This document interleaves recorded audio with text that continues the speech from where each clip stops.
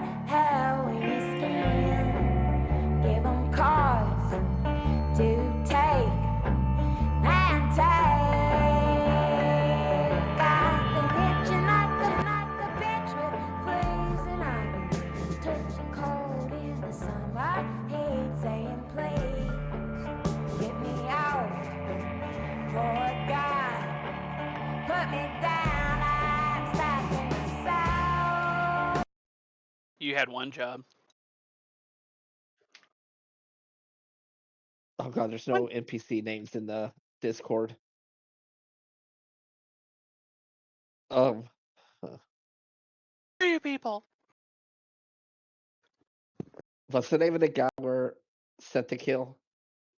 The gang leader. Slipped on my mind right now. Lorenzo DeLuca. Hello, everybody. DeLuca. My voice is now picking up. I apologize. Hello, everybody, and welcome. I am Cloudheart, your GM now and always on Cloudheart TV, and this is Fallout Georgia, our 9th session. You are hunting Lorenzo DeLuca, and if you would like, I will go ahead and give the recap for everything that happened, because it's been about a week, maybe 2 weeks since we last played. About 3.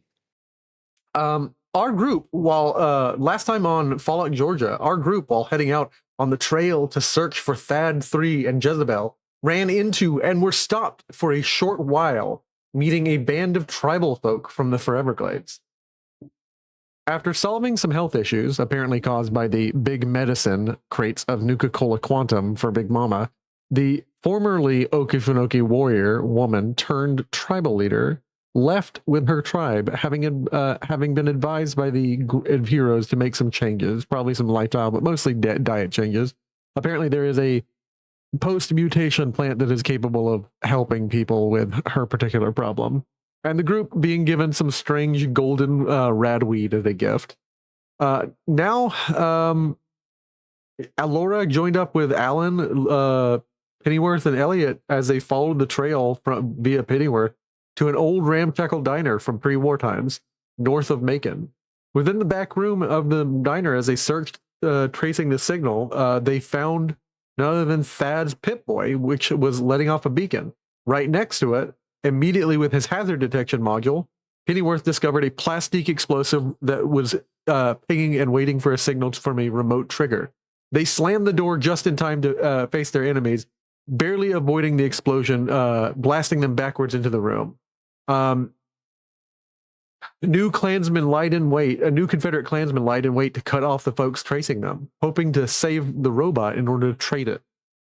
They stumbled out of the diner, our heroes, finishing the fight that they didn't start with these new Confederate Klansmen, and took a rest to, catch themselves and smoke, as per Elliot's suggestion.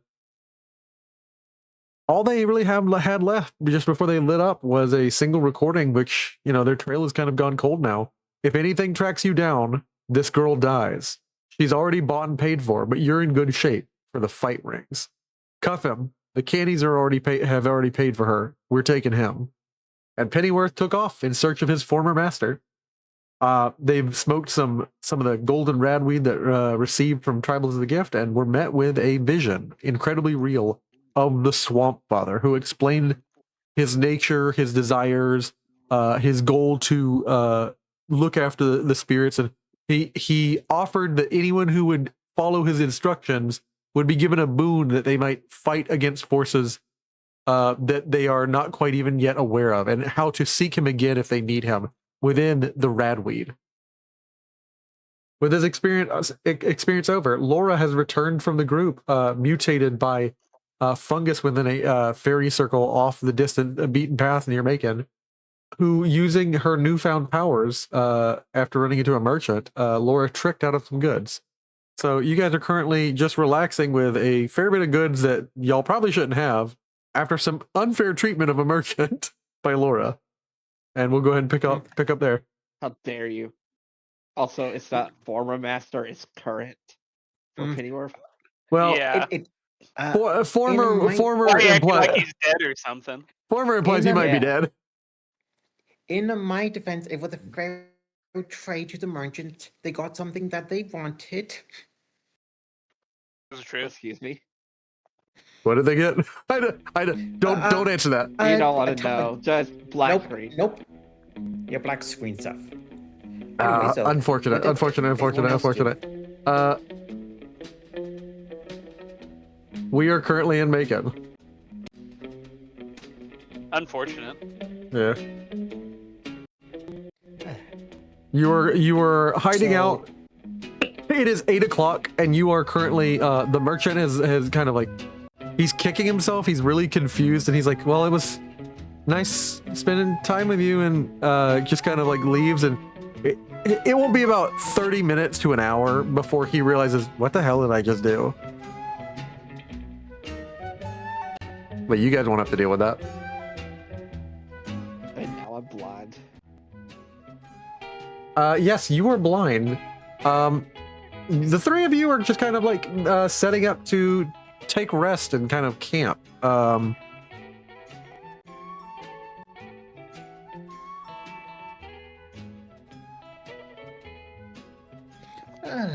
would like one of you to make me a survival check with a difficulty 2, to like find like gear enough here to make something approaching a camp where you can sleep safely for the night. I'll make a survival check. Why not? Yeah, make me a survival check. Oh yeah. That is 2 successes. That is exactly what you need. Alan, you begin going through this old diner, like breaking off like pieces of wood from places, like, because compressed laminate wood is still wood and still burns, and so you start breaking pieces off the counter, other things that are large enough pieces you use as like sturdy supports to raise like the building itself will keep the stuff off your head, but you like long thin pieces you use to board up the blasted window, so no one throws anything at you and nothing crawls in the middle of the night. And the other piece of the wood you tear off and you use over the stove to make a little bit of a fire. There's not much of any use in that back room where the plastic explosive went off. That room is just kind of done for. But you do manage to make a nice, essentially like fire within an oven to keep y'all warm or cook anything if you need it.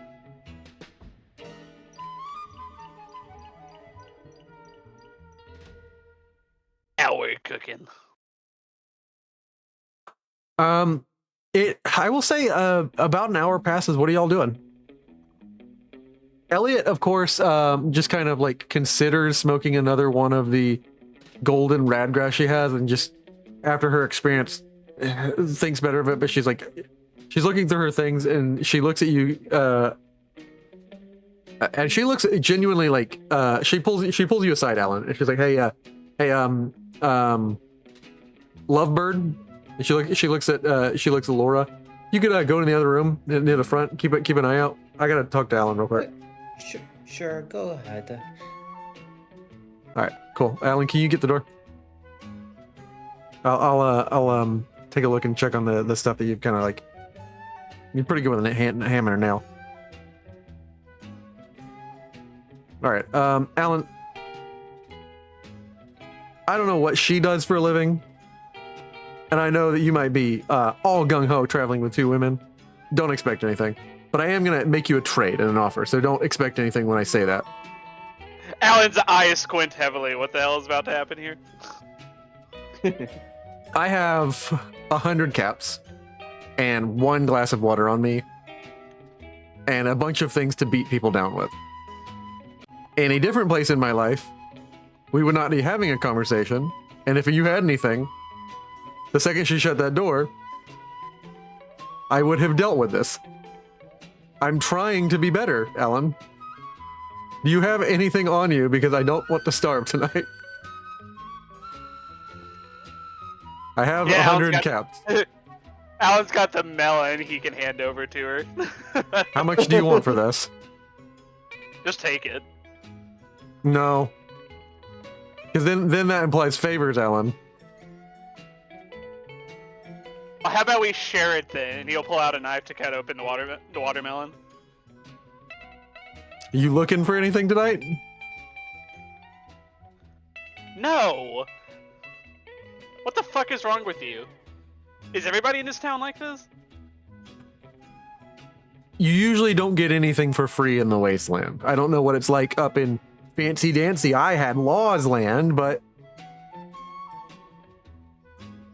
Well, the favor I need is somebody to help me get that serum so we don't turn into ghouls in 7 to 10 business days. fair enough. You want to have a glass of water? It's seen as basically everybody else is fucked off. You and the police lady out there are the only hope I seem to have right now of not turning into a zombie. Yeah. Yeah. She'll begin to talk to you, Laura. While you're doing all this, you see someone kind of outside the window of the front room. Like, yeah, they are back in like the kitchen area that also has like windows to outside the building that they've boarded up. You are currently seeing so I'm just gonna go ahead and reboard these up. Let me do that real quick. The walls. I cannot move Laura's token. I don't know why that would be the case. Do you have it selected? Yeah, I should have no issue moving it. Are you selecting? Do you have the tool? Oh yeah, I can move it now. Okay, cool. I always worry when you guys tell me something's broken like that. I'm like, did I do something? Laura, you notice out of the window, you kind of like duck when you see a figure kind of traveling along, he's muttering something, but you can tell he's not talking to himself. He's trying to remember something. He's saying a series of numbers, and occasionally he's quoting something to himself. Like, maybe, people act all kinds of ways out in the wasteland. You don't know what he's doing, but he's saying a series of numbers, occasionally quoting something to himself. And like, he's just kind of walking by with a cigarette in his mouth. Stranger, are you looking at a place to stay for the night? It is almost nighttime. Huh? As he looks up, surprised to see someone. So, nighttime, he looks around, pulls out a pocket watch. Oh, yeah, I guess I should head to bed. Hey, Bob, hurry up. Yeah, you call out to Bob, a fairly weak. There are different models. Did we discuss you wanted a medical one, right? Yeah, medical one. You call out to Bob, and a little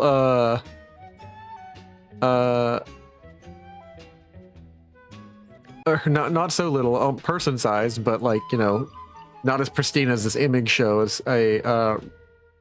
A robot is following you. It is a medical responder protectron. Yes, sir. Anything you need. He'll go inside. Do you need medical care or a checkup? No, I need you to come faster. And like, you notice, it's definitely a thing that like everyone would love if protectrons would just get the lead out, but like, they are the most inefficient of the robot models. It just is like lumbering step. I will hurry up by 75%, sir. 100% would overload my processors. And perhaps vision, my hydraulics. No What'd you vision. say? What'd you say? No vision. I have no vision. Oh, no vision. Yeah, that just means I have to fix your token, which is fine. Let me give it to you. What is your name, stranger? Stranger. Correct. The Go name. to the corner. Name Laura. Me and my party, we are about staying here for the night. They're in the other room if you want to make their acquaintance. If they want to come out, they can. I'm just here for a bit. And then you see him pull, like, he has a very large laser stock rifle across his shoulder. He puts that down and kind of just sits. Does Laura recognize any recognizable bit of armor or weaponry for Yeah, groups that I love Rex this may be moment. associated with? I love this moment in any TTRPG when a player naturally asks me and I get to naturally point to the new player. Um, when Laura looks at Bob and when Laura looks at Rex, what does she see? What kind of gear do you have on you? What do you look like? I just look like a guy in a pre-war, like U.S. soldier armor. Nothing more than that. Hmm. My Bob, though, Yeah, it's just a Protectron that he just found on the road, yeah. kicked it, and it started up.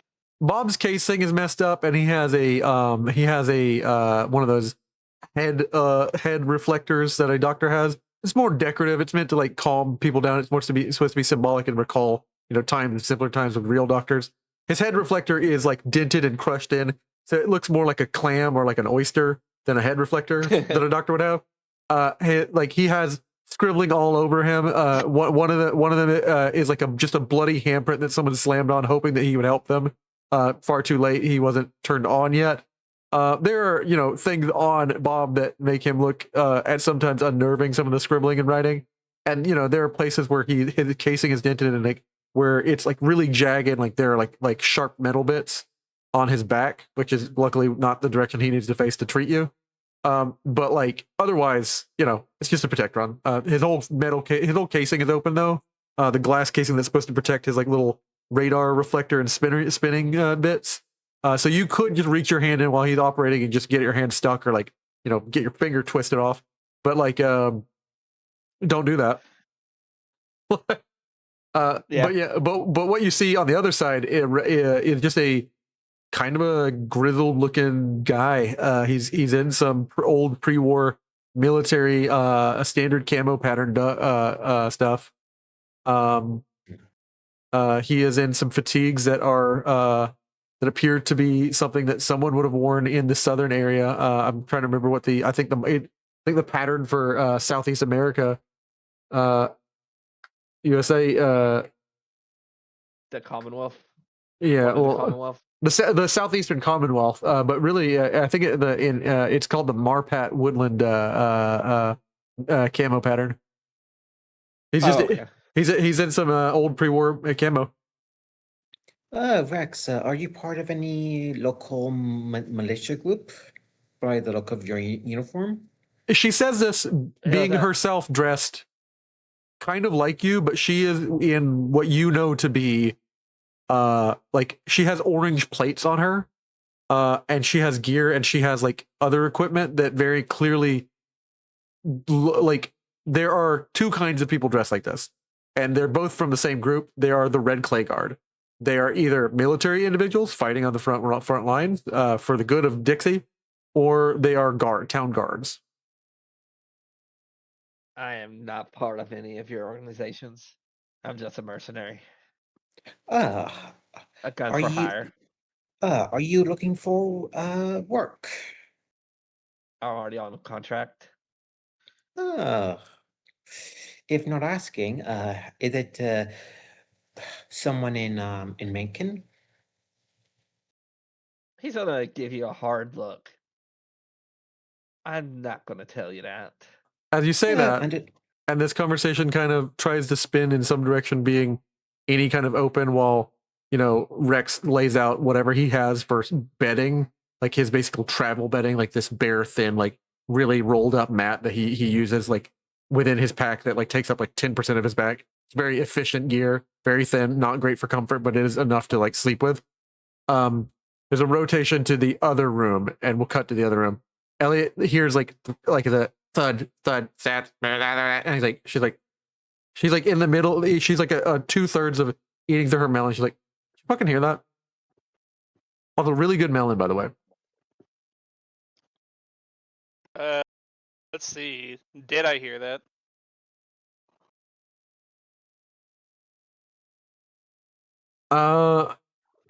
You heard something for sure. I will let Elliot roll as well. And she's going to attempt a perception roll. Did I hear that? Elliot's like, I think there's a bot outside. Maybe Pennyworth's back. You want to go check, or you want me to check? Because Anymore if that she. makes dud. Oh, sorry. It's been a while since I've eaten anything. We should probably go out together just to be safe. Yeah. She takes kind of one of those like quick scoops, throws the whole melon in her mouth, and she's got big chipmunk cheeks as she like grabs her bat and drops the melon rind. I guess your party decided to come out. Ah, And like she's trying to say, "Who the fuck is this?" with her mouth full of melon. I, Yeah. Elliot, I would imagine that you probably are trying to ask, who is this? Or something along that thought. This is Rex. He is a traveling mercenary that I saw not that long ago. Yeah, she's struggling to eat the whole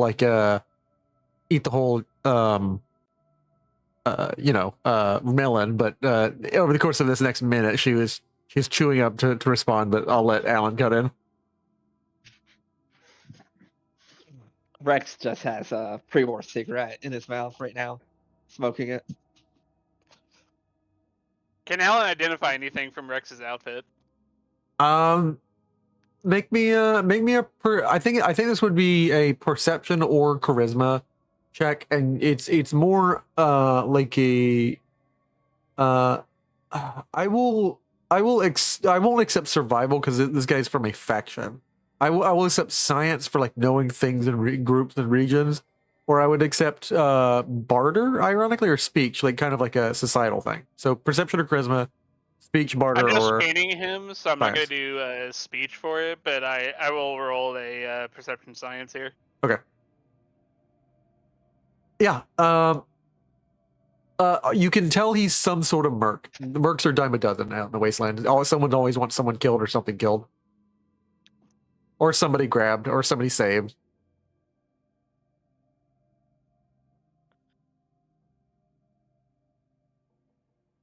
And I just realized the music has stopped playing. Well, howdy there, Mister. What brings you in here? Alan Alan says slightly on edge after what happened earlier. Just passing through. Your friend there offered me a place to stay, and it is getting light. She's very trusting of a stranger with a large rifle on his shoulder. Alan's gonna glance towards Elliot. Luckily for y'all, you're not my target. Finally, Elliot just kind of like, after smashing her teeth down, like trying to swallow this. Yeah, thanks for keeping an eye out, Laura. Well, he didn't look like a threat, and probably need a He does not look like a place to threat. stay with him. I must be getting off my game. I'm not seen as a threat. Who are you hunting? Don't rightly know if I trust you enough to tell you that. Well, fuck me, mister, but I don't just randomly let guys who have guns who have a violent bent to just kind of stay in my place where they might kill one of us because somebody told them fuck that dude or fuck me. So I'm gonna need a name or something, or you can get out of our little shack. I already told her my name's Rex. No, I mean whatever you're going for, because I really don't need you coming for me in the middle of the night. Let's just say I have a big target I'm set to kill around this area. Not Big 3 target, qualifiers huh? like you. Indeed. That one. The name wouldn't happen to be DeLuca, would it be? He says with a raised eyebrow.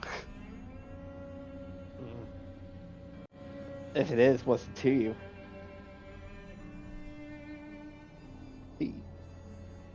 If it is, then we've got business with him as well.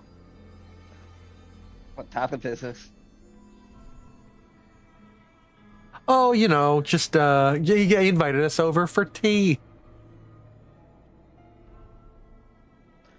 I was gonna give a condescending stare towards Elliot now, like, what the fuck are you doing? Oh, Elliot has always been and always will be just a confrontational, like a little bit of an ass, you know. oh, uh, don't you remember the mean words he said to you? He is not a good party host.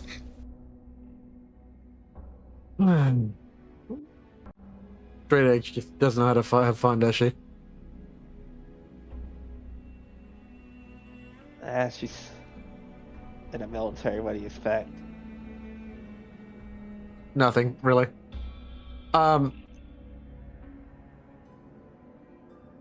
So, you're out to get him too?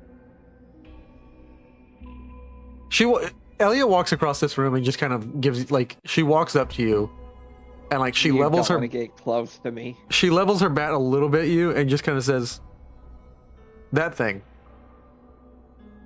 is it gonna try and shock me in the middle of my sleep to fix me?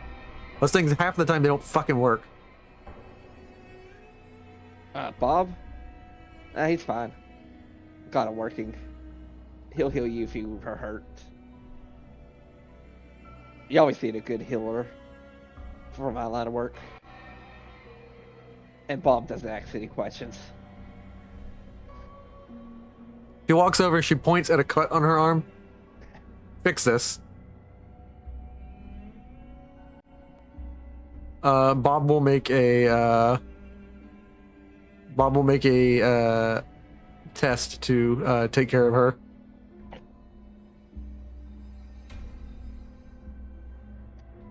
And he's going to roll 2d20 under attempting under 7.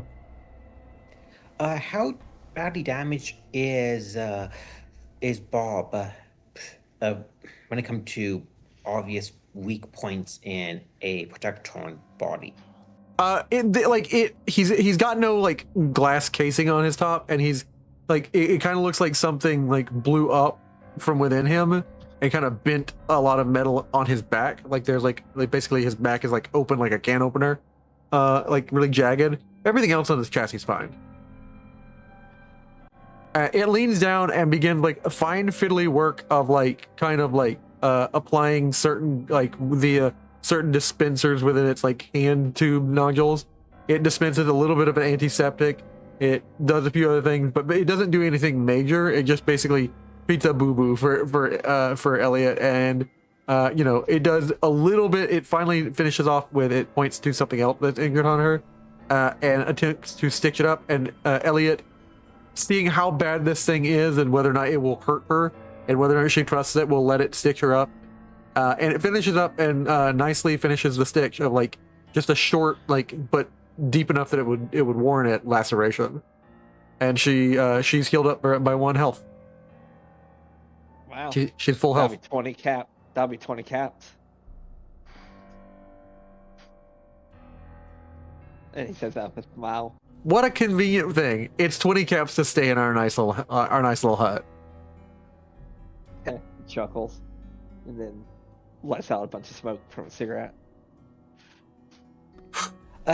Rex, if we are going to be working together to take the same target down, I should give you a friendly warning of not to get too close to me, as your mental state may change how you view me. Well, that's convenient 'cause you don't want to get too close to me. Or you Something might get Laura's aware of irradiated. right now? Yes. Laura's aware Yes. that she has an effect on people. Laura's not aware exactly how it works. She is aware if she's It too just- close to people, it does something to them. The Swamp Father told her that much. Oh, okay. I don't know if you heard what he said, but that's convenient because you get too close to me, you want to get irradiated. Yeah, the other two of you, Elliot and you, Ellen, have no idea what's going on with Laura right now. She hasn't explained it to you. She can right now if she wants to. Rex, if you need any parts to repair your robot companion, I do have some junk you can use. I'm pretty sure he's fine. That's just mostly cosmetic back there. And he's not supposed to be in combat. I don't use him to fight. Bobbert, or also known as Robert, it is meant to be a joke. A pun on the word robot is in mostly conditional and functioning status. All of my drives and all of my hydraulic systems and all of my mini applicator tubes held within are in pristine shape. Only my chassis, in which someone set off a cherry bomb. There you go. Robot starts a faster conversation. Talking with you, sir, is like talking with someone at the rate of 400 seconds to every second for me. I might talk slow to you, but it is like dragging sand for me. I would imagine once DeLuca is killed and the bounty is collected, in Machiavelli there's a skilled mechanic that can probably fix what problems Bob have. Maybe. Don't know if I really care to spend the money on it. That insinuates I have more problems than whatever you do, lady. If you excuse me, I'm going to hit Betterby. This And she unit would looks like to along. present a diagnostic report of current parts per million in the air. Something is not well, sir. Oh? What's wrong? There seems to be an irregularity in the chemicals within the air, a high collection of certain natural but unnatural amounts. I'm detecting a high amount of, well, frankly, sir, pheromones.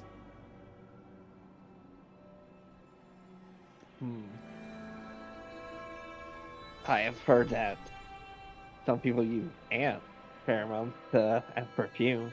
Wastelanders Sometimes are confuse known to people. do a lot of things. Yes, I have heard this as well, sir.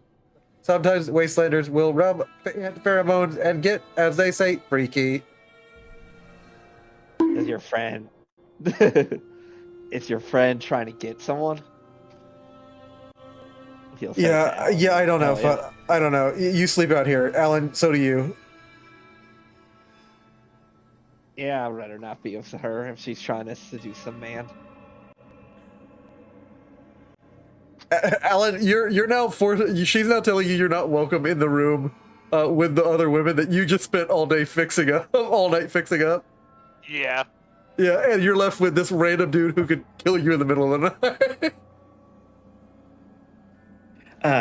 After I gave her a watermelon. Yeah. Alan, roll a paranoia dice if Rex is going to hurt you. Roll a paranoia dice. Honestly, dude, if you want to roll a d20 and we give you some random stuff every time, like if you think that's a funny mechanic, cool. We don't have to do that. Fuck a wee ball. There's nothing like this isn't an extreme result because it wasn't too far on either side. It's like kind of a middling thing. I usually kind of band it to like middle results, like super middle play, like yeah, he's just a dude. And then you're on like the upper side of like kind of I would band any success for like a crazy conspiracy that's false or crazy conspiracy that's true or something. I'm never gonna tell you which one. If you're on either extreme, I'll pick one. But you look at this guy and you figure he's got more. He's definitely not just a bad merc. This guy has done some surviving by himself for a decent amount of time. You don't know if that means like he's more likely to kill you or less. If he's more or less likely to pick a fight. Cloud. Yeah. Touch of radiation. It does say, those camping with you must make an endurance plus survival check. Yeah. Each Yeah. versus that. How close do they need to be for that to take that test? I was gonna say Doesn't anyone say. in this room with you is gonna make that. Okay. This is my way as the GM of screwing out Bakan and Alan. I want to go see if you can go The inside south? with the girls. I never single any of you out, but sometimes the wheel of pain rotates. The monkey paw curls. The monkey's paw curls. And sometimes you take your time on the top of the wheel. Sometimes you take your time on the bottom. Rex is going to let you know, and you probably don't want to be in the same room with me overnight.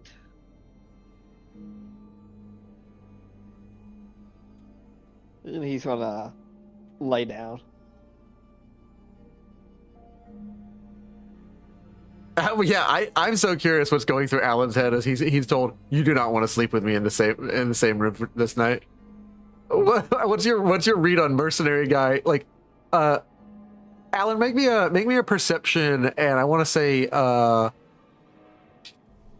I'm gonna pick a number or like a skill that you can pick. You can either look for his melee weapons or his small guns or his energy weapons.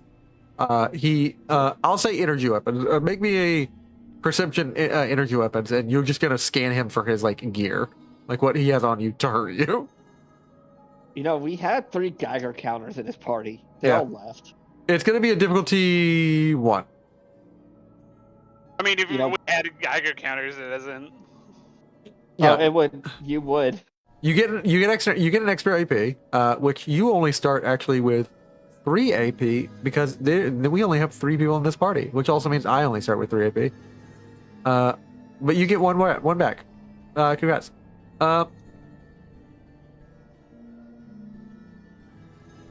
You said we only start with 3, but we still have a cap of 6, or? Yeah, you still have a cap of 6. So you only start with 3, but you still have a cap of 6. Okay. When you have a full party, I start and you start with 6. So having more people actually. I wasn't sure if the cap also or was stuck at 6, or if. No, the cap isn't stuck at 6. Perks can actually move it up. Like perks can move the total up. So, but like yeah, for now it's pretty much always max 6. Unless something changes up. You look at him and you kind of get a glance. I mean, he's got the military fatigues, just fatigued on. He doesn't have any crazy gear. He just has a carrier vest. Doesn't even seem like there's much in his vest. Like you got like scavengers and wastelanders kind of develop a sense of like reading like a container from a distance, kind of like, is this worth it? Is there anything in there? It doesn't seem like he actually has much in the little pockets he has on his vest. Save for a couple fusion cells, you figure, and like the rifle that he has, which is an energy weapon rifle. So what he has is fairly obvious. Yeah, what he has is fairly obvious. He also has 2 baseballs with like things sticking out of them, and you know, Wastelander knows that's a baseball grenade.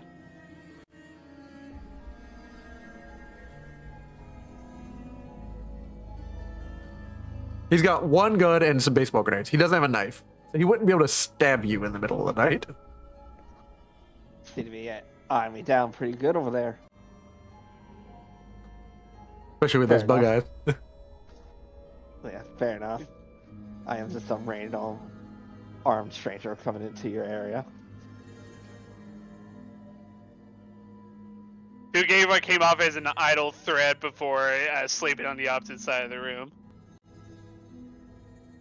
What did you say? I'm sorry. You gave me what amounts to an idle threat before I lay down here in this room with you.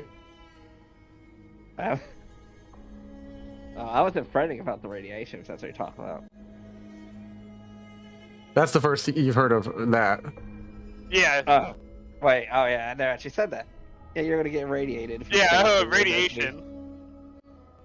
Radiation. What do you mean by that? Yeah. I have. You want to come touch me? That's not a normal. That for maybe in some places in the world, that's a normal request.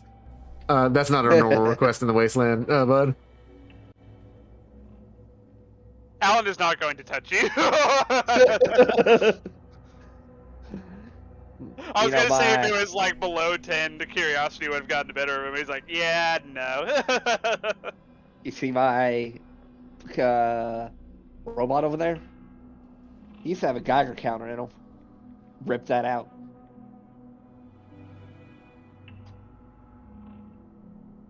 After Why would you do that? after Alan's an looking event, increasingly more concerned. after an event, I got mutated. Apparently now I always have some radiation, and if I touch someone, they take a lot of radiation. Being along me for close to me for long periods of times will get you some radiation. Huh. Alan Yeah. is going to step towards the door and then start knocking on it with his hand. Alan, He's a goddamn mutant. what do you mean by that? He's giving off radiation. She looks over. She's like, she steps out and like closes the door behind her. So she's in the room with you, and the door is closed behind both of you. You take a swim in a big bucket that you shouldn't be, a little barrel that's look big yellow sign on it, bud. Yeah, sure, we can go with that. We can go with that. Is that what we're gonna say? Yeah. She leans over and like never takes her eye off of him, but like whispers to you, Ella, I don't like this guy.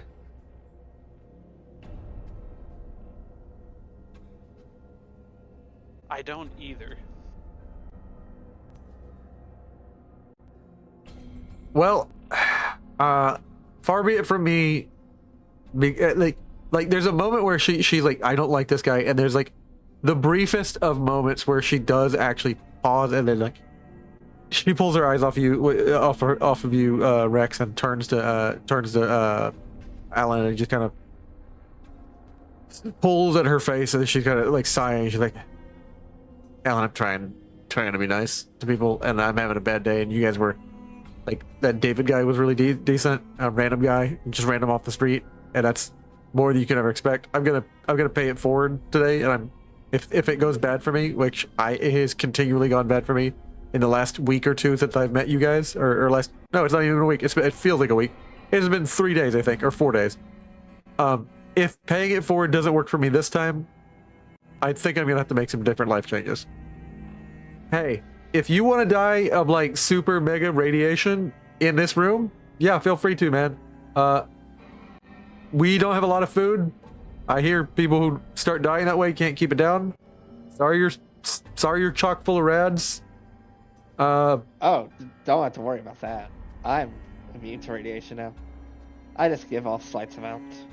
What? Yeah. Nani?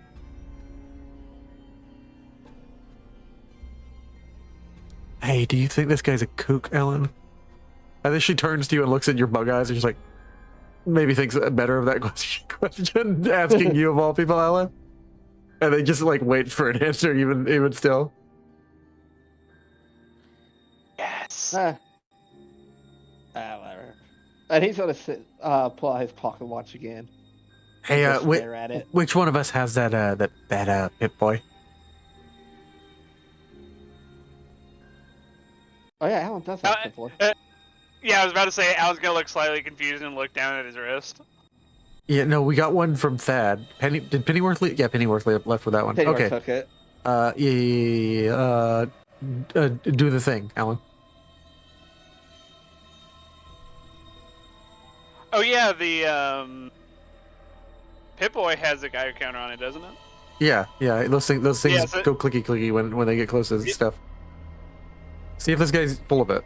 I know a bunch of guys who start thinking they have, they start spouting off some nonsense. Like go check him. And she pats you on the back and kind of pushes you forward. Well, I When he think the Geiger counter is like on the Pip-Boy is directional, right? So like It's I was just directional, like- yeah. It's Yeah, so direct. I- It's not always Before he gets clear, close- yeah, but yeah. I don't know. Before he's close, Rex does have his pocket watch open, and there's the picture of his family in there. Yeah. Okay, so you'll get a luck point back. Well, there's that, and Alan might be able to see a bit of him before he closes it as he gets closer. Ooh, that make me a difficulty. Is it okay? I don't want to make this too easy for you. Is it a difficulty 3 check if you want to scope that out? Perception, and I think Well, here's the thing. I would say, if you want me to have an input on this, Yeah. seeing the family isn't the hardest thing. Okay. Is his wife in the picture? Yeah. Pick your words carefully. If you know what you're looking for, Okay. which Alan might not even have an idea, he might recognize her clothing. But Okay. it'd be very hard, very small. Okay. I'll give it a 2. I'll make it a 2. Does that sound good? A 2 for figuring out or just seeing? Just seeing it. We'll see if he figures it out from there. I want to make a check first. Actually, might make the check he's wanting me to make more difficult. Oh, okay. We're just adding check. Can I make an intelligence science check to see if Alan would know that the Geiger counter on the Pip-Boy is directional? Because if it is, Alan not really trusting this guy and being more paranoid about the statement that he's radioactive would probably want to be keeping his distance. If he knows it's directional rather than just proximity based, he would keep his distance and still get his read in.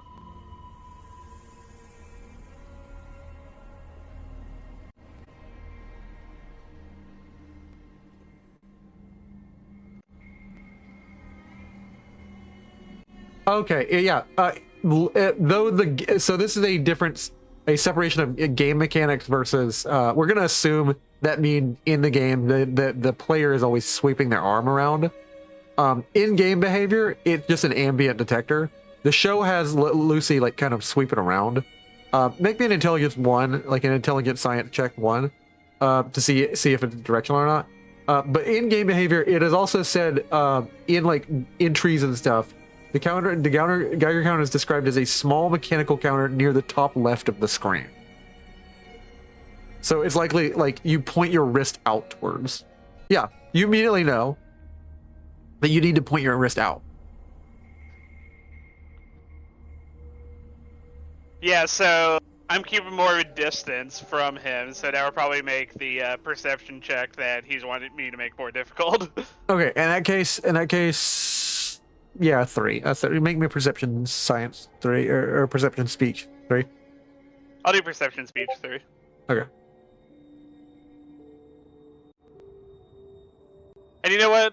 Let's throw X here a bone, and I'll spend a one of the party AP that I've generated so much of on this.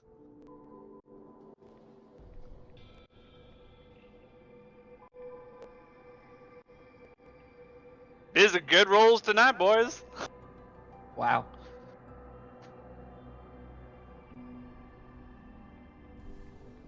Oh wow. You have 1 floating AP. I'm trying to remember what all we can use AP on. I mean,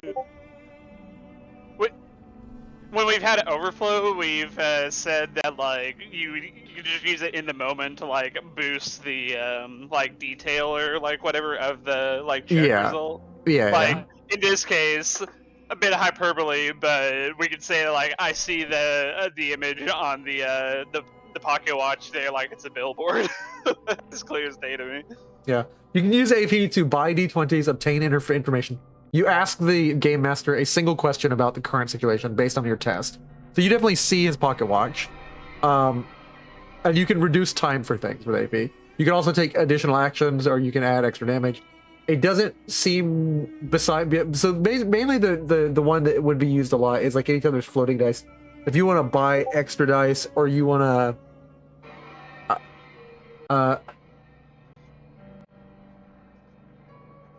Well, maybe to buy information. Yeah. Maybe when I see the pocket watch, do I get more information about like where he's from with that, in addition to like seeing the picture of his family?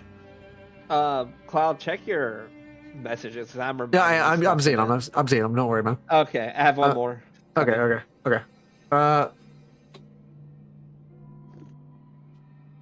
Yeah, man, it does feel relatively limited what you can do with this. Yeah, it mostly just only 1 AP action that you can use to burn like an extra stuff. There's like the outside of combat really is just kind of like obtaining information. Yeah, so like anytime you guys succeed, I will let you kind of like I want to give you an extra function for AP where like you can extend it not like crazy further, but like a little bit further than what the check normally would do. Is that okay? Like I'm establishing a Sure. homebrew rule because I feel like you guys should get some more utility out of this pool, especially if you're going to be going to overflow a lot.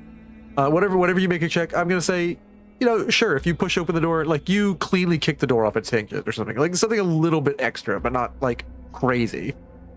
So yeah, you see the pocket watch. The pocket watch he has that's flipped open. You see that there's clearly people that must be significant to him. There's a group. There is a woman and him and kids. Not This is assuming these are actually his, of course. Yeah, but he's standing with them in the photo. Okay. Uh, Does Photoshop exist in the Fallout universe? the woman is wearing AI exists. I need you kind of to roll me an intelligence science check, difficulty 2, to piece together what you all are also seeing off of this. So you see it, but I want you to piece together. The other piece that I'm going to say pushing information. In this photo, you can see like a couple of kids. So you were presuming, based on the skin tones of the two people, 3 kids. Yeah, there's 3 kids, and they have a skin tone in the mix between this woman who is darker skinned and him. And this woman is affectionately holding him, and he is affectionately holding her. And one of them is holding a child. So the 2 children are standing, and there's a 3rd child being held. And the pocket watch on the front cover, when you like look kind of like under the cover that's like kind of opened towards you, that isn't the image.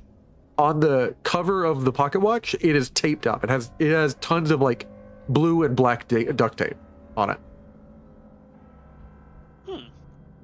And it's a nice golden pocket watch. It's a nice golden pocket watch. It doesn't seem like this pocket watch would be broken. It's just duct taped up for some reason. Let me go ahead and make that intelligence science roll. I'll spend an AP on this. Okay. All our party AP, no. She is. At first, you thought she was wearing some really interesting like a red dress, but the dress seems like bulkier in the sense that like it doesn't seem like a.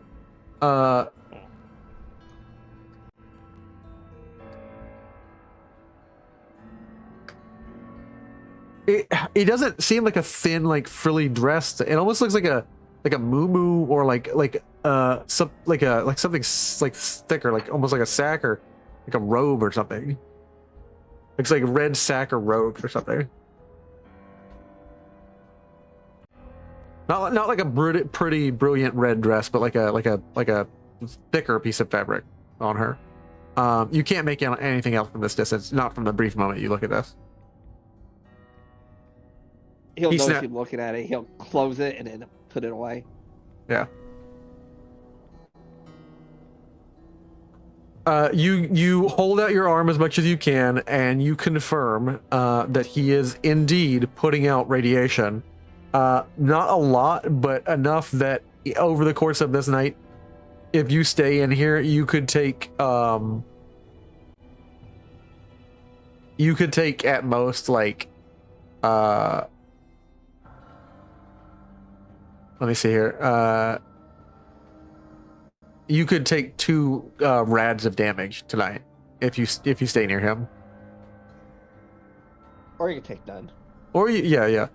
There's like you're not really great at reading like a Geiger counter yet, but like you get a sense that you could take like 2 rads if you stay in here with him, which isn't insignificant. Basically, you get a vibe over the course of 6 nights. If you were near him, you would die.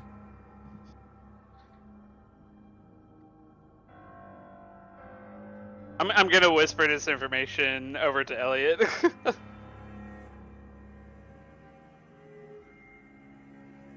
Elliot kind of thinks for a second. She's like, yeah, I'm going back in the other room. We'll talk I'm about. gonna sleep in the kitchen. Yeah, that's fine. Yeah, you can sleep over on the other side of the counter. Like yeah.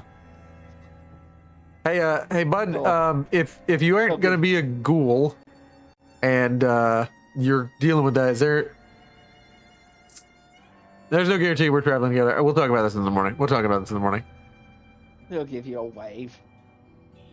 And Elliot's like, no, that is not the kitchen. This is the kitchen in the like other section of the diner. You're gonna basically be on the right side of the room. That is the bombed out back room. The room where the explosive I went off. thought this was the kitchen, but that's what I was referring to where I said I would be sleeping. Yeah, that's what I figured. I did think you said it was a kitchen Yeah. last time. Yeah, okay, that's fair. But yeah, you go into the bombed out back room. Wow, he's changing the environment around us. I know. I misremember things sometimes too with these randomly generated maps. Gaslight, gatekeep, game master. Game master, yes, thank you. I'm gonna get a T-shirt that says that. Yeah, the first merch of the Cloud Horror community. that actually is such a great idea, honestly.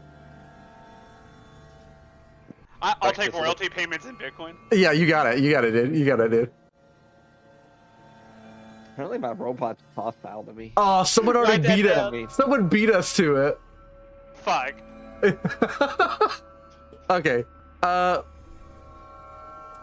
This can't be happening. This can't be happening. I will let you all take a rest. There's no original ideas in the wasteland.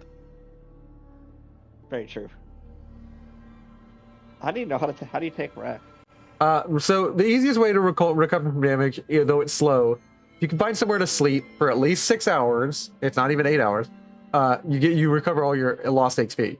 If you're able to get 8 hours of sleep somewhere safe and comfortable, like your own bed in a settlement, then you are considered well rested. You will not be sleeping super comfortably in this place, but he did succeed his survival rate check. Their section is nice and warm and heated, and they can even cook things to wake up in the middle of the night and snack on things if they have it. Elliot does not have anything to snack on, and is at least had a meal, so she's content. But the fire is going, and if you guys want to pop in, fine. You would have to roll your own survival check to get a good night's rest. Who, me? Yeah. Difficulty zero. Survival what? It is a survival and I believe endurance. Difficulty 2? Yep. Oh, it still says Pennyworth. Weird. Identity crisis. Oh, it's because you didn't change who you're configured to. I'll go ahead and change it for you, bud. Oh, yeah. Oh, okay. There you go. Do I succeed? No, You- it's difficulty 2. No, you don't. You don't have a lot to We're about work to with. we're about to get a rest, right? Yeah, you're about to get a rest. Let's just reroll that 15. Yeah. Not enough luck points. I have 6. It says 6 up there.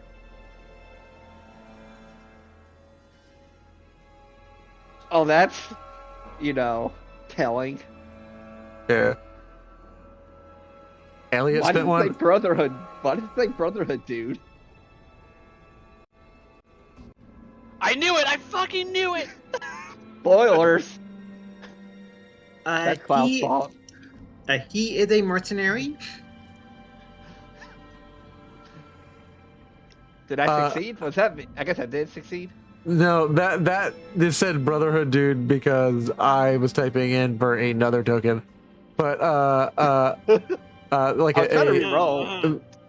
I'm gonna attack you with Brotherhood Outcast. Yeah, they're sneaking around. Elliot is currently lost a point because I had her selected, which is weird. Yeah, automation is a little weird. I'm still figuring out the bugs on that. Anyways, Should I just roll a survival 1? yeah, reroll, yeah. Okay. Yeah, you're fine. You're fine. There we You get a full night's rest as well. Everyone, make sure your luck is back to full. And I will go ahead and advance time full. If you are able to get a full 8 hours of sleep somewhere safe and comfortable in your own bed in a settlement, for example, or somewhere you have made camp, then you are considered well rested as well. And your maximum HP increases by +2 until you next sleep. So everyone, go ahead to your front of your sheet, click on that status. It'll say well rested. And go ahead and put your HP back to full. How do you do a rest? If you have Like any by itself? injuries, you also make an endurance survival test with a difficulty of 1. It increases for each injury. Yeah.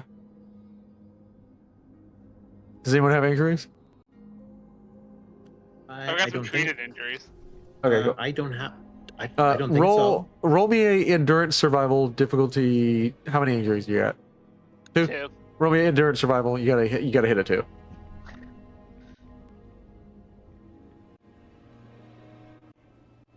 Why didn't you have Pennyworth heal you before he left? Well, he was in a bit of a hurry. Yeah.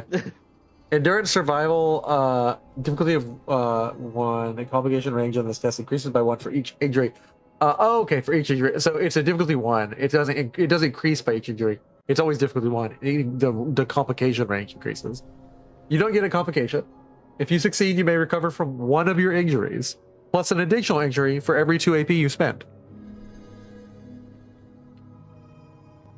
You've already treated it, and this is how you recover.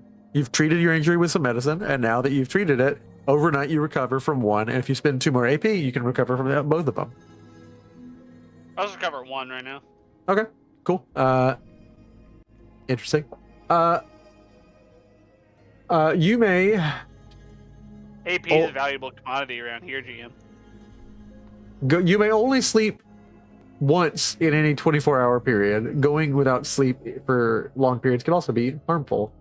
We're going to go ahead and kick time forward, but first, I'm going to check for an event. I do have a question that I'm gonna keep saying. Is there like a rest button we click, or you do that? No. This is like, it's not like the other systems where like you click a rest button. It's just like I'm telling you stuff you're doing. I could probably make a macro that would do this for you if you want me to. Well, like, it's just because we have the conditions: rested, hydrated, sated. I didn't know how that goes up, or we do that manually. most of the time you do it manually, though. I can do a party sleep if you'd like. I can go ahead and say location. Well, we're gonna see if location's safe. Then I have to deal with all this with Pennyworth. Roll a d20 is what the DM does. Let me make sure I'm not selecting anyone.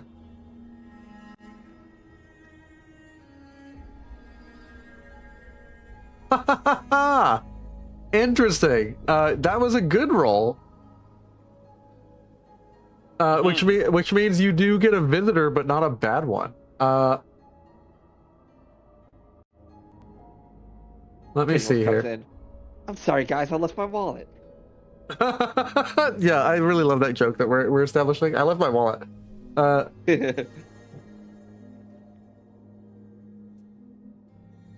me go look at my. Where's my wallet? Let me go look at my roll tables for random events, like good events.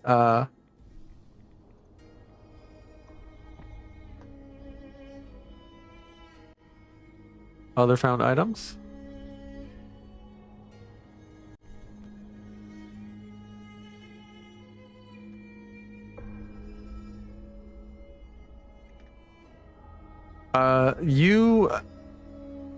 You're actually stopped. This is gonna be an interesting moment, kind of like a human moment. I probably should roll on the table.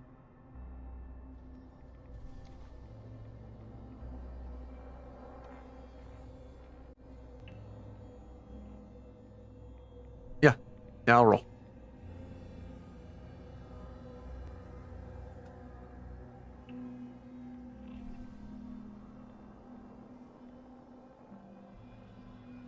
Let's see here. Roll a d20. If anyone else want to roll your event that you're gonna have, or I'll roll it for you. Sometimes it's fun to let you guys do this. Roll d20. Yeah. Like then I can't be blamed for cheating you out of you. What'd you roll? A 19. Interesting. 19. Okay. Rex's first roll.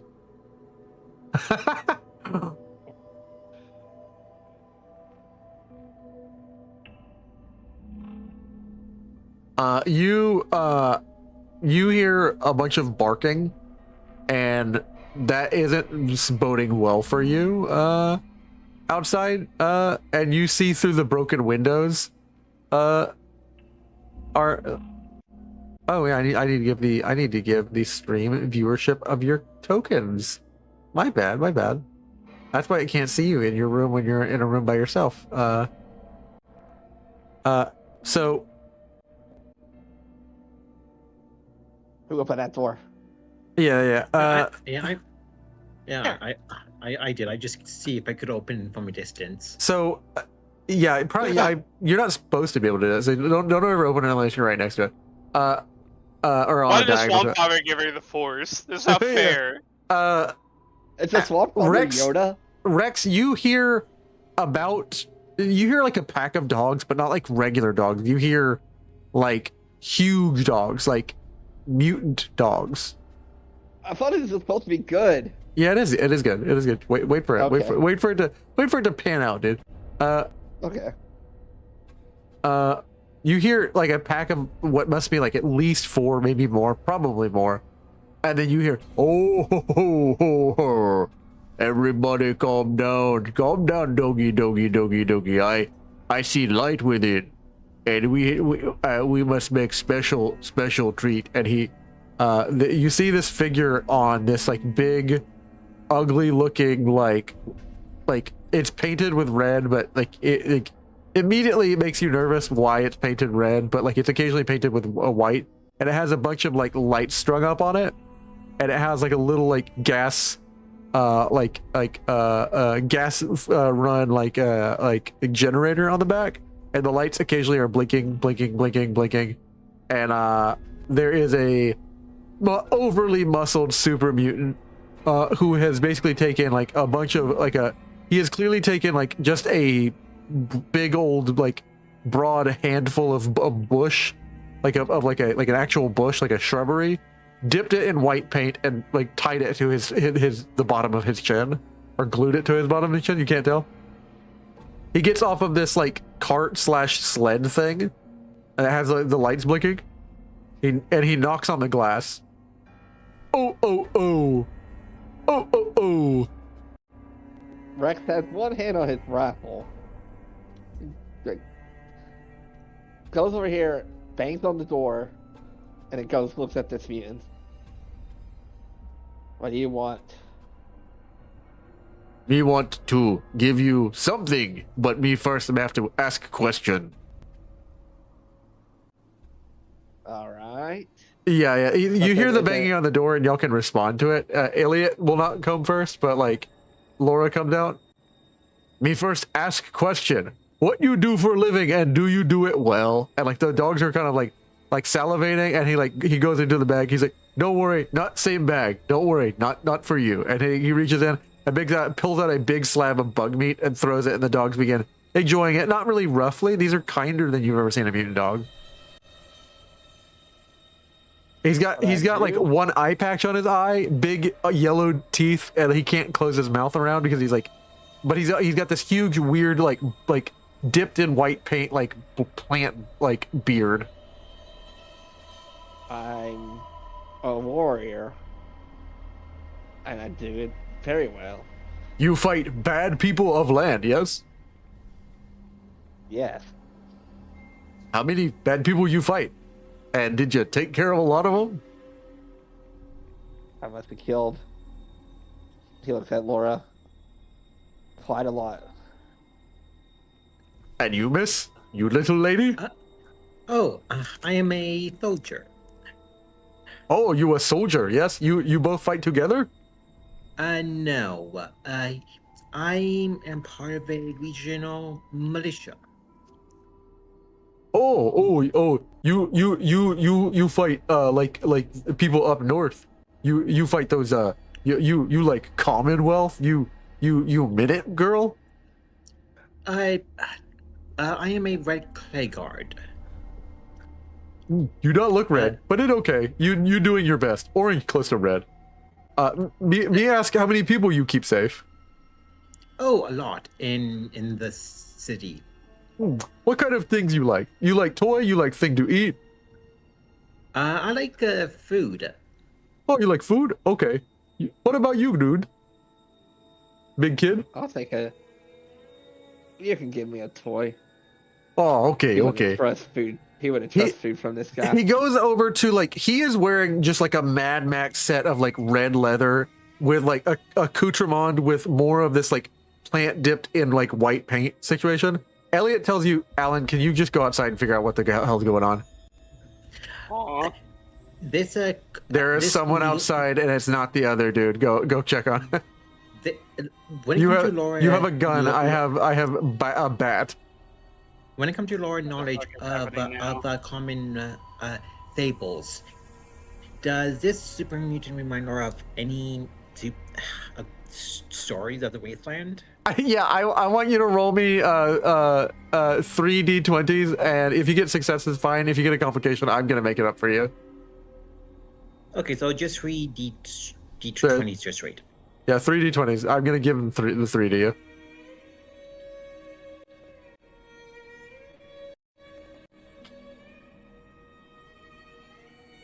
Okay, He's got cool. 316.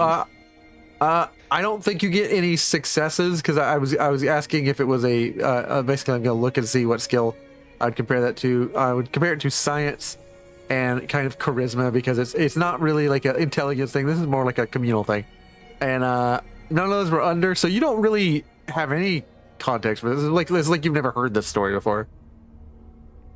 Anybody else want to make a roll? That roll, or Rex would have no idea from where he is. Okay, and cool. His background. And I'll make a roll for it. make me a charisma science roll, and you can roll 3 of them. The complication range is 18 to 20. You said charisma. Yeah, Charisma science. yeah, charisma science, and our complication range is 18 to 20, so 18.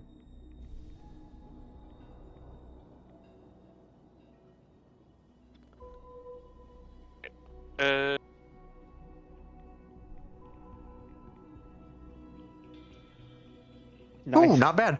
This is like the goofiest version of this story you've ever seen, Alan. That is a sleigh outside. Those are 8 hounds with little sticks tied to their head. And that is a bag with like a bunch of like white like garland made of like random plants. And he is wearing like a Mad Max like Santa outfit. What the hell? Hey. Oh, you big kid, come here. Have you been naughty or nice? Me? Yes, you. Oh, you been naughty or nice? I was gonna say nice. Should I make a charisma check for this? Yeah, get a charisma check. If that's not true, make me a charisma check. I'm not gonna make you make one if it's true. Well, I don't know, Alan thinks it's true, but it is more like, does he believe me when I say it? He'll believe you. He'll believe you. He'll definitely believe me. Oh, he'll definitely believe you. He'll definitely believe you. Yeah. He says, what kind of thing you like? You like food? You want a new pair of socks? You want treat or toy? Food sounds really good right now. All right, I'll get you some food. And like he reaches into his big old bag, and he says, "I am sad, Nicholas. I was sad for a long time, until I learned what I was supposed to do." Does Bob not get to answer? No, he doesn't talk to Bob. Wow, robot racism. Well, We didn't talk to Bob since the incident. Bob doesn't look like a kid to him. He reaches in the bag and he pulls out a few things. I'm gonna make a few random rolls on the food table for you guys. 2 people ask for food. Well, he will give I that. asked for a toy. And one person asked for a toy. He gives me a mini nuke. I will re-roll that for you. Delicious. Okay, cool. In that case, I roll on this table. All right. He reaches in the back and gives you a nice big old like 2-person sized steak of radstag meat. Laura? Oh, so the rat steak is for Laura? Yeah, he gives you one, Laura. He gives you red steak. I need it all in one place now. Yeah, I went ahead and added it for you. Unless you already had one. But I did it all already. Okay, so I'll remove one of them. Yeah, And- yeah, I removed one. All right, cool. And then I'm going to give you, because you asked for something. He reaches in and gives you, oh, this is special treat, nice and juicy. They got a little tang, so make sure you add a little bit of salt and salt. And he like reaches in, and he says, oh, and don't let it cook too long in cold temp, or it come out and it be really mad and stingy in a bad way. I think I left it out in sun too long, so it can't cook like that. So you don't have to worry, it cannot come alive. And he reaches in and grabs a cazador egg. You have no idea what a cazador is. I feel like one of them clearly got the better food. All right. You look for toy. You want special toy? All right. And he's gonna reach in his bag.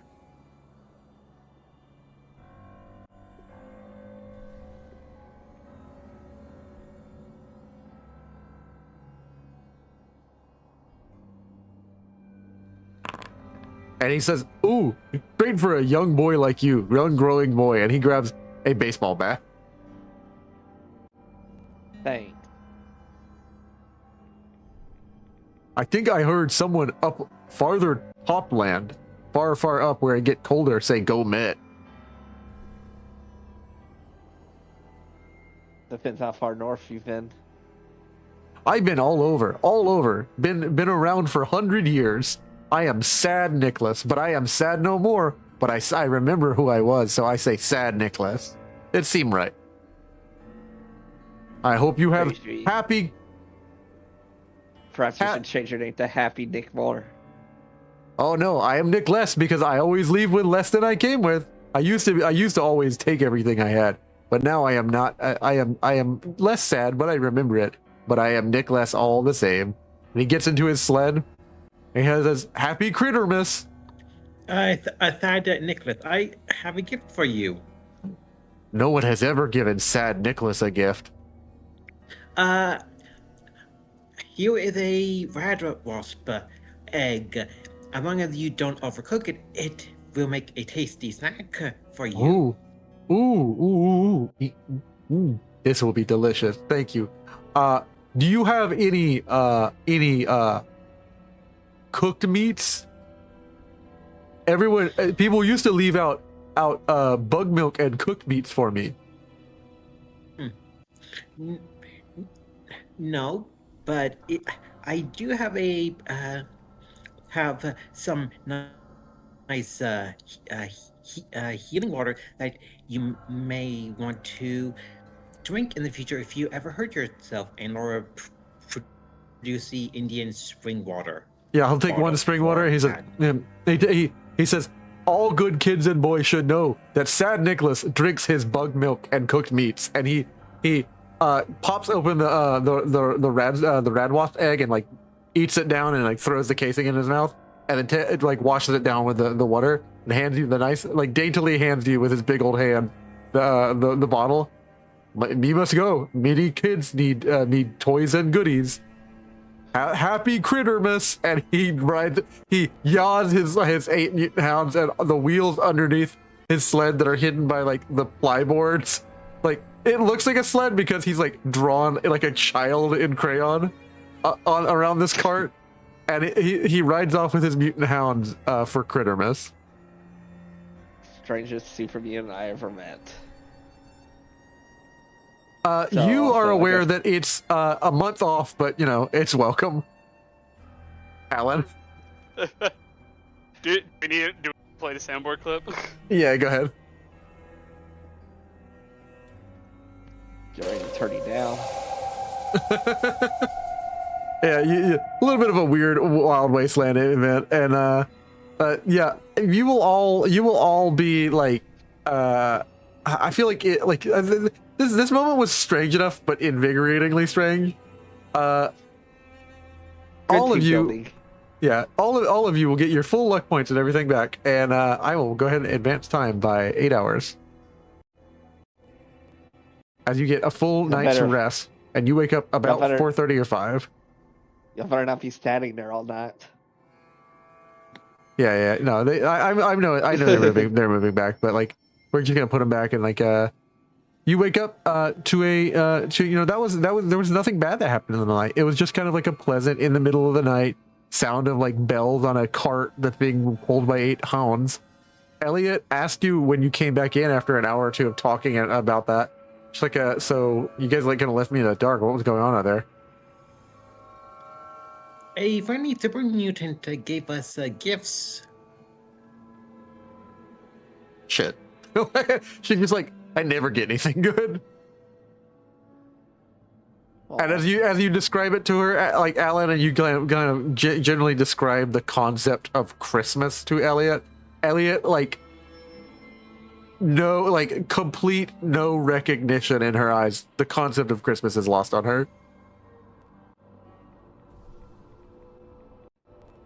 So just random dude just gives you stuff, and you think it's it's cool that he sneaks in your house and he's giving stuff. He might be taking stuff you don't know about it. And she argues with you early in the morning. You guys begin to set out to adventure. Don't trust anyone, do you? Yeah, no, I don't. She more proof of the shithole that is Macon. If the cheat actually is from here. I don't know why you wouldn't believe me on that. All right. So the goal is we gotta go kill somebody. I don't know what you're doing, and I don't know if it's a good idea for us to travel with you.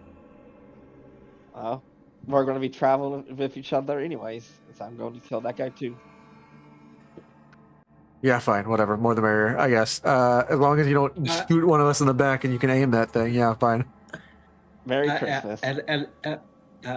Elliot, as you're familiar with this region, DeLuca, what gang is he in charge of?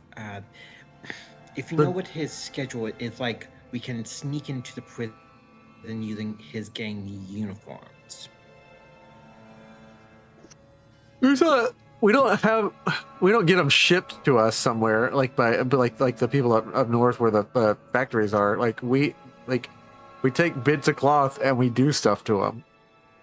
We get paint and we draw something like a big old star and colors. So we didn't exactly get a good look at that when she had her side blasted off the other night. Where would the gang members be that we can kindly remove to loot them?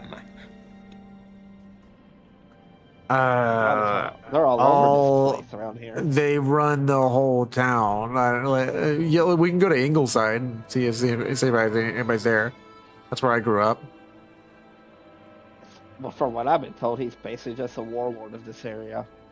Yeah, he holds up in essentially a big fortified prison because it's it's hard to get in as much as to get out.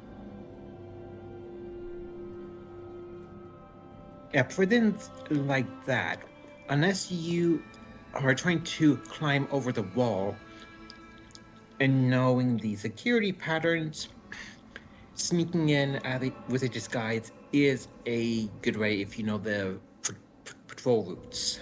Yeah. She kind of nods and she's like, well, we could always ask around and see if anybody is a member of anybody knows anybody that knows him. Everybody is about DeLuca, and some people will lie that they know him, but we can see if anybody knows him. But she kind of points at her blue hair and says, somebody was looking for me the other day and I have this. And I am not going bald for y'all. How about a wig? I believe a wig, it can be dyed if... You got a wig in your bag? No, but you could probably convince someone to let go of their hair for the correct price to have a wig. Why are you being that complicated? Just get a bandana or a hat.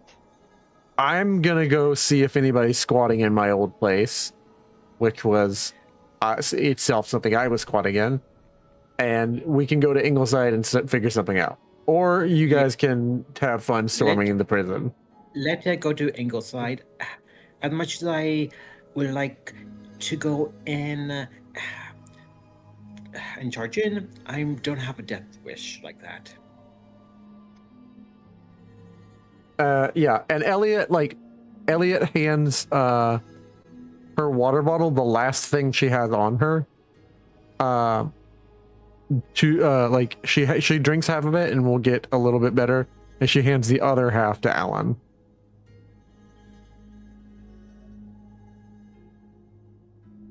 Now we're even.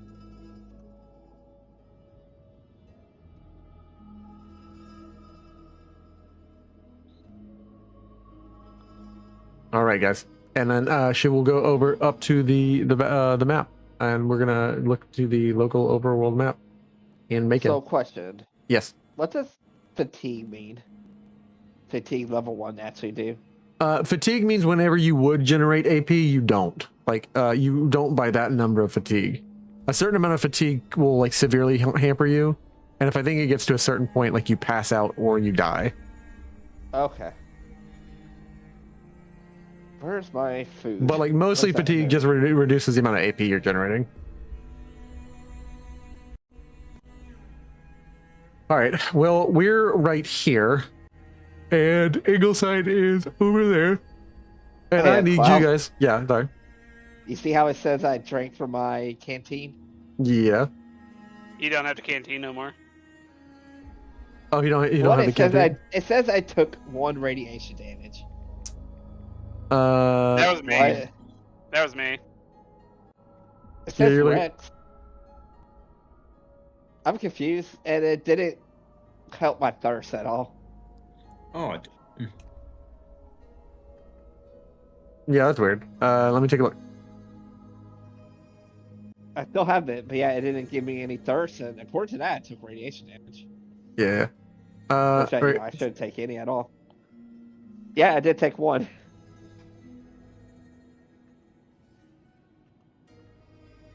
Yeah, don't worry. So it's a thing to be on the eye out because there's no automation. So let me see if I can. Can I toggle this? Yes, I can make you immune to radiation. There you go. There we go. You don't have to worry about that anymore. Okay. And do I go to hydrated for drinking my? Yeah, you go to the next. You go to the next one up. So yeah, you go to hydrated. Okay. Automation may be a little broken, but that's not even me. That's the system level stuff. It should be working already. So we're gonna go ahead and do some navigation tests. Traversing the Commonwealth.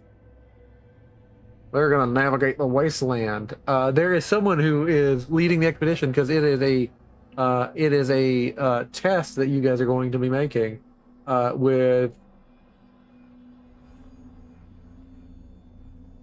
endurance survival. I'm good at that. All right. And you have been hired by someone in the area, and you have been through this town heading up on this direction. What you were looking for specifically, Rex, was you were told to go look in and talk to someone who runs a shop named the Hollow Haven, Raven, who runs the Hollow Haven. And she sells gear and tapes and recordings, and something might be useful there. That's where you were told to go, which is why you stumbled across this situation. Or you can follow this apparently ex-raider girl who has some information about this gang.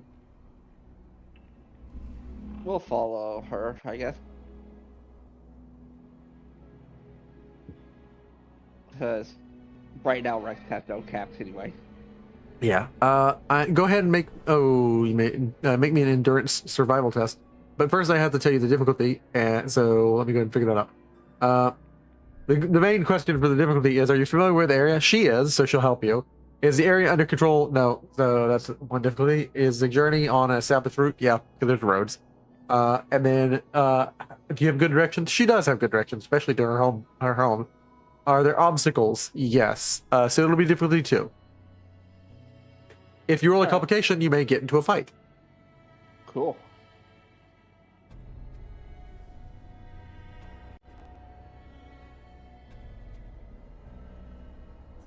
Nice. You managed to make it there, no trouble, no problem. And let me see about how far away I would say that is. Okay, you make it. You make it over, traveling through the town and on the roads, across the river, and you make it into Ingleside. I would say within about an hour and a half. And I'll go ahead and put you on the map.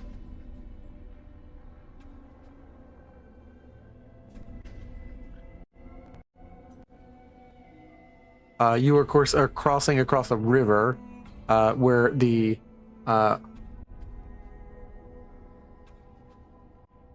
she points out that's the elk mulga. I don't know who named it. It's a weird word, kind of like catches in your mouth. But yeah, that's what it's called. And like Elliot just kind of points that out, and will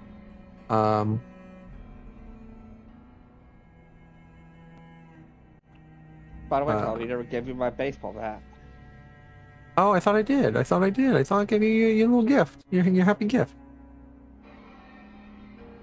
They're not in weapons? Or yeah. Nope.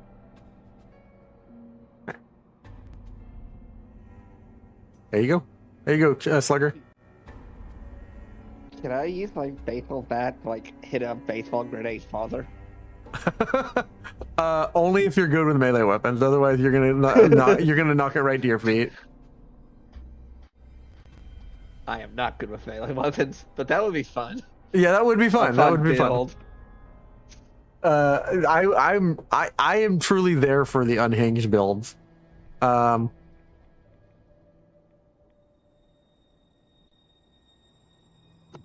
Laura, and I'm gonna drop you right there, and I'm gonna drop our new guy, Rex Baker. And let me go ahead and bring up the map.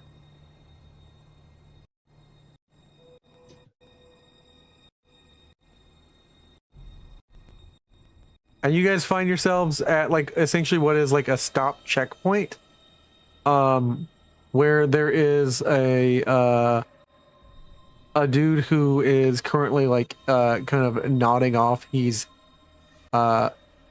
he don't look good.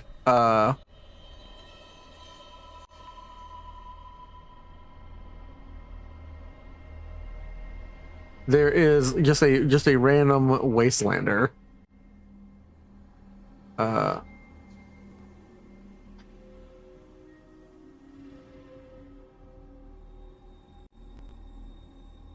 Well then, Elliot, not Elliot.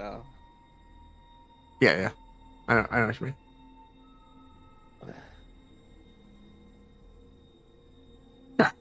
I am pulling him up and I'm dropping him on the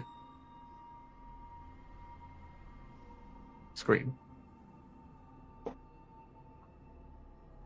Raiders.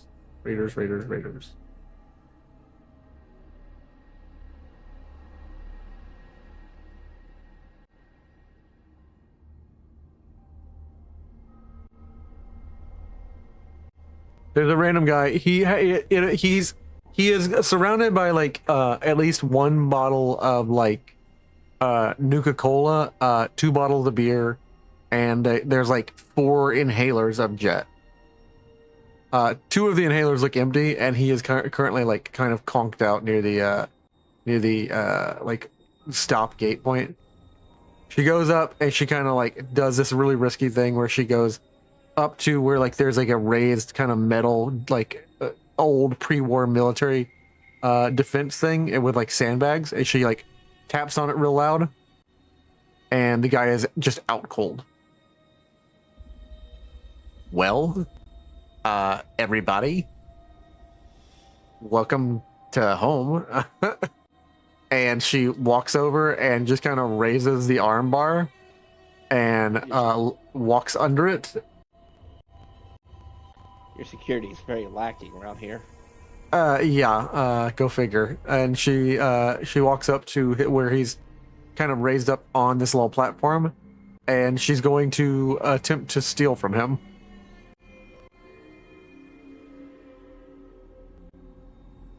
No honor among thieves. This is Macon. I'm aware. Yeah, she's going to grab 2 of his jet, the 2 he hasn't finished yet, and she reaches into his pockets and grabs like fiddling around to see if he has anything on him that is of any good. And I'm gonna roll like a random random loot that he might have on him. I'll be right back. Okay, Yeah, cool. the building on the map there, does it is it what it look like on the map for what it is? Yeah, generally what you're seeing is like what you get. Sometimes I'm just gonna do like a little bit of like role play. Like as you walk by stuff, ask me what you see, and I'll tell you. It's just standard standard D&D like random dungeons and stuff. This is not a random map, but like this thing I'm learning from Shadow Dark is like if you see something on a map, on a battle map, don't assume it's automatically there. But like if it kind of inspires you to do something, I'll roll with you.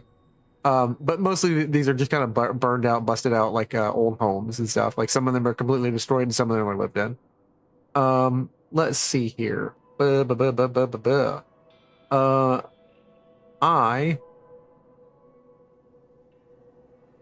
think she's gonna roll to see if she can find anything good on this guy. And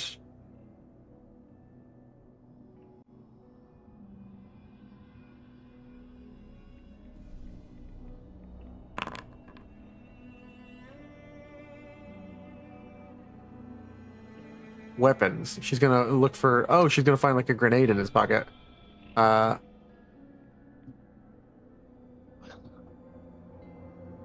That's fine. So she's gonna roll on this. She reaches into the guy's like pack and bag, and she pulls out essentially like, what the hell is this? And kind of looks at this like plate thing. Right, so Yeah. I'll walk up to her. And he probably can tell what it is, right? Does Yeah, he you need can to roll? definitely. You have no idea what it would. No roll. I have no idea. All No, right, you dude. have an idea. Like you have an idea what this is. Actually, you said you wanted to go grab something. Do you need to take a break real quick?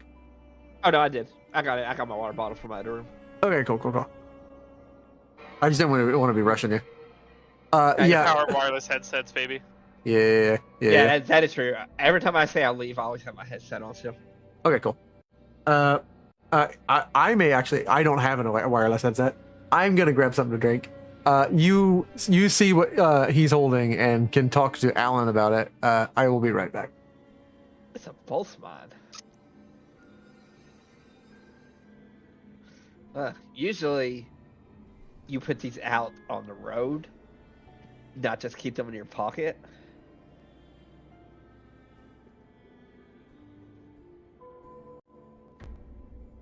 And then usually preventative. You don't usually react with a pulse mine.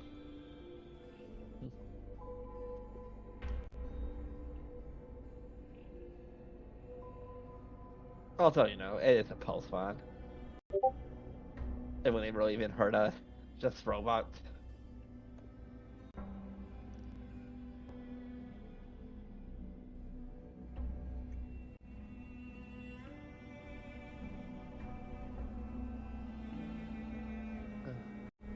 Looks like our militia friend up there is taking a liking to a truck. This is a pretty truck. It's a good barricade. Good barricade. It's a good barricade unless he has something that can push it.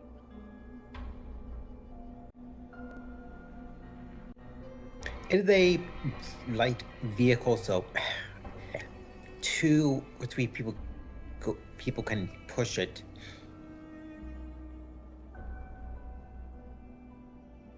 Yeah. It definitely will take 2 to 3 people. No other way.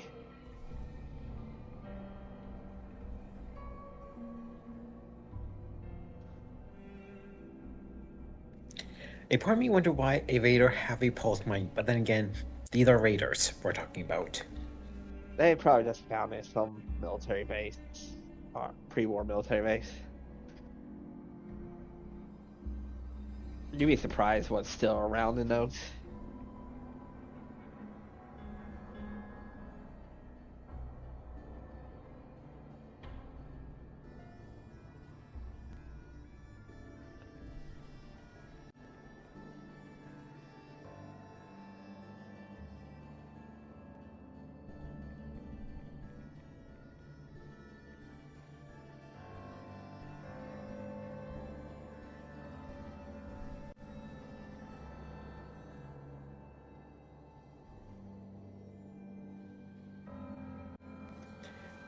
I would say get some of this water, but as a player, Yeah, I this can't wa- tell if that's like has gasoline in it or something.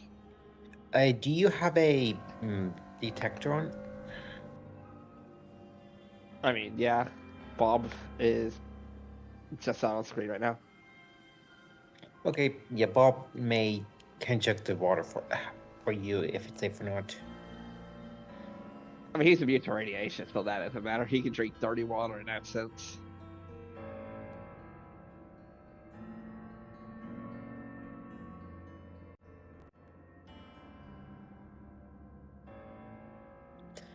Yeah, when Rex did show Laura his laser rifle, could she make out how modified the weapon it is when it comes to range it can shoot out to? I mean, that's more on your character than mine. Yeah, does it have a long barrel or scope, something like that? Could figure out range roughly. Well, where do you see the modifications? I just mainly just put it in the weapon description and just had the modification that way on the weapon. I renamed it because it was just a long name. So, do you have the mods in? So I stepped out of my room and immediately got pulled into someone's project outside. They were like, Uh-oh. "Oh, great, I need you," and I was like, "Well, no, I'm only out here for a second. I just need something to drink." Got pulled into the projects. Oh Yeah. no. Yeah. Oh no. Truly the worst. I mean, what you're saying though is he would. But if you ask him about his weapon, he said it's a stack rifle. Okay, so can shoot like out to a long range then, at the very least. Yeah, he can shoot. I believe his range is long. Cloud, this wreck here, I would like to loot it to use a luck point to look for any weapons. Yeah. Where are you at right now? North of the barricade. Oh yeah, that wreck that's near the barricade. Okay. I'm gonna say we're gonna go ahead and control this loot location because we have the looting kind of down pat now. We actually have a scavenging and looting thing. I'm going to say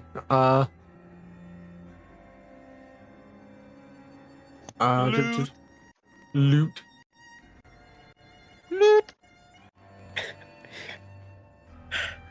I will always be a loot goblin. Yeah, you spend about 10 minutes to do this, and you are. Well, first, I think you have to make me a perception roll. Perception and survival. And it's gonna be a difficulty 1. Greg's health bar.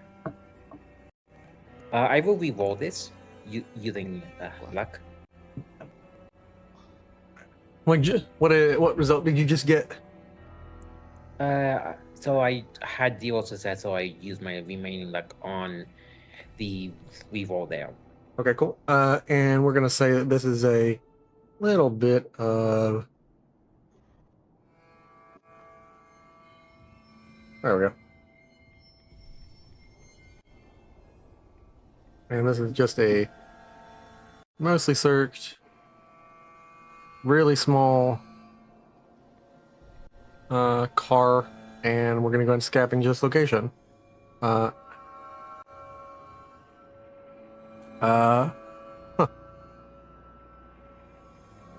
This is what you find. You find 1 purified water and 64 caps. You can spend some AP on drink clothing, junk, or other items.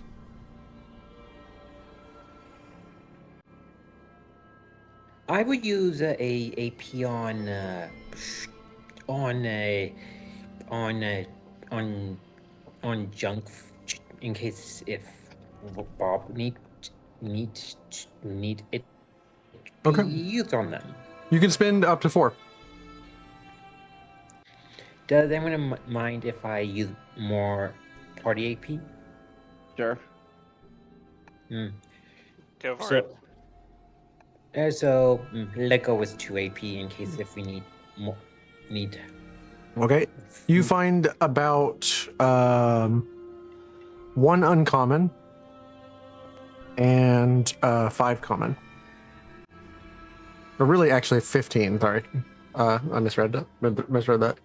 And let me go ahead and drop that on the map and let you loot it. I am manually added it to my character sheet. Oh, okay. You've been manually adding all this stuff as I said it. Hey, is this water dirty on this river? Yeah, the Ogmog is not a clean river. It's a muddy river. And only thing that gives you is radiation, right? To drink.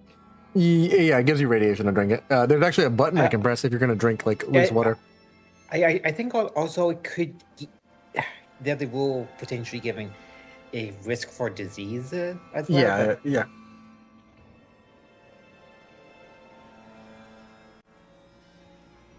So you gonna drink from that, bud? I do remember seeing that. Is it under the macros? It's under the macros. Yeah. You click on your token and then click drink water. Yeah. Guess what? I never brought that over to my Yeah. sheet because before It's gonna. It'll ask you. It'll ask you a funny question. Are you sure? Or- Are you sure about that? Everyone looks at you. Yeah. Is there actually an issue if I drink it? Yeah, there are issues from drinking dirty water. Okay. I just know in the games you get radiation, and I'm immune. It's entirely possible you can get a disease. Okay. Are you sure about that? I didn't do it. Okay, I have cool. plenty of clean water.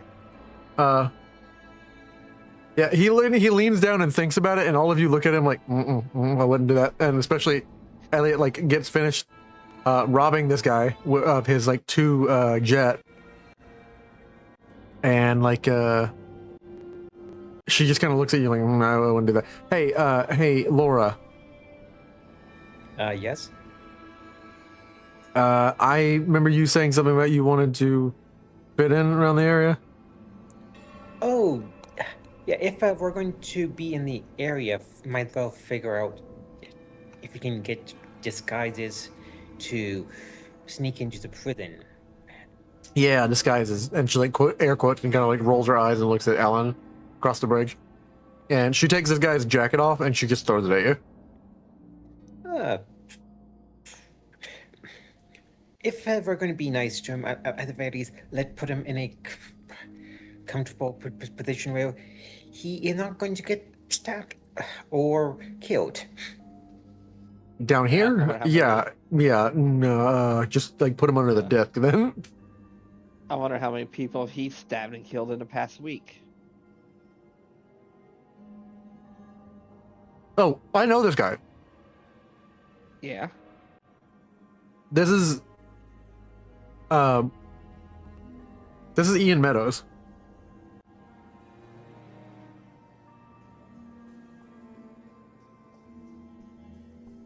Okay.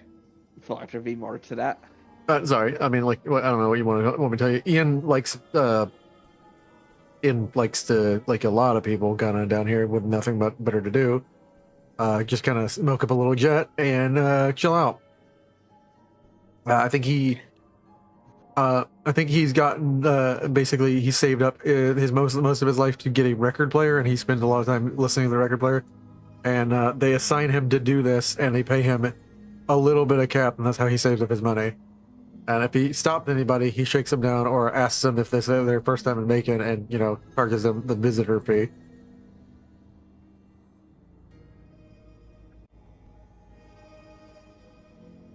Which is like the we don't mug the person who has the visitor fee.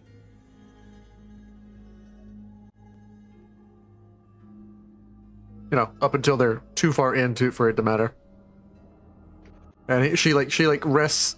She basically takes like a piece of paper or a couple of things and just kind of shoves like Ian under the table in a way that he won't choke on his own bit, and just kind of like, yeah, this is good. And like walks away. I may not like raiders, but I'm not going to be that mean to do mindless killing of them. She looks at you like with a weird look and just, yeah, okay, yeah, thanks. Yeah. Killing them in defense or on the job is one thing out in the wasteland, but we're in relatively civilized place. Rex will laugh at that. You know, sometimes you make me feel a type of way, Cop Lady. And I would not keep bringing up the opinions you have in town, and maybe you just kind of keep them to yourself. She points to a couple people sitting on a porch, like over here. She points to two like old people sitting on a porch.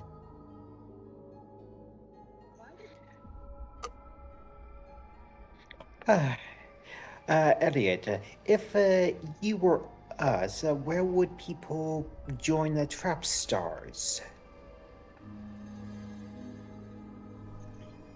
She looks at you like that question makes no sense. She's like, what do you like? We just have like a recruitment drive running. Yeah. There is probably where's the local recruitment office? Recruit drive, but someone you know or people who they know through another person that may know. Oh, I'm not on good terms with these people anymore. Is there a pub that we could get some intelligence from people? After all, we can go to Duke's house and he has a lot of beer. I would imagine someone would have the idea of if I were to ask if someone were to join the Trap Stars.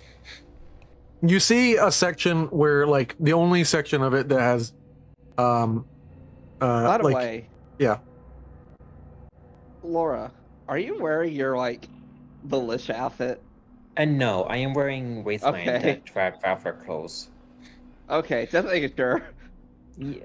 We are in Macon, not in Solstice City. Okay. Oh, look at that. Rex looks over at that park. You look over at a park and see less a park and more like essentially a park that has been like tilled and repurposed into something. There's like a bunch of like greenery growing over there. No, like children toys. This area has been busted up and like repurposed into things, and like they ripped a few of the children's toys and tossed them into the corner, and there's like essentially like a basketball hoop right here and a bench. He'll look over there for a second. Kind of lost the memories. You wanna grab some? It's okay if you want to grab some. If this is, I mean, no one's watching as far as I can do. I'll keep cover. I'll keep lookout for you. Grab me some too. Grab what? The radweed. No, that's not what I was looking at. Sorry. Rad grass. I don't mind taking some if it's up for loot. Yeah, try not to be obvious. Mm-hmm. So how much could Laura grab if she just kneeled down to look like she's just tying her shoes? You could probably grab enough for like 2 cigarettes. Maybe like maybe like 4. Does radweed even grow where I am from? No. Do I? So would I even know what that is? No, you have no idea what this is. Yeah, I have no idea what you are even trying to get. All you know is this plant stinks whenever the breeze blows past it. I'm not from this area. Yeah. This stuff smells like it. Yeah, this stuff smells like ass. No, I'm just I get it. You're not around here. Where are you from? Up north. Like Kentucky or something. I'd rather not say exactly. Just up north. I'm sure you can Okay. understand where they keep secret. Yeah, I get it. I get it. Yeah. Let's just head over to Duke's. And she'll give you have like 4 Radgrass cigarettes now, Laura. Yeah, Rihanna. I added it. And she kind of points you over to a building that is like, well, I mean, hold on a second, guys. It's like early in the morning, and everybody's at Duke's is probably like passed out in there. They do occasionally do some stuff too in there. Yeah. Rex pulls out his watch. Yeah, it's 7:13. You guys just want to kick around? Hey, let's go see if my my place is still good. She gestures over to a section of the place that she's like basically telling you is hers, and she points. It's actually on the other side of the what used to be a park.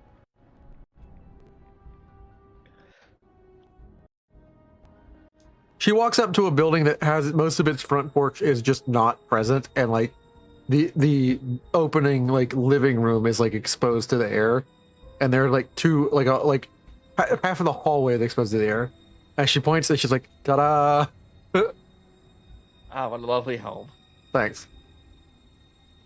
And she's Girl, you live like this? she's excuse you. I do not live here anymore. I was squatting, and like she checks in and like is basically looking around to see if anybody is in here. I need you guys to roll me a perception, or well, she will roll a perception survival, and she will Just her. yeah, the complication range is up to a 17 because people may have moved in, and it's a difficulty 2.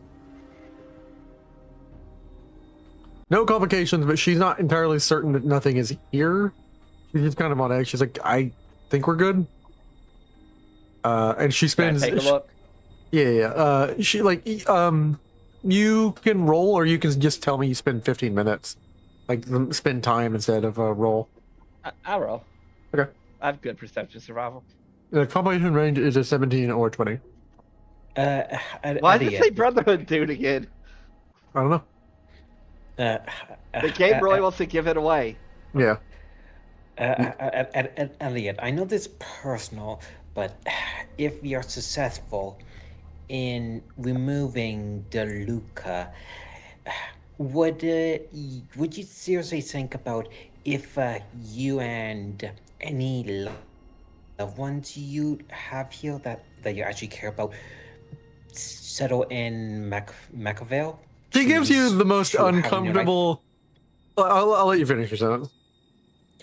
I know Macon is not the best place to be what it is, but Macavale does have its benefits, especially if want to begin again. She gives you the most uncomfortable, cringy, like looks back over her shoulder and like gives you a smile, which is something of a mix of like someone I love and like like a sarcastic grin. She's just looking over you with this like whatever look, and she points to where she's living. She's like, "You think I have anyone special here with me?" Everyone have a family, whether or not they're on good terms or not with them. I don't. Ma died a couple years ago. This is, by the way, exchange that Elliot messaged me about. Damn. Oh, is she watching these VODs, by the way? No, she's not watching these VODs. She messaged me and gave me a lot of detail when we were first making like her character for the second run. Okay. I did get 2 successes on my survival perception.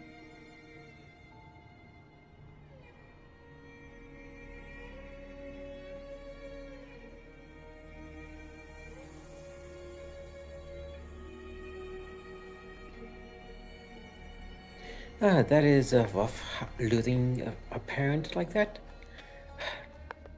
How did I get thirsty again already? A time passing? Yeah, is that kind of fast though? Because I drank the water right when we woke up. Maybe yeah. maybe it just automated. Yeah. Well, I did move to time forward by 2 hours. Oh, okay. All right, let's see here.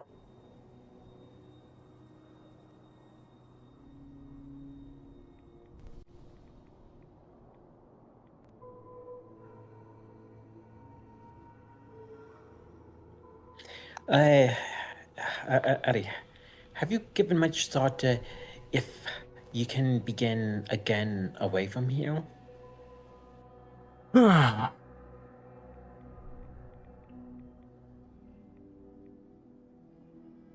Yeah, I've been thinking about it. I also been thinking about, I don't really have a lot to lose, and I could just fucking kill every fucker who. And she pauses because she doesn't know how much she wants to tell you because she's not an open person, and she's like, I don't really have a lot, and what I do have a lot of is pure fucking rage, and so I have some people who burn me, and my plan is to shove this up their ass. And like she pulls out her baseball her baseball bat that she has nailed like a single or two nails through that she's planning on adding more. Therapy Yeah, hope is an option too. This is an incredulous look that she gives you. She's like there's she just some, kind of spreads her there's some- arms around and looks at to tell you to look at the town. There are some wounds that you cannot heal from, Vex. Okay, whatever this namby-pamby like therapy, I don't even know what the fuck that is. Fuck, she said, follow me, follow me. Was there anyone in this house? By the What? way? You never did. What the hell is a therapy? She points and she's like, that is what I look out every morning from my window. I guess what you could call my reading nook. And like she points to that room right there, which has like a busted window, where clearly someone like basically like you look in and there are really shitty like single page like comic or like ripped like whatever pieces of paper or things that had anything interesting she could get, and like she looks at it, she's like, and this is where I would look out after I did my reading or enjoying myself. And there's clearly like a big nice like basically like single person's like chair, like rocking chair, like big nice armchair, and it's still in there. It's a nice like not like leather, but like that would suck in the summer. It's like a kind of like corduroy chair, big blue one that's worn. It's got holes in it. It's got a really nice like ass spot that she clearly has worn in there for over years of sitting in it. And there's just like there's a couple of drugs and like empty bottles and things in there, single pages of like comics, and she looks at it, she's like, wait, who the fuck stole my holotape player? Whatever. She points out, she's like, I want you to get a good look at my my nature viewing spot, and you just see like nothing out here. This is like blasted, untilled, dead, no grass, absolutely useless and decayed and possibly irradiated dirt. And you see like 3 dead rad roaches, a dead bird, and like just potholes, all pocked potholes out here. There's nothing significant out here. This is truly a wasteland piece of land. This is my viewing pleasure, and for yours too. Yeah, you got some nice bricks out there. Thanks. Yeah. So we can sit in here and chill. You can not stay on my bed, and she's like, is it even in here? She's gonna check in here, and she's gonna see like someone stole her like blanket. Like, oh, right. And she's looking around here, but there is still the mattress, and she like leans down to sniff it to get a sense of it, and she has no tell if anything has been done to this mattress. And she just flips it just for good measure.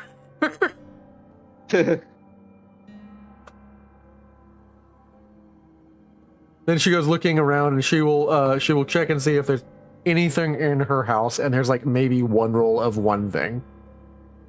She goes check, like specifically, she walks over to what is essentially like a grate would go, like where if this place, when it had a long fucking time ago, central heating and air, she goes to a grate, pulls that off, pulls like a horribly black filter off, and then pulls like a plank of wood off, and then she's gonna roll something, and I'm gonna roll on the roll table. Rex, a personal experience when it comes to dealing with women like Ali here. There is no reasoning with some fuck people yes. like her after a certain point. She grabs 2 bottles out, and she she puts one like on like she doesn't even have like a backpack or anything. She's just like she kind of like looks at her gear and realizes she doesn't have a way to carry both, and she's like, whatever. And she's like, anybody want a Dr. Rad? Sure, I never had one of those. Oh yeah, cool. Before we die, enjoy yourself. Have a taste of the South.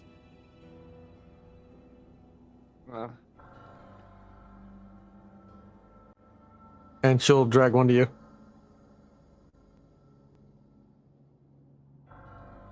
And they supposedly make you feel better if you get like a little bit of rad sickness. They're not gonna save your life or anything, but she takes it out and just kind of sips on it, and like over the course of an hour, she will finish a Dr. Rad, while she's like, let me see if anything else is in one of my stashes. And she goes into she goes in checking, and people have like torn through her house. Like they've moved the fridge and checked behind the fridge and taken the box that was there.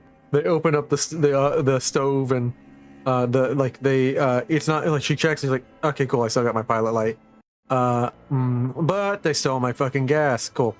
And she like checks around. And she's like, she sees if there's any batteries. She sees a single like little battery that powers a few lights in the house. And she checks around finally to see if there's anything else in here. And she finds a absolutely honkin' huge pile of clothing left behind. And she's like, oh, cool, my dirty clothes. Just give me a second, guys. And she just starts going through her clothing.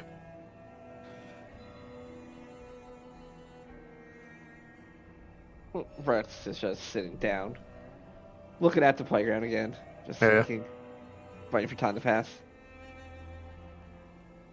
Thinking all the things. Cool, my baseball outfit. And she's gonna put that in her inventory.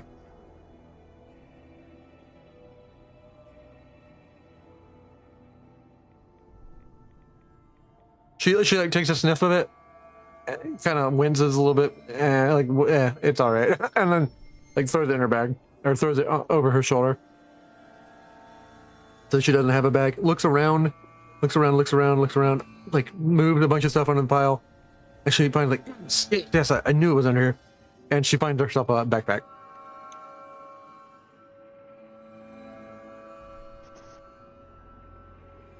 Awesome. Well, I'm good. You guys wanna read a single page of the comics? I got a book, but I've been having trouble going through it.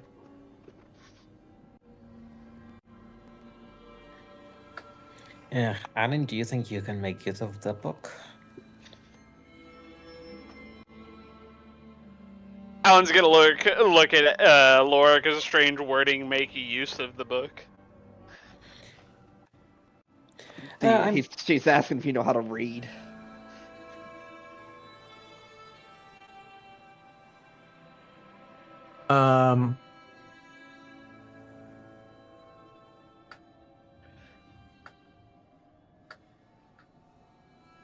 She like. Do you know how to read, Alan? I kind of figured Alan would. Yeah. Elliot just kind of reaches in. She's like, "Hey, I've been wanting to know what happens in this. I don't have anything to do, and like, I can, I'll give you 20 cap if you read this to me." And it's like the most sincere Elliot has been in like a long time.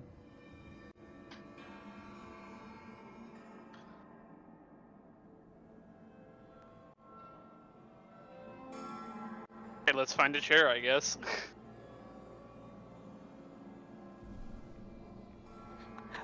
Alan, if you are going to be busy with Elliot, I'm going to Duke's place and chill there a bit.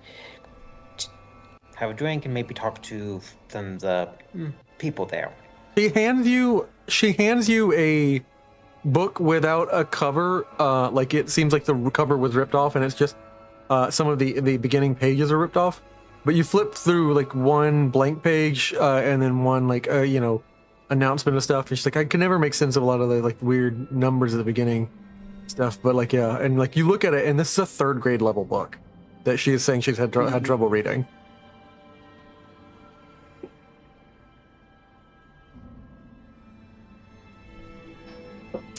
And you're looking at the title, and this is Charlotte's Web.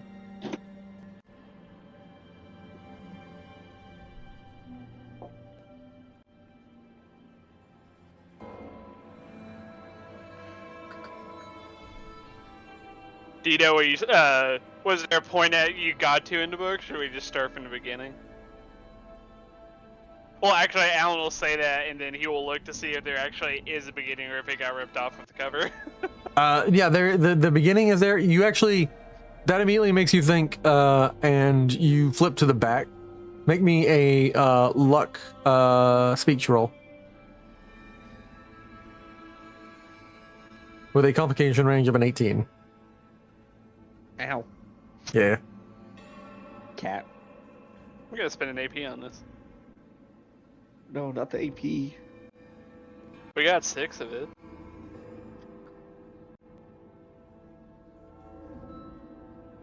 That came in real handy. You're lucky that the whole book is intact. Some of the pages are difficult, and you kind of have to like peel them apart just from like the sweating of like time with the out air conditioning. None of the pages are damaged.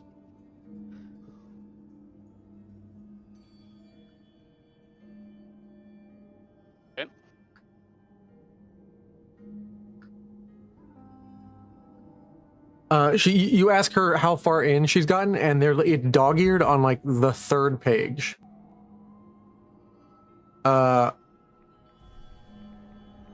She read up to the section where like someone is talking to some critter. She's like, "Hey, what's a like you read a little bit of it." Like she's like, I actually, can you start from the beginning?" And then you read a little bit of it, and it mentioned like a fat, happy, loud pig that gets sold to another farmer. She asks you to stop. What's a pig?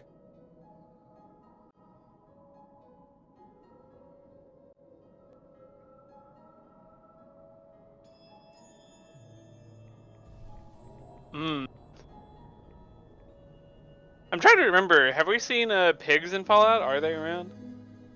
There's 4th and I think 76, right?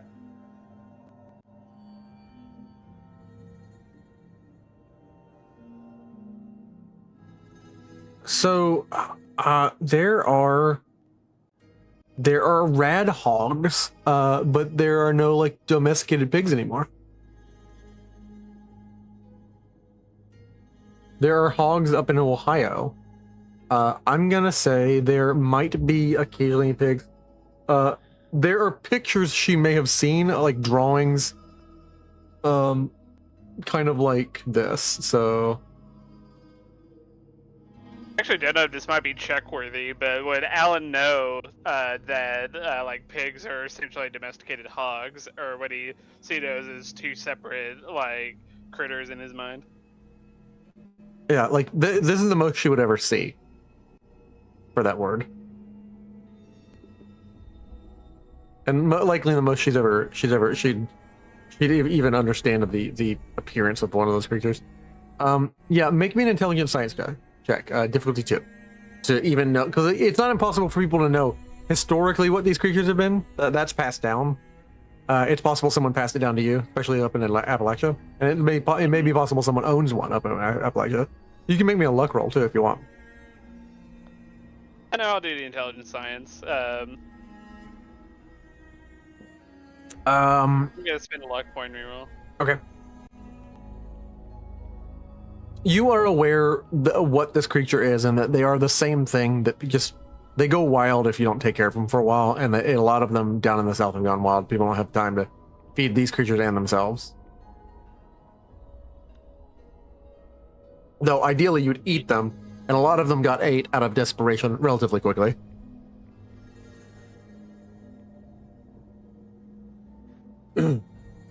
Yeah, you ever seen any of them rad hogs? I know they ain't too common, but they do show up around here occasionally. The things with like they make the like, and she completely like a little bit like embarrassing herself, makes it like the honking noise or the hogging noise of the snort noise of a pig. That thing. I think these pigs were like old hogs they used to keep tamed, almost like the Brahmins used to be. I think they used to be called cows back in the day, and they were kept on farms.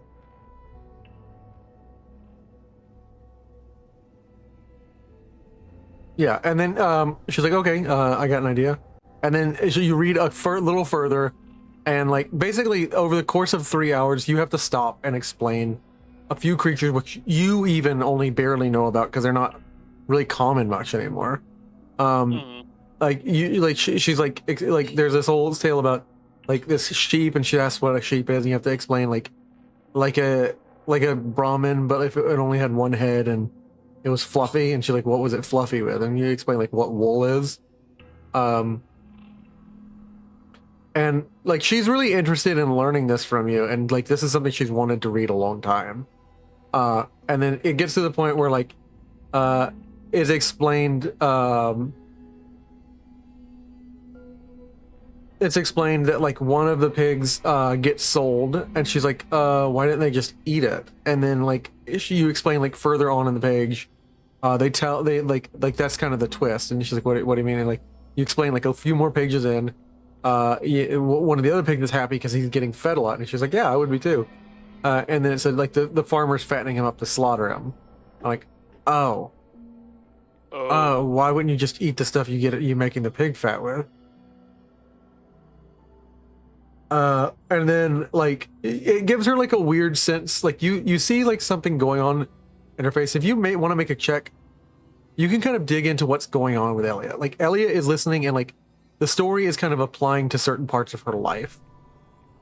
Yeah, I'll make a perception speech check. Yeah.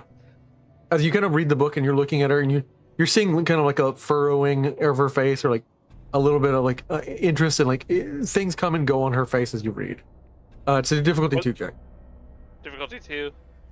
You know what? I'll spend an AP on this since we're full. Yeah. That did not help out much, but I will spend one of my luck points. Yeah. Elliot appears to, anytime it's mentioned that like someone's gonna do something wrong to someone, you get the sense that Elliot was betrayed by people down here.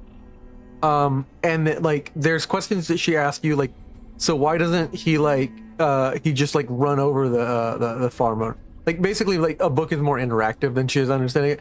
Like basically she's treating this book more like less like a normal book experience, because normal for her is like relative. Like she's not treating this like this is a preset story that what's going to happen is going to happen. She's asking you questions as you're reading, like why didn't the pig just run over the owner before it gets her? And you get to the section where you talk about Charlotte and the fact that Charlotte says like, I'll save you, and she says, so when does the spider bite the pig? And you read and read and read and read, and the whole time she's asking you, so when does the spider do something to the pig? Like, what's the spider looking for?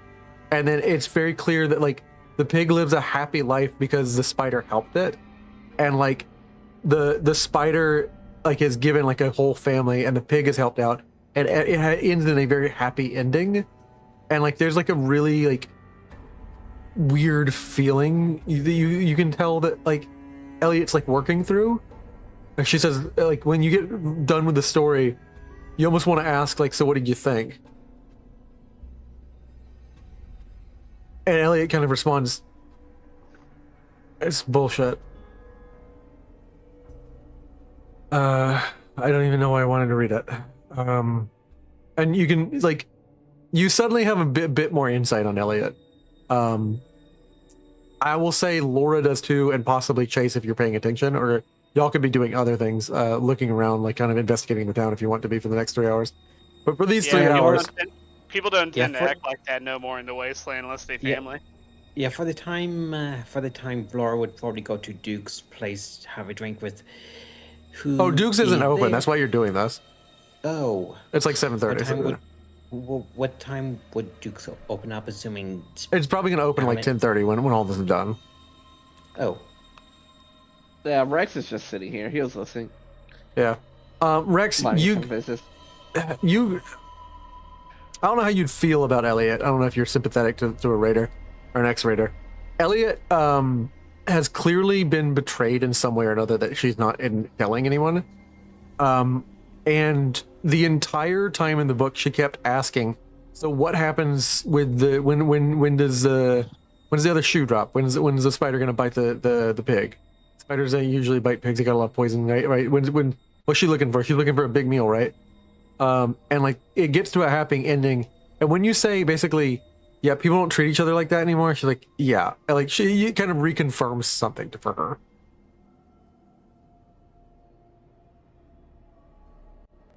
Rex was going to ask her a question. Yeah. Why did you become a raider? There's no becoming a raider in Macon. Like, you remember that part of Ingleside we were in? Yes. Mom used to work in the peach pit. You could leave. You could have left at any time. Yeah, I'm sure I admit it would have made it really far when I was 14 and just before I got dragged into and thrown into a dugout hole to fight a bunch of little animals and then other people. There's always a chance to escape. Yeah, fuck you too, man.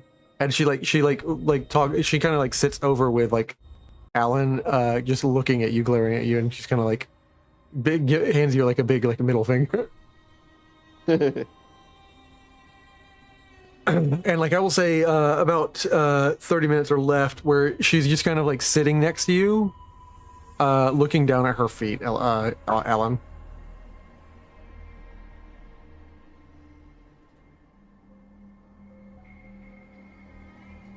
So, Charlottes don't exist anymore, so if you were gonna get fattened up and someone had tried to cut you, I think and they Charlottes certainly do exist out there. You just got to find them. Not as common as they used to be. They definitely do. Just depends on where you are. Ellie, people like Charlotte, they do exist. It just requires a certain amount of personal willpower to overcome the circumstances that can make them into not a good person. yeah, well, they don't exist here.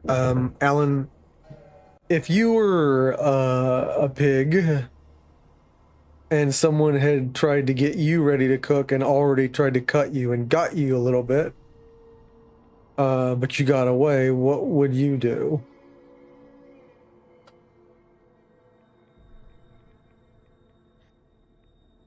If everybody wanted to eat you.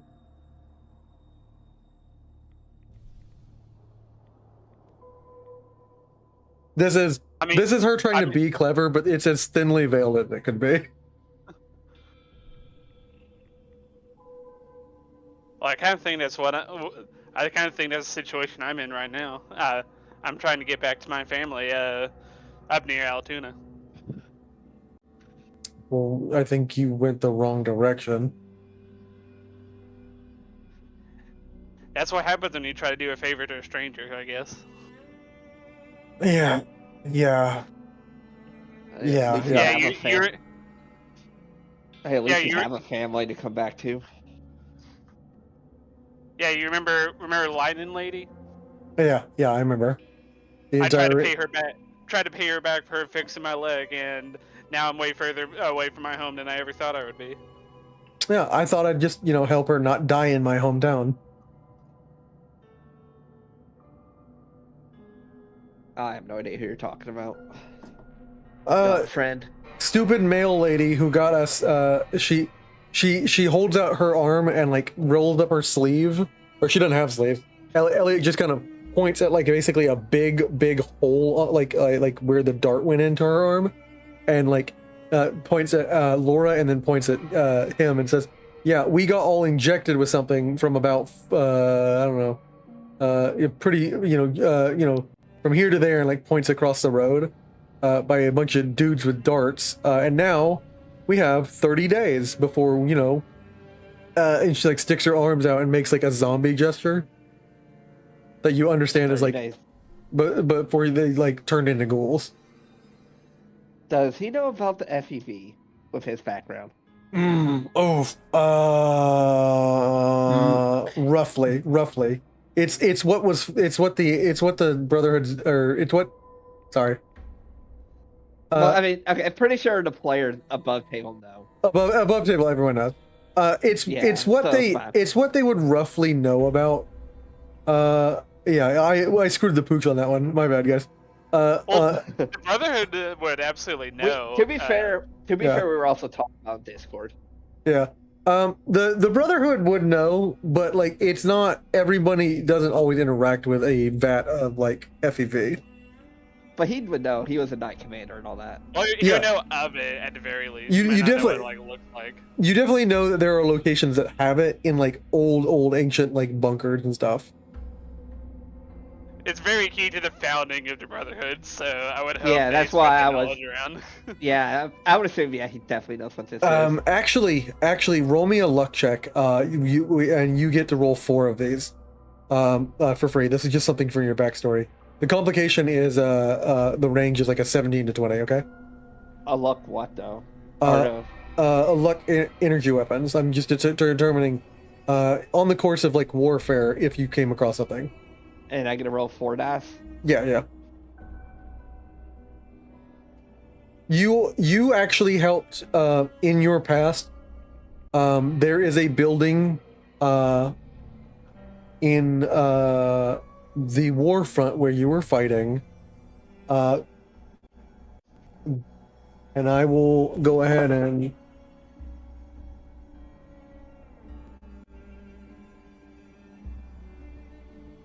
there is a research center that belonged to West Tech. And you actually had to reclaim this from some dug-in scientists. It was like a mission-critical facility that you were told to acquire, and then you were told immediately to neutralize 2 vats of this stuff.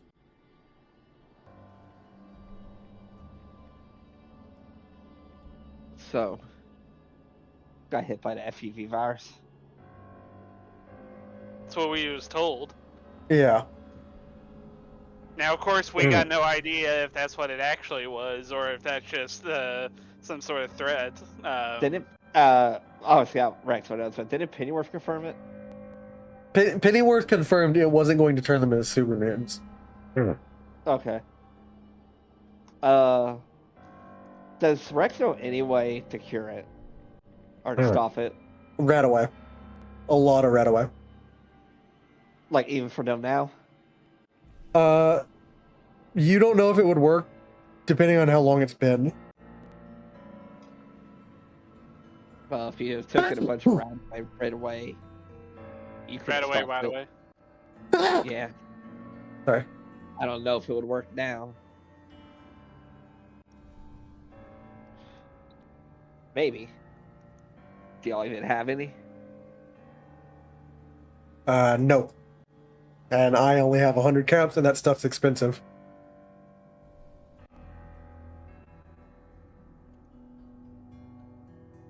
There are a lot of hospitals out here. I got some Rad Fair. X, but that doesn't really help after the fact now, does it? No. So, what is it? You kill this guy, y'all get cured? Pretty much. Who would have the cure? I don't know if I've ever So heard of anyone having a that cure courier FEV. lady we were talking about, supposedly she was delivering a vial of that FEV stuff to a scientist back up in Terminus to create a cure for ghoulification or whatever. And that is what we've been tasked on doing with this thread, is getting a vial of that FEV from DeLuca, or whatever the fuck his name is, and essentially replacing that fuck up from that courier lady. And what happened to this courier lady? She got taken off in the middle of the night by a bunch of dudes in white hoods. Does he know about them? Yeah, you've heard about these guys. They're bad news. Those They're that racist a group kind of around slave. here? Yeah, they're kind of like slaver.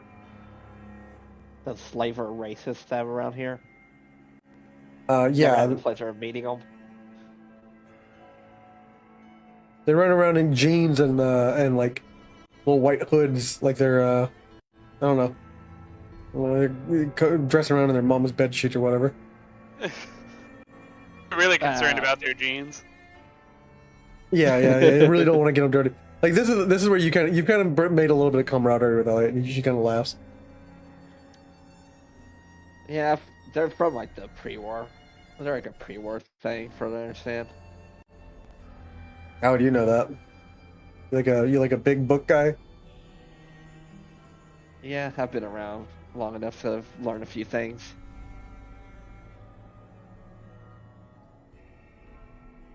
That's all we're getting out of you right now, isn't it? Well, do you think everyone has to spill their life to you right when you first meet them? No. But I just. I don't know what to make of you, and I don't like that. Just. I don't like it. I don't like it. I'm sorry to disappoint you. Yeah, well. She gestures like, "Hey, you're free to look around.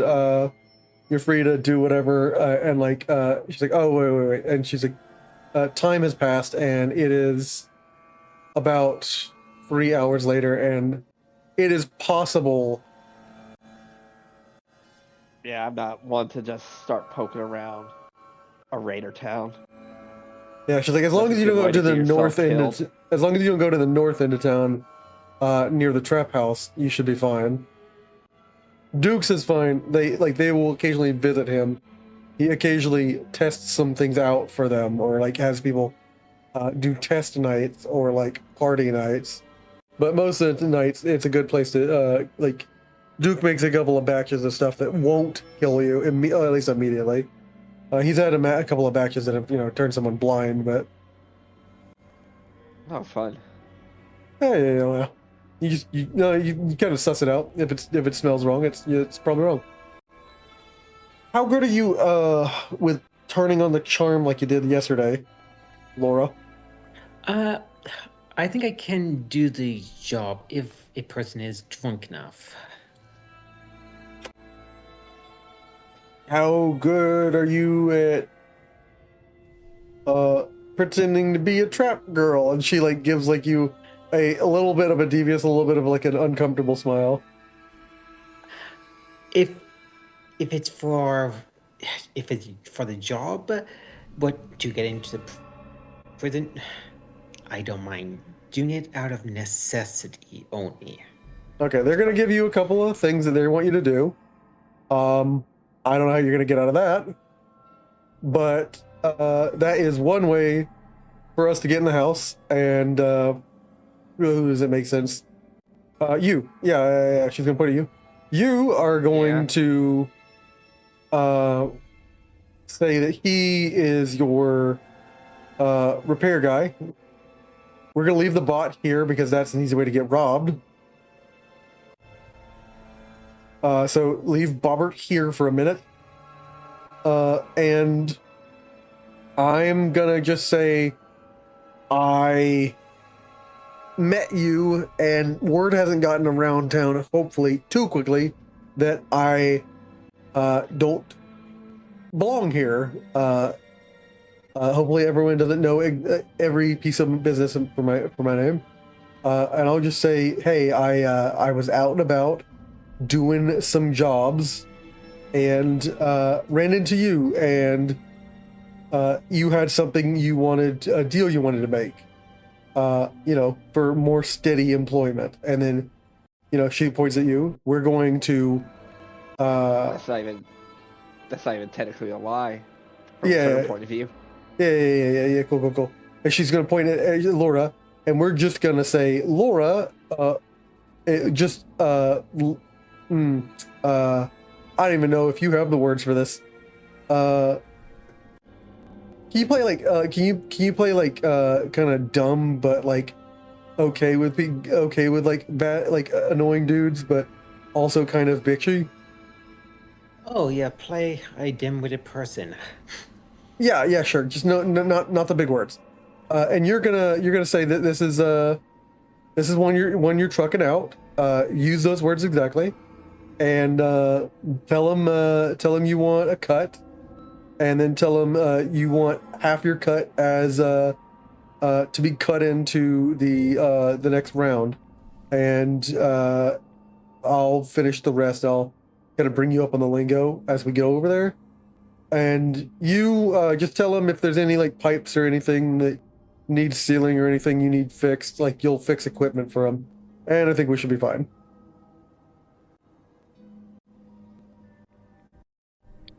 In character, how familiar would Laura be when it comes to Red Clay Guard operation of using what would be like women who work in prostitute? Yeah, you're trying to use the word that would not get in trouble with Rich. Yeah. No, listen, in Fallout, it's a prostitute. In more modern times, we might use better terms for it, but this is intentionally supposed to be a dark and gloomy world. So like, prostitute. Escort. Yeah. An escort. Yeah, sure. I'm sure in Fallout they're escorting them somewhere. We can look fondly on it in our modern world. I'm sure the thing about like I do with like my tables is like you don't always have to make a character who is like politically acceptable to the modern politics right now. The reason being, like, your character is likely not have gone through 10 hours of therapy every week for the last 5 years, like you have. Unless they're a Vault Dweller. Yeah. So it's not likely that they're going to be like perfectly well-adjusted people. And the Wasteland definitely isn't well-adjusted. Otherwise, it's not the Wasteland. So like, they're prostitutes out here. They're hookers. They're call girls. They're cap girls. They're Call girls don't still exist out here. Yeah. Wait, They're ladies of the night. They are red light district girls, and she is basically suggesting that this guy is like, hey, I have a trade to make, and then they trade you.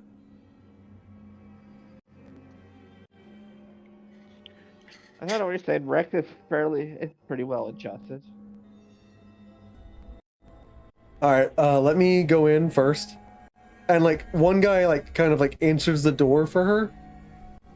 Hey, what was it? I was like, hey, we starting early? We just want to kind of get something and wet our whistle. We got caps already. It's like you'd be the first. I mean, there's people in here, but everybody's just kind of I also gotta. She's like, hey, don't I know you? It's like, I've been out on a job. For everybody, and oh, okay. It was pretty far up, Terminus. ran into a guy. He's kind of a big hardware guy, but he's got some stuff to sell. He kind of wants to. He wants to work out a deal. He needs some more steady work. He's like, steady work, huh? And he's like, yeah. What do you think about that? Show him to me.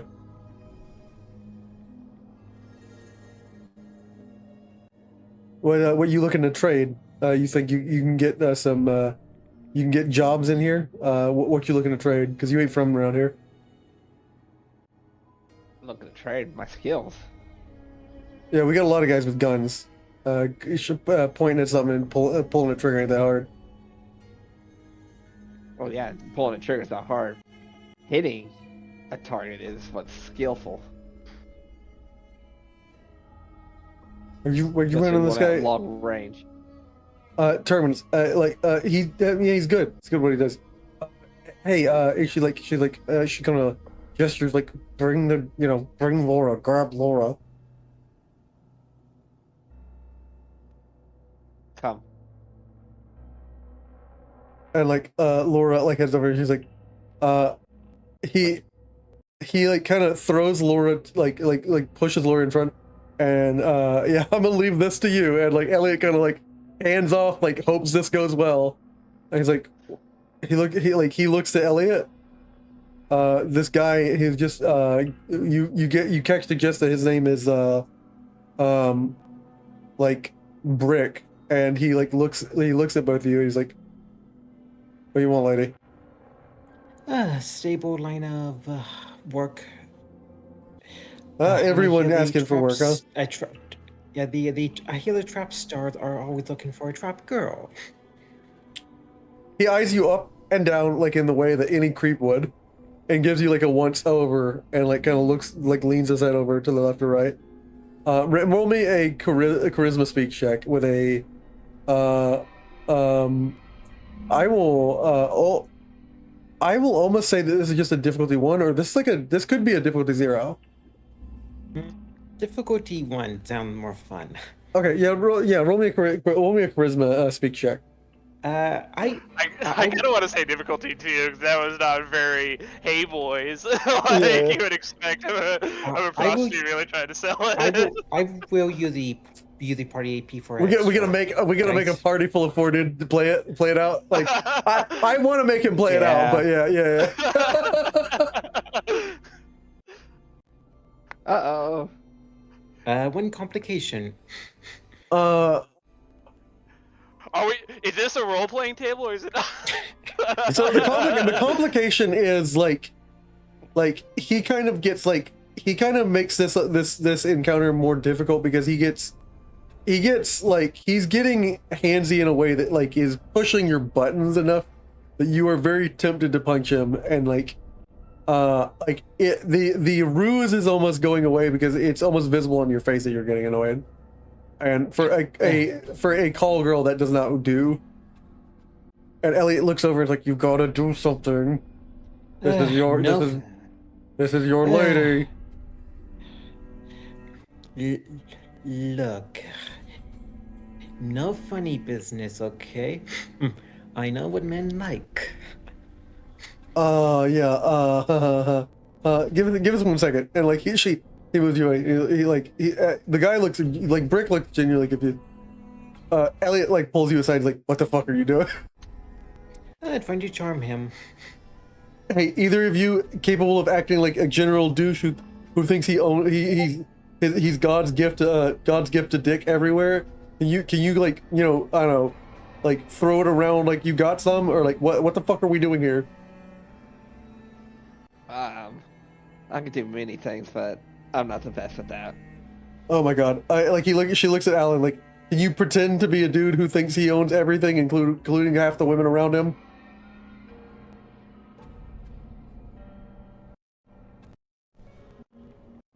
No, neither you. Well, I'll let you know one thing about me. I had a daughter, so no, I don't think like that. Oh, good, great. I found the one decent dude in the fucking wasteland. All right. Alan's gonna like inhale like trying to get into like a character almost. yeah. All right, take it away, Tool Man. And she like steps Yeah. back. She walks up and she's like, "Hey, you know my mom." And she's like, "Oh, wait, are you?" He's like, "You ain't gotta say it out loud. You don't gotta tell anybody I'm around. I'm on job. People. I want to drop in and surprise people. I got gifts." Like, okay. And he's like, "Yeah. My mom. Hey, listen. I think she's got what she don't got a lot going on. And she's like kind of pointing the head, but she's decent and do it. Kind of give it your vibe." These guys are like a package deal. They travel around. They like one takes care of the gear for the other. That's why they're not interested in like. She kind of like makes a gesture of like like they're like into each other. Like she points at like you and the gun guy, the military merc, Rex, and she's like just kind of they're trying to be they're trying to play Brick. If you can just kind of. He's like, oh, I get it, and he's like, all right, cool. Yeah. So anyway, then she like backed up.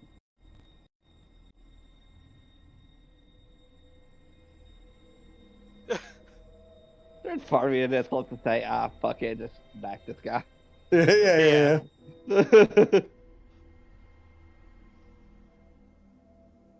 So look, dog, I got these ladies here. I'm trying to put them to work. They need to earn their keep.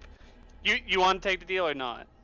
I'm gonna open the complication range up to a 17, because you just insinuated that Elliot's also looking for this work, and she gives you a look like, the fuck did you just say? Because as cool as she is with her mom doing it, you've suddenly pushed a line for her, and like this isn't what she was expecting. Everything is okay. I need you to make me a charisma speech check with a complication from 17 to 20. Okay. This is the difficulty 2.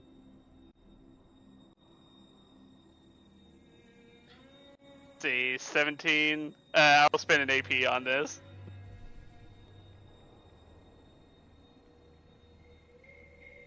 Oh, nice. Immediately, he's like, hey, I didn't know you were thrown in. She's like, Walk in with the exaggerated swagger of a mechanic boy. yeah. You walk up and yes, like I got 2 girls, and he's like, oh wait, both of them? I didn't. The Cherokee Rose? Seriously? I mean, like, he pulls you in. Hey, come in here. Hey, we'll talk shop. Give us a second, everybody. Like he asked you to come inside, and like he asked Rex to come inside. You girls wait outside on the porch. My man. Before you go in, she looks at you, says, she grabs you by the collar, says, "The fuck are you doing?"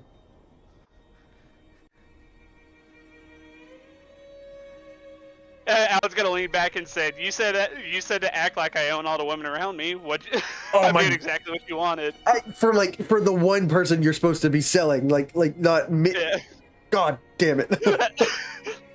Alan says they have a bit of a shitty grin, like almost to fuck with her more than like actually planning on selling her off. Hey, why don't you girls sit on the porch? And you see Elliot reach for like a knife she has in her boot, like almost like her hand tenses, or like almost she kneels down and she's like, there is no decorum, there is no like petite ladiness about Elliot, and she's like, sure. And even he's like weirded out by it. He's like, yeah, we gotta talk. And like he gestures at both the guys. And he goes inside. And inside you see a big brewing operation. You see like a bunch of people passed out. There's like 4 or 5 people on the couch. 2 people are passed out on top of each other. Like there's another couch where like one person is passed out along the rows of like 3 people. One person's hugging another person. There's like an entire like beer hat on one person. They've covered one person entirely with duct tape and like several like plastic beer cups. They're like basically they've given one of these guys like with duct tape, plastic beer cups, a pair of like red Solo Cup tits and like red Solo Cup eyes and mouth as a joke. But like he's passed out and he clearly is not awake. But this is funny. Nice. And like back in the room, you can smell like essentially the smell of like hops and like kind of heated water. It's kind of wafting in through the air, and like there's clearly a guy who's like doing some stuff. That's clearly Duke. We walked into a hookah lounge. Yeah, you like you know that's Duke Salmon, and like he like, hey Duke, yeah Brick, what's up? We got some guys in here. One of them says he wants to. Well, both of them are looking for work. You know, is it? Well, you know, we don't get a lot of spaces. Rick, you know, they got. You know, they got a really interesting. You want to stop whatever you're doing. Like, can someone take over? He calls another guy out, and like the only 3 people awake in this building, are these 3 folks. But one of them is a. One of them is a heavy-looking dude. He is like clearly like probably a little higher up in the echelons. He is a huge like armored-looking dude. Oh, it broke the image. Oh no! Cool.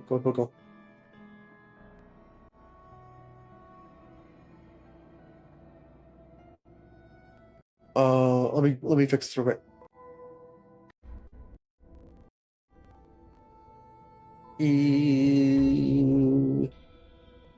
Oh my gosh, I'm sorry. I don't mean to do it live. Look at, we're doing it live. You see a dude with a huge rebreather mask and like a lot of armor on him and like a heavy duty like pistol come out.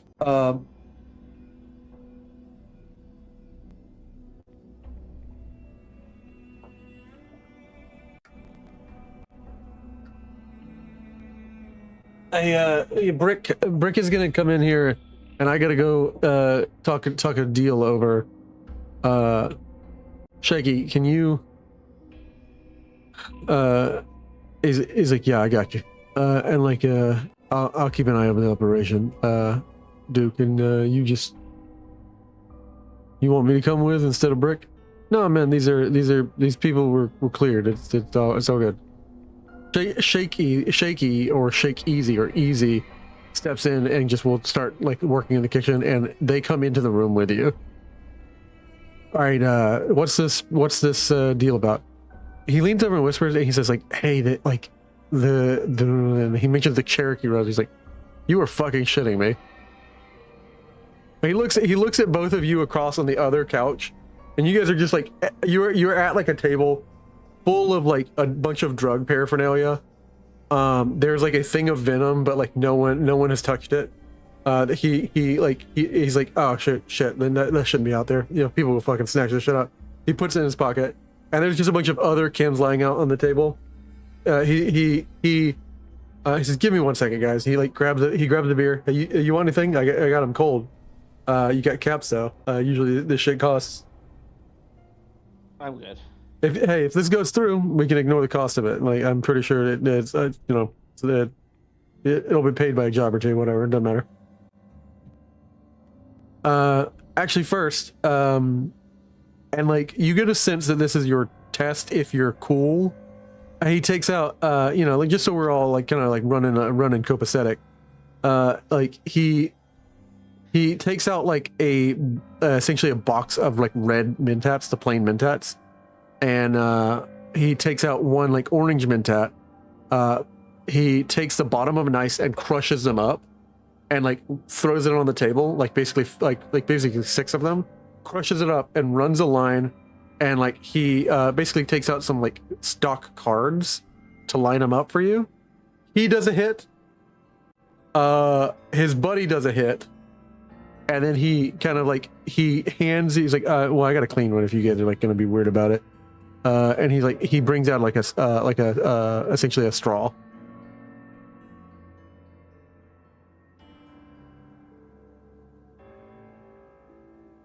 Alan's gonna try a little bit of a power move here. He's gonna look over at the little bit of red Mentats that got crushed there, and go, "That don't look strong enough for me." Open up the Mentats he's got and throw an extra couple out there and say, "Crush those up and add them to the pile."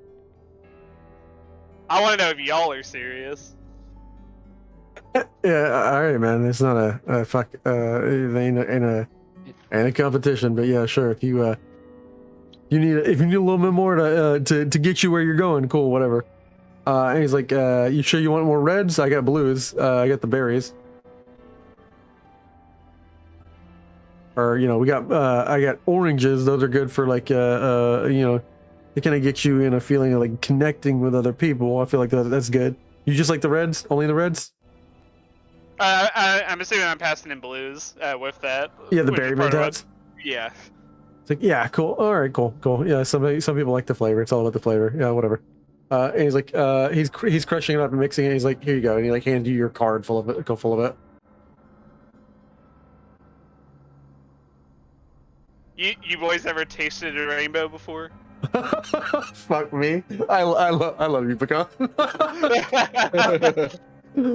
Yeah, he's like, he leans over and asks something like kind of whispering, but you can catch the whisper. He's like, is that supposed to be like a gay thing? Like, because Brick has explained a few things to Duke, and like he's like, no, can't say that I have. Brick is like, hey man, all kinds in the world. Like Duke pauses. Really? He's like, you never asked. Fuck me, I'm sorry, no, man. you fuckwads. Taking all the different types of mentats at once. All right, chill out, man. And he asked, you're gonna need to real. Are these guys real pushers? All right then. Rice is gonna sit back with his feet up on the table. Processes aren't good enough for us.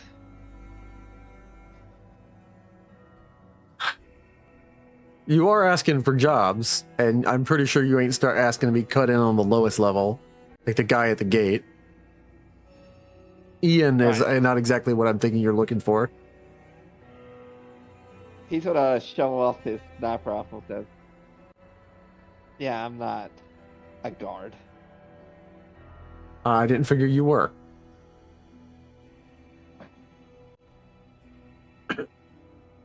So I need you.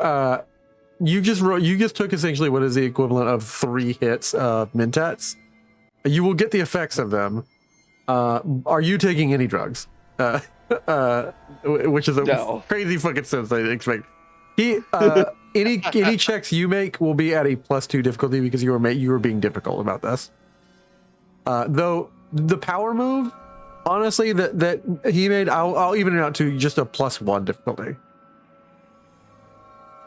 So anything that would be a 2 is going to be a 3. Anything that would be a 3 is a 4. Anything is a 1, you get it. Yeah. Alan, can you make me? Can you roll a number of combat dice, the Vault Boy dice?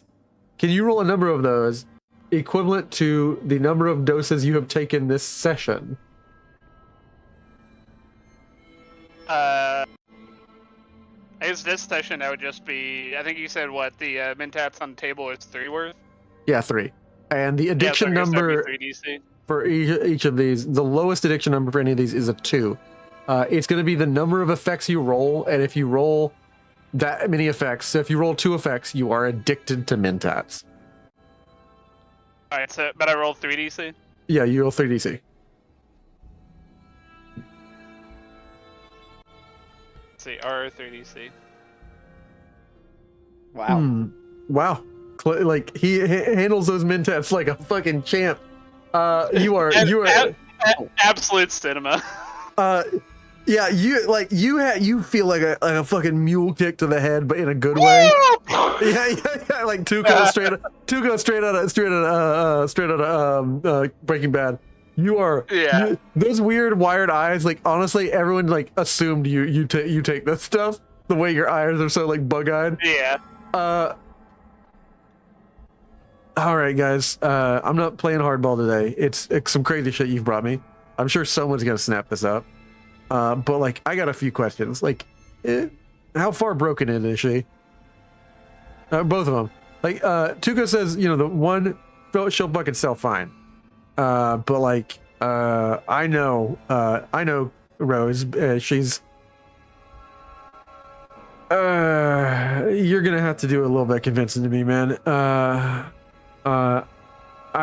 not asking. I'm not buying anything. I'm not putting you on roll for something that's gonna squeak away in the next week or two. So how far broken in is she? And you get the horrifying, ugly, like you being a family guy, and you a family guy, family guy. Yeah. Lois, what's he saying about my Lois? Yeah, or yeah, you can do whatever you want with Meg. We're really that's the joke they would make. Yeah. I always feel bad for Meg. You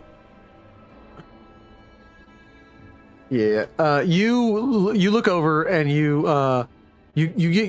get the increasing like disgusted sense that these men are basically asking what you've done to like a horse.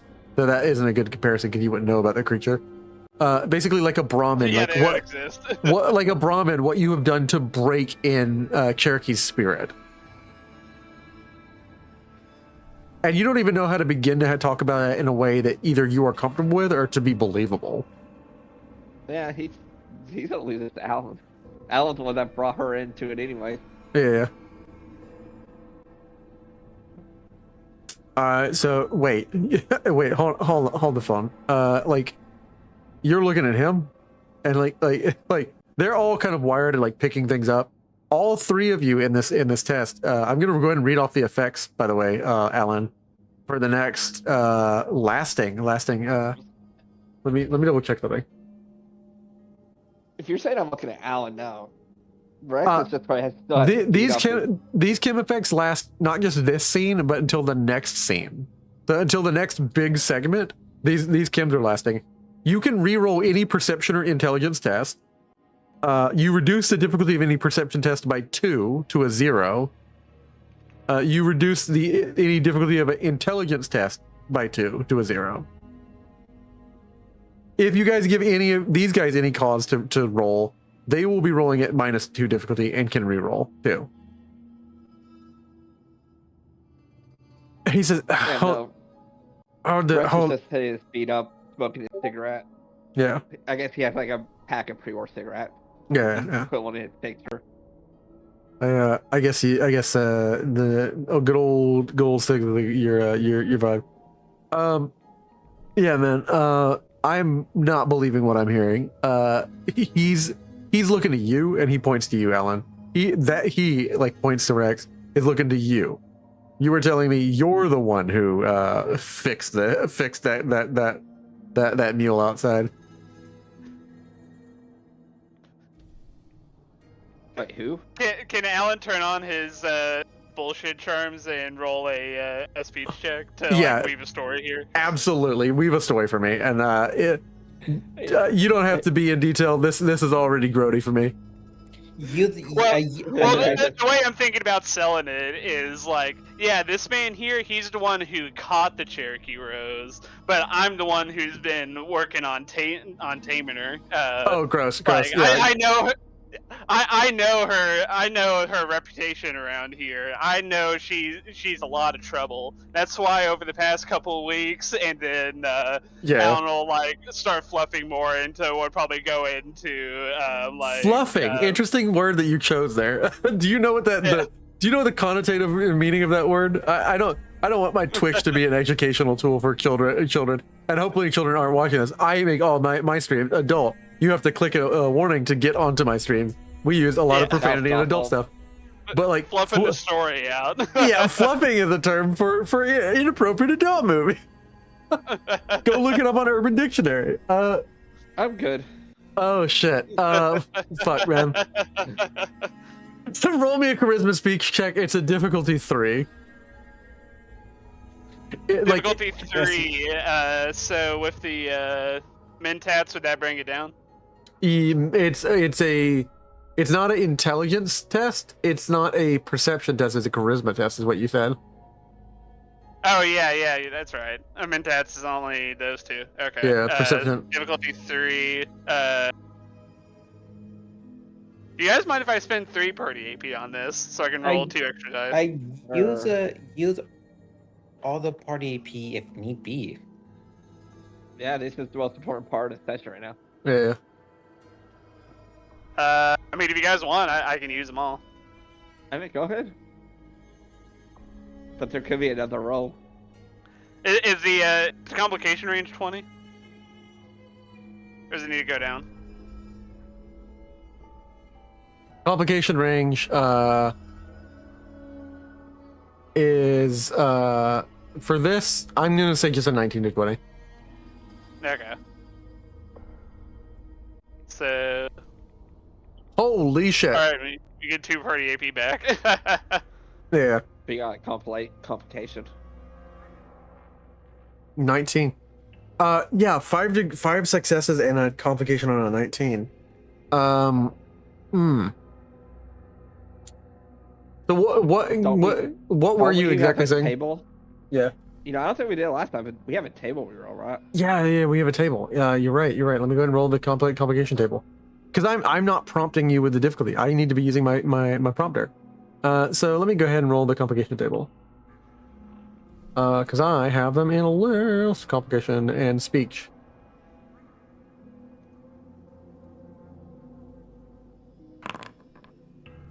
Oh shit. What did you say? You cannot believe that left your mouth. This rolls difficulty Okay, well, jump. that still works out for me because there's DC 3 and I rolled 5 successes. Yeah. I guess that just means we don't actually get the party AP. I need you to introduce something truly, and like if you can't come up with it, I'll give you about 20 seconds. Think it up. There is a thing you said in the gross line of like you basically explaining that you have fluffing out your story of like the way that you've been setting up these girls again, Grody.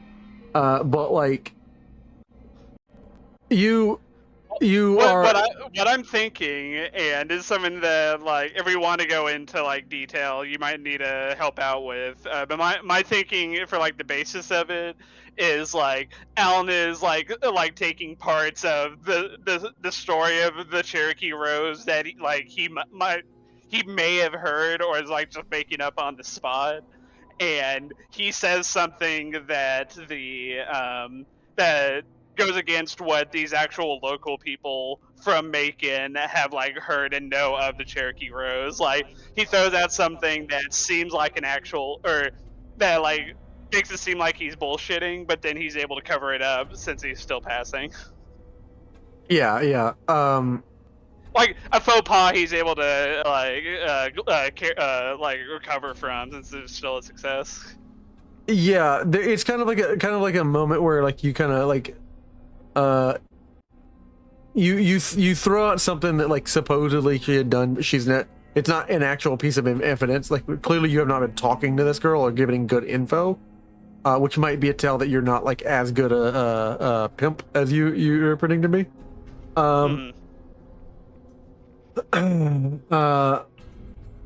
And there's a couple of times in this conversation where you essentially act more corporate than like informal. Like you're like trying to like talk about, you're talking about like profit margins rather than like fucking stacking paper and shit. And it's that's interesting for a mechanic to suddenly go corporate.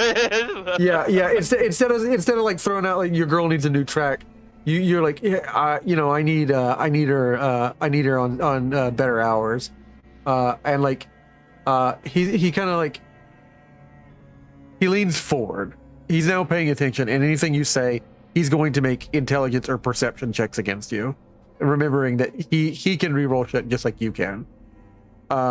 He leans forward. All right. Wait, the +2 difficulty is just for this specific roll, though.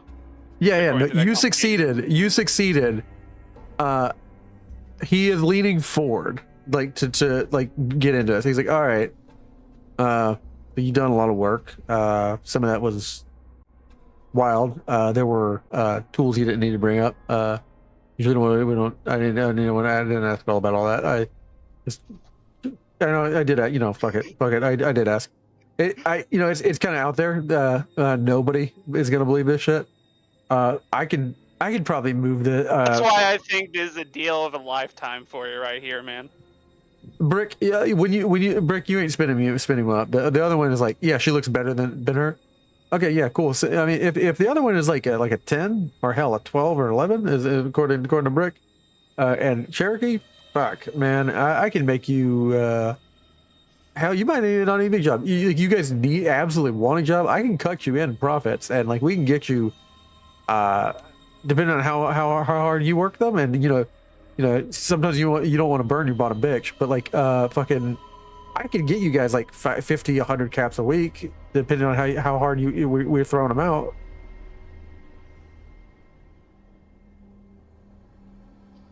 You guys absolutely need jobs. I mean, like I'm pretty sure these two will cut you in so pretty much. I mean, even if like fuck, most of it goes to us, you'll cut in at like 20 or 30. I'll cut in because I'm the one who's giving you a house to work them in. And like everybody gets a little bit of their cut. Of course, you want to give the girl thumbs, keep the lights on in there. You know what I mean? So fuck it. A low estimate, like 20 caps per day. So like, what you guys thinking? You still need more than that? That's a lot to sitting on your ass making money while she's throwing the ass, right? This is making you increasingly angry, Rex. They accuse me of sitting on my ass. What does Alan see when he glances over to try to get a read on Rex? Rex is just kind of staring him down, still smoking a cigarette.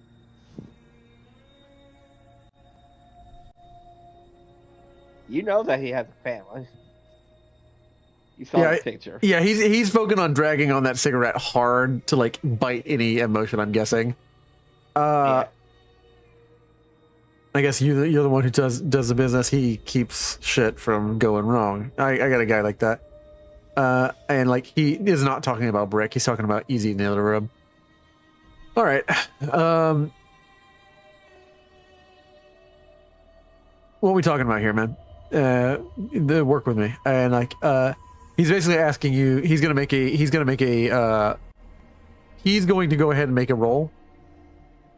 What are we like doing a contested barter? Yeah, he's doing a contested barter. He's going to do charisma and barter, and that's going to be a all right. He's trying to roll a 2d10, and actually I'm going to spend some dice, and he's going to roll 40-10 or 40-20, and he needs to get under a 9. Regular complication range of just a 20. Oh, I got, let's see here. 1, 2, 3, 4 successes. I'm so glad he's cheerful. Yeah, I'm so glad that the horrible pimp is cheerful. I got 4 successes. What are you rolling? Oh, I gotta go ahead and throw that out to you, Alan. I'm gonna make you make a. This is going to be a charisma check and a barter check. If you have any other skill you think that applies to this, the difficulty is going to be a 4.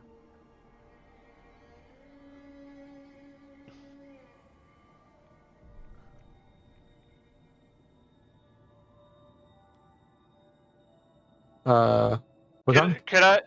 I'm still here. You can still hear me, right? Yeah, I can hear you. Yeah.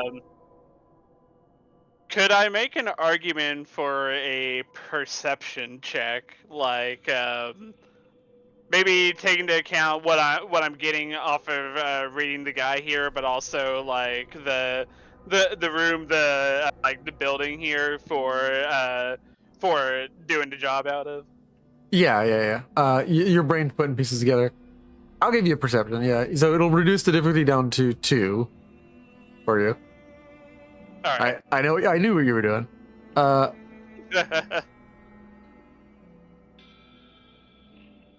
then don't have any other APs, so I guess I'm just gonna have to roll this as is.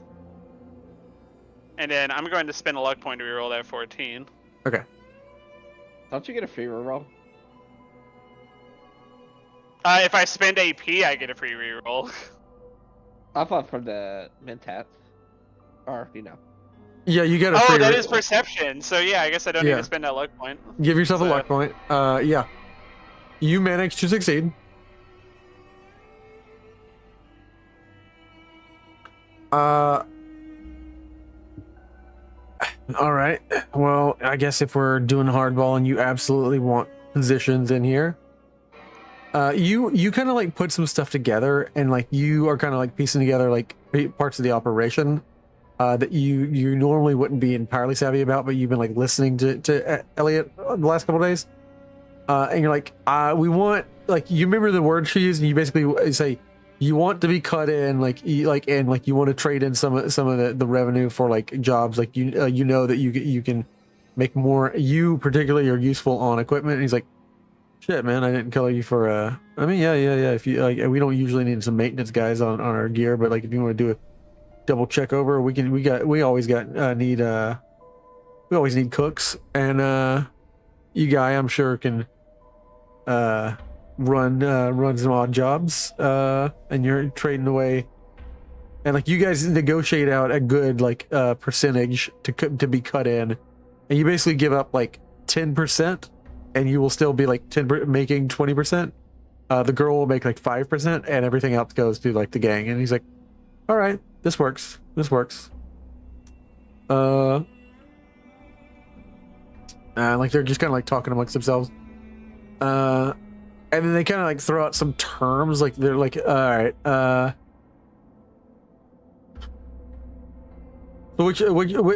how many racks are you usually working on?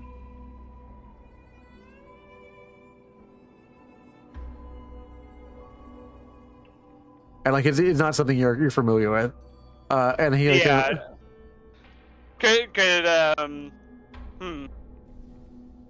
Could this like maybe be like an intelligence speech check? See, maybe Alan can connect the dots on it. Yeah, it'll be a difficulty 0. Yeah. Get some AP.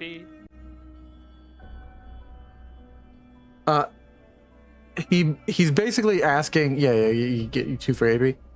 He's basically asking like, how many bands are you expecting to make a week? Like how much money are you expecting? How many jobs do you want to be running? What are you looking for? And before you're able to reply, Easy comes out. Hey, I need that sample. Oh yeah. And he pulled out a vial of like. You notice this time with your perception, it's a free roll if you want to roll for more AP. Alan, you can roll another D20. It's a perception science. You notice that this venom is not the same venom as other times. You can reroll that. It's free. Yeah, you can reroll that roll. It's free real estate. It's free real estate. Yeah, you go up to 4. He's like, yeah. You got the other gear, the kits, desk kits. Yeah.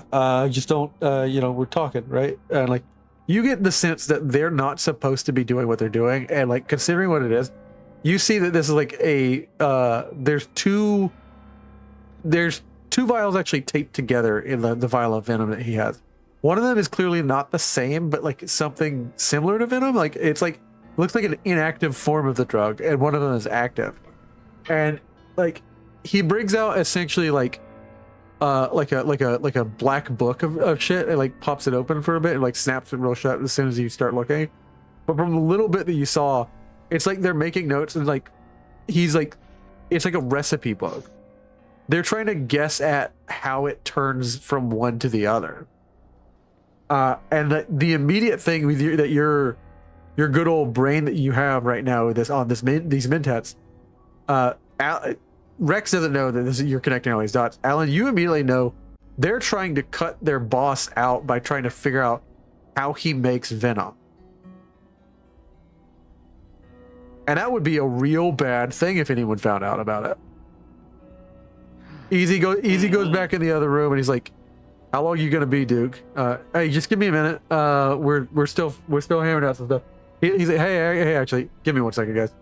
Brick, give him something to drink or something. Fuck it. Hey, you guys, you hungry?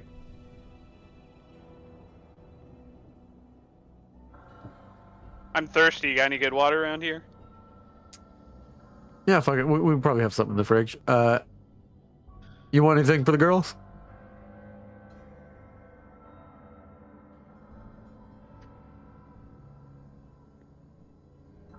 Yeah, let's get them some food. So they're not working on an empty stomach. All right. Yeah. They don't let, some guys like them too thin. Honestly, Cherokee needs to. Oh, sorry, man, but she'll go good either way. But she's looks like bones to me. It's not my type. And like he goes to the other room and he'll go grab some stuff and he'll bring out food and like water for you. He'll go ahead and add one water, and he brings out like essentially like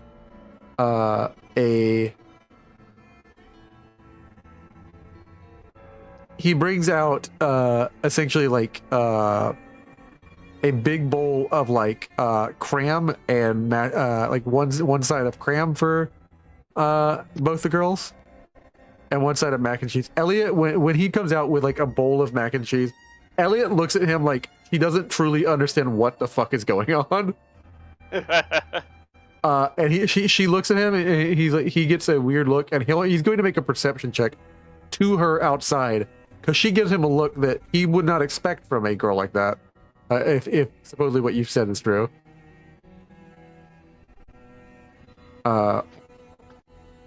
She also did just read Charlotte's Web about the pig getting fattened up for the slaughter. Yeah, that too. Like, and she's like, getting a weird vibe about all that. And he's going to be making a difficulty 3 check, -1 to a difficulty 1. Perception and speech with people.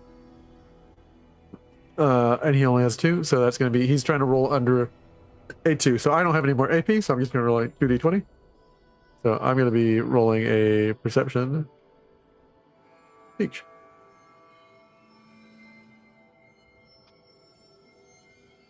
I do love how Laura didn't care. Oh. Fuck. Nice. Let's roll that complication, DM. Let's Yeah, see. for my complication. Like my complications, my dude. He said something along the lines of like he comes outside, he hands her the bowl. He's like, you probably should like get a bit bigger for if you're going for this. I wouldn't exactly like go for you the way you're looking, Elliot or Rose. And he's like, I mean, but you got things are good. It's like he basically said something about her waist, and like, I like your jeans, and like she looks at him like she's going to kill him.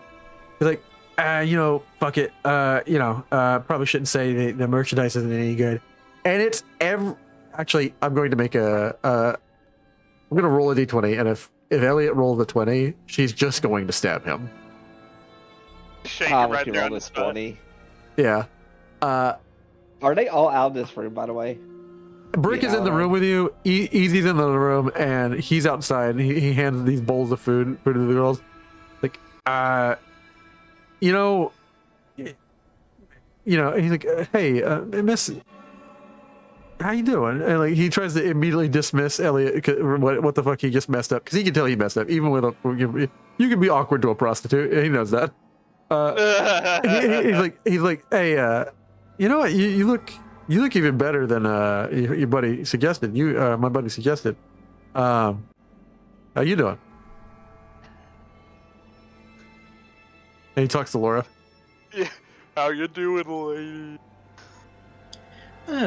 Compared to how everything else can be, not that awful. Well, he's lingering a little bit too longer than you want. And Elliot is like barely containing rage. You have to roll me something, a charisma speech check, a difficulty 1. You kind of convince him like, hey, our friends are waiting inside. So it's just charisma and speech.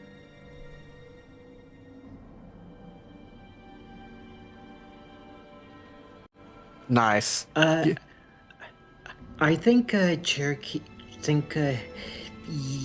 Cherokee doesn't like like how you're coming off. I think you should go in for your own safety. Yeah. No hard feelings, L. And like he goes in, and Elliot does consider just absolutely burying a hatchet in his back as he goes inside the door and just working through the rest of this problem as it comes to her. Honestly, I would be fine if you want to roll initial d20 and see if the impulsive thought goes through. Yeah, another d20. Fuck it, let's ball. Yeah, as he's like turning around to go through the door. That's so close. opportunity. Yeah. Yeah. As he like leaves her attack range and enters her attack range, she considers on both times what she should do, and it's like the numbers going up. It was difficult for her to contain it the first time, and as he's like making movements, she is just like seething, and like there's like just a small scene outside where she's like, "If they lay a finger on me, I'm going to cut it off." Rex is going to go outside. Yeah. They ask, he says he's keeping an eye on the merchandise.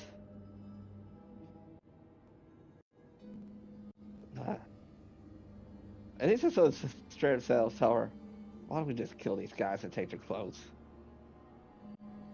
Because it's more believable if we work up the chain. And we need to actually not die getting in the prison, and we might run out of bullets, and I don't know how many you have, but I don't think that we keep a lot of batteries in town, big guy. I miss my minigun. That's what he's gonna say. That gets a look from Elliot. She's like, I don't know. You're like, she didn't know you had one, but like back in the what's that supposed to mean? Back in the building, Easy's currently like cooking up something. You can smell like the awful smell of a bunch of different chemicals. You're like, hey, just ignore that. That's we're just working on some recipes. Yeah, like I think the numbers are good. Honestly, you're and he like doesn't know how to refer like your partner. like your partner is probably gonna be having the rougher time of it. We don't just hand out like no shit. So we get a lot of pushback from up north where more of the guards are, more of the companies are. It's actually harder to push out of this area where they've kind of like given us some berth. We're trying to push down into Wartown. We're gonna send a few guys down to Wartown. They have a few patrols from the other gangs. So Bloodhounds. Bloodhounds mostly down there. East over in the factories, we kind of let the fucking metalheads do whatever they want to. To a point. They start coming around with their bots. We'll deal with it, but. He's probably going to be running jobs, protection for some of our handlers. We also need cooks. You know a lot of chemistry, or you mostly work the machine? We don't usually need like repair on anything except the like generators to keep lights on. You know how to build more fusion cells. You know how to juice up some fusion cells. We could use that.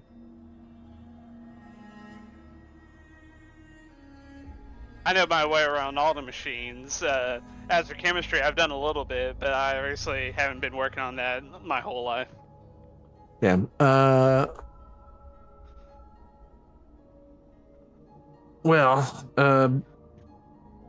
I see you. Actually, you know what? Can I make an intelligence science check here to see if Alan could like describe or demonstrate some basic chemistry to these guys? Yeah. Would you say you actually know any chemistry, or like? So I just need to know what difficulty that is. I would assume he just like might know the basics, and he's like trying to show like some basic stuff. Yeah. It'll be reduced down to a 2 for you. From a 4. Yeah, Alan is definitely not claiming to be Walter White here. Yeah. Ooh! Oh shit! Oh. Double 20s at the end of the session. Clean. Triumph. You know what? I know the complications are gonna stay, but I'm gonna spend 1 luck point and then 1 with the mentats. Reroll those. Plan B, anyone? I did not hit that first 20. I don't think.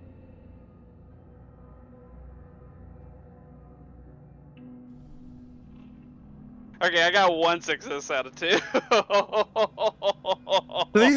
Like the science checks are mostly related to when you do like computer science.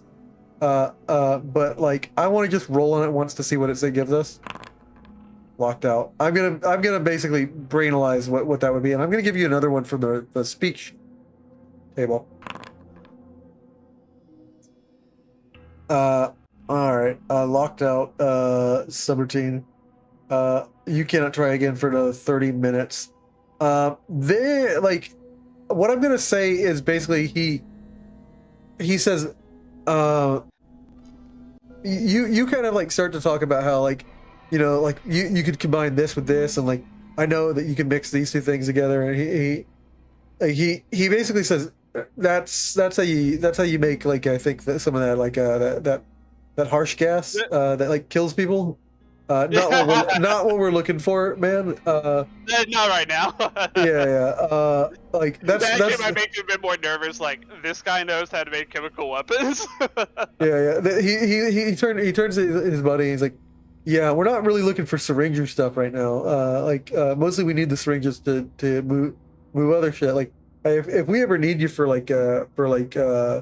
when we move in on a camp, like an enemy camp, like yeah, that helps. Enemy spot. I think that's what you're going for. Like yeah, you got some stuff going there, man, but not really what we're looking for. Tell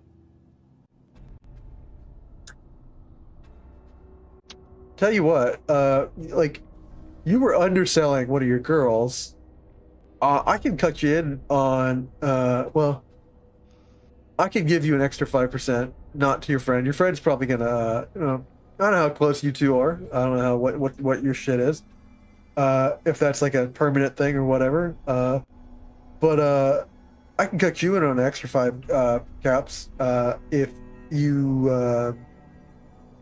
And hell, you might get the full percentage, his percentage too, because we got actually something going on. We got a big thing coming up with the.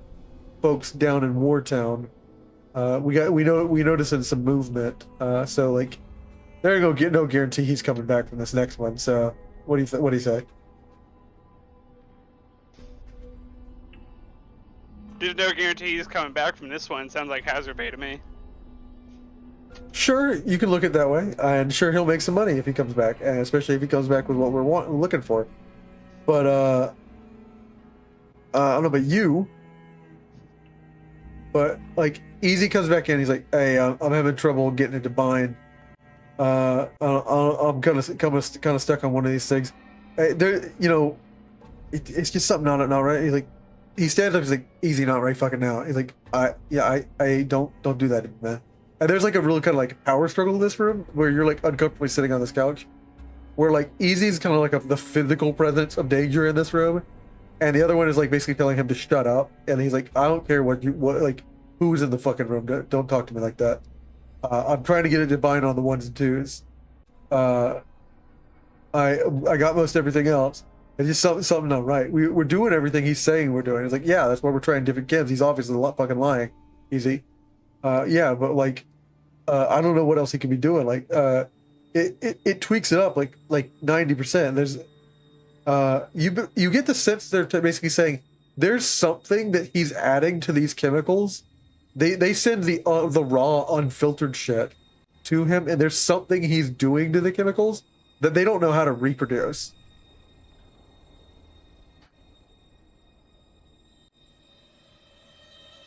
There's this weird power struggle, and it cuts back to the girls outside and Rex. And she's gonna make one last check as she's been stewing in it.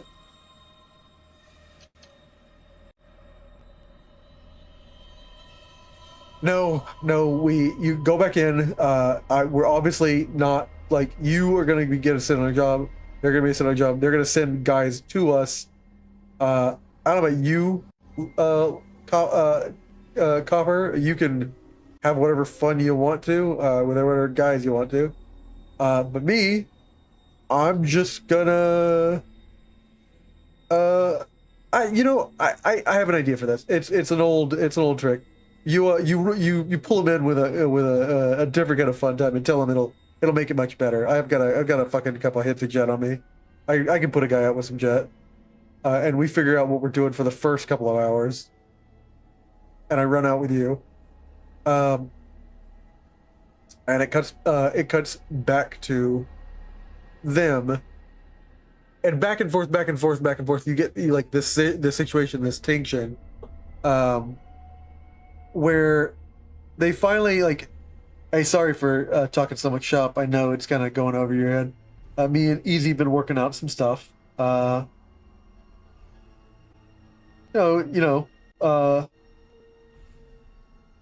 all business things, right? It's don't worry about it. You wouldn't happen to know anything about distribution, would you? Like, he's like, maybe we can get you set up with a crew, get you selling up in the. You said you come from where exactly?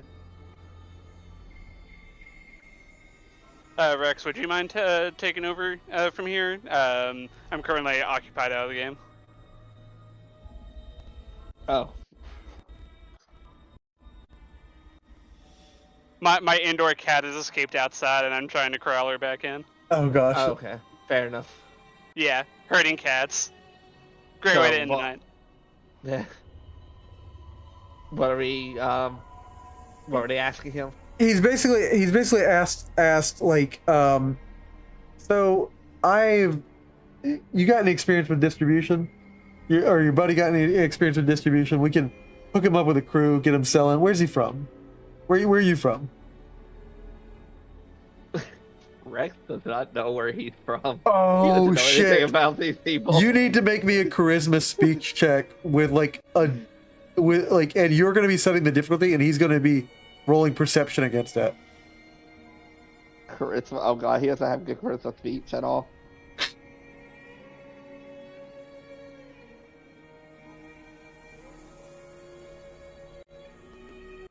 Fuck, dude. We're gonna pause right here, because I think combat starts. You basically, what do you tell him what do you think you know about Alan? What's the main city here again called? Meckaville. He's from Meckaville. You He's say just gonna it. take that shot in the dark because, like, he's from here to choose the biggest city.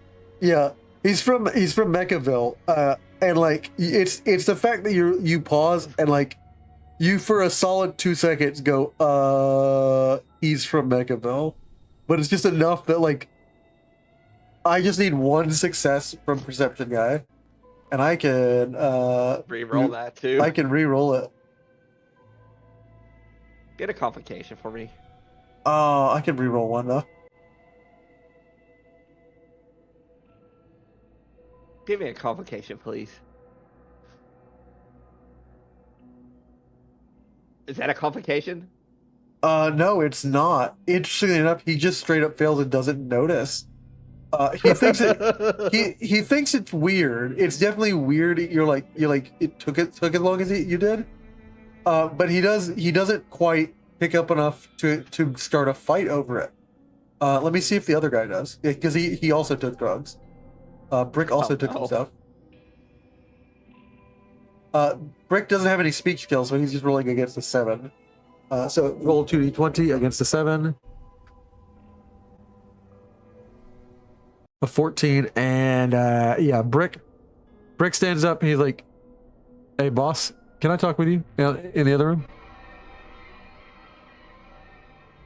He looks up and, "What's up?" Other room, boss. Yeah, sure. And like they step over,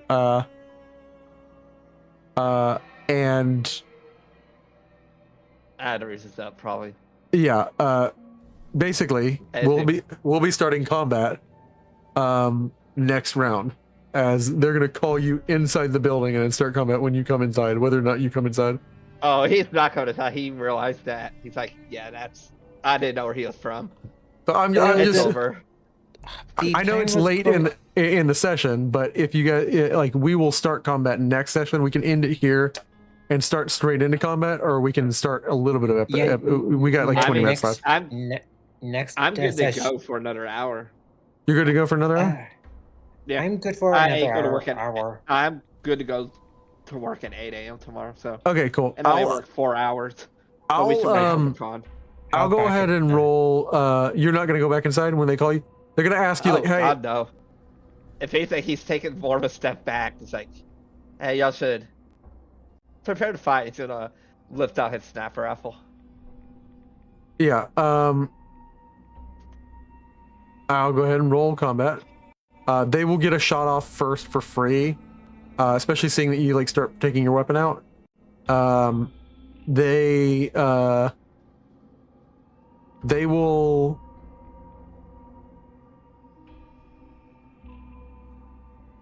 Take a shot. They're going to take a pot shot at him. So Brick is going to take a shot at our guy.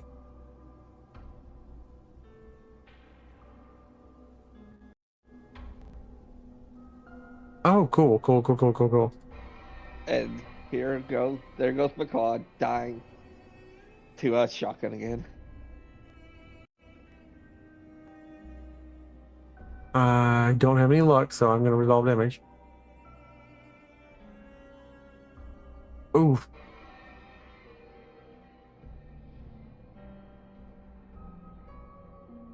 That is 4 effects.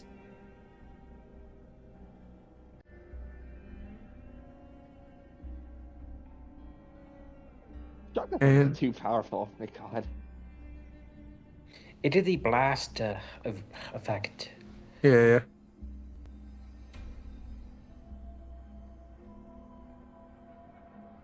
Well, because it has the main damage that it did 4 against his torso.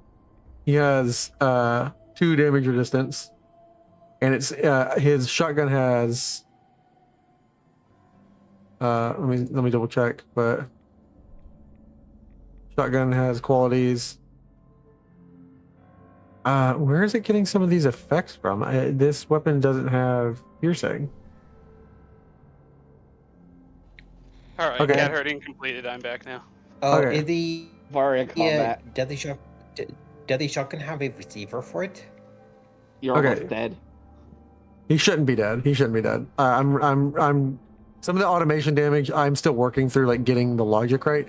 So it does Rex, 4. why did you fuck up while I was gone? I had no idea where you were from. Yeah, he asked him, so where are you guys from? And like Rex had to lie, rolled a 0, and both guys have increased perception and rerolls. The only They asked, you guys got through all the negotiations. They asked one last fucking question. Where are you guys from? And you had the guy who barely knows y'all Yeah. come in. Well, shit. This guy is going to shoot you guys, and he is going to do 4 damage through your torso. You have on your torso. I am double checking. You have 2 physical resistance, so that's going to do 2 damage to you. And then I'm double checking for spread. For each effect rolled, your attack inflicts 1 additional hit on the target. Each additional hit inflicts half the original rolled damage rounded down, and hits a random location. So it hits right arm, head, and right leg. So right arm, head, and right leg each are 2 physical resistance. 2, 2, 2. That means 0, 0, 0. But the first hit on your head does 2 damage to you. That's how it properly should come out. Oh, that's not too bad. That's not too bad, yeah. By the way, Bacon, are you good to go for another hour? Yeah. They said they're both good to go. If you want to dip out depend then we can change. We can start combat. Yeah, I guess I'm fine to go another hour. Okay. And we're gonna go ahead and kick into some combat. Damn, Vic, you live like this? I'm glad you like that. I just saw that. I looked at it. Yeah. Everything was going to plan It was until go- the very end. Well, there's definitely an awkward situation because that's something that Alan definitely could have answered or like come up with something for. It's just I, the player, is preoccupied. Yeah. This is your cat's fault. Yeah. Hey, sometimes it'd be like that. Sometimes it'd be what it do. Valid excuse next time I roll 2 20s in a row. The cat walked over my damn keyboard. Oh, there I am. It is Loki, the disguise of the cat.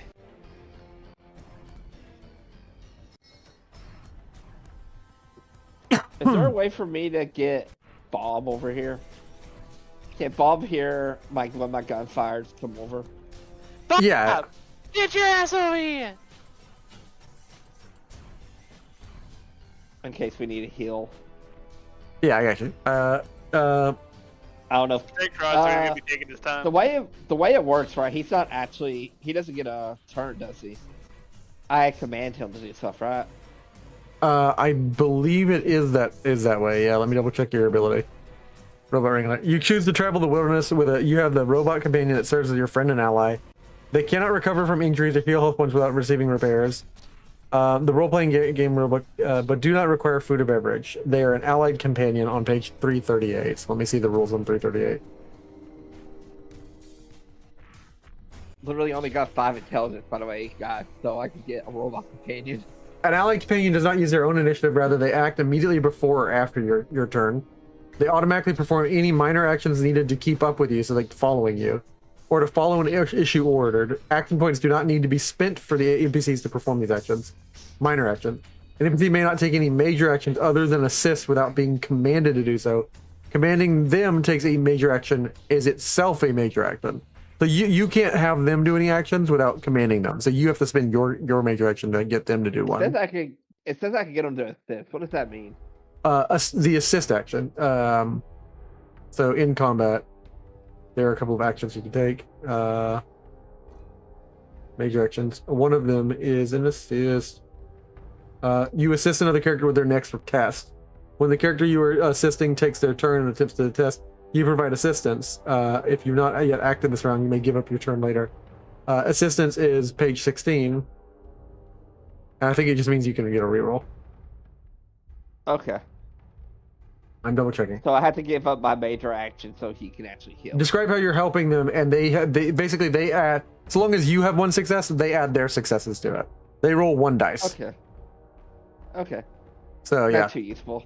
I will say you scream for Bobbert or Bob, but if you scream for that, you're gonna be screaming pretty hard across the entire town. Well, no. What I'm saying is, can he, when he hears my rifle go, be like, yeah, can he start? Yeah, he'll appear in round 2. He'll appear in round 2. How's that? Yeah. It'll take him some time to get here, anyways. Yeah. He's a slow bot. He's one of those protect run mobs. Man, are they slow? Yeah, they're so easy to run past in combat. Oh god, Everybody ready? We're going into combat. Pip Boy's up. None of us have a Pip Boy that can do that. He does. It doesn't have a screen. It doesn't have a screen. Yeah. So he can't do it. Interesting. Easy's gonna come out. God, they all go before us. Yeah. Easy's gonna come out. He's gonna target what he thinks is the actual threat. And he's gonna get rid of one of his items.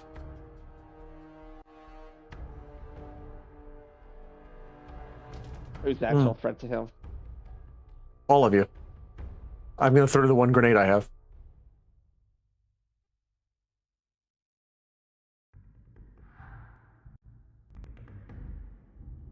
So the way blast works, you make an attack with a blast weapon. If you do not target a single opponent, instead you select a single zone you can see and make the appropriate skill test to attack, with a basic difficulty of 2. If you succeed, every creature and other damage of target in that zone suffers the weapon's damage. If you fail, your misplaced attack is less effective. You only roll half the weapon's damage to everything in the zone.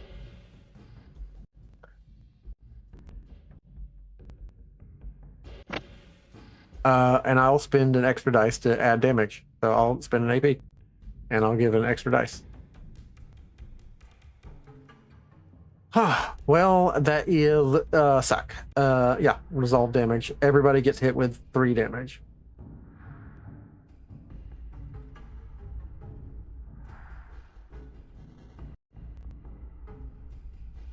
How come I didn't take damage?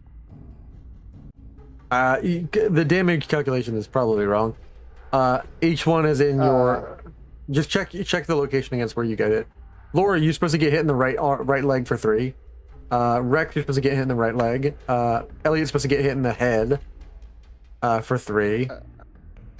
She would take 1, I think, right? She would take the full 3. Yeah. Yeah, this is blast damage, so Yeah.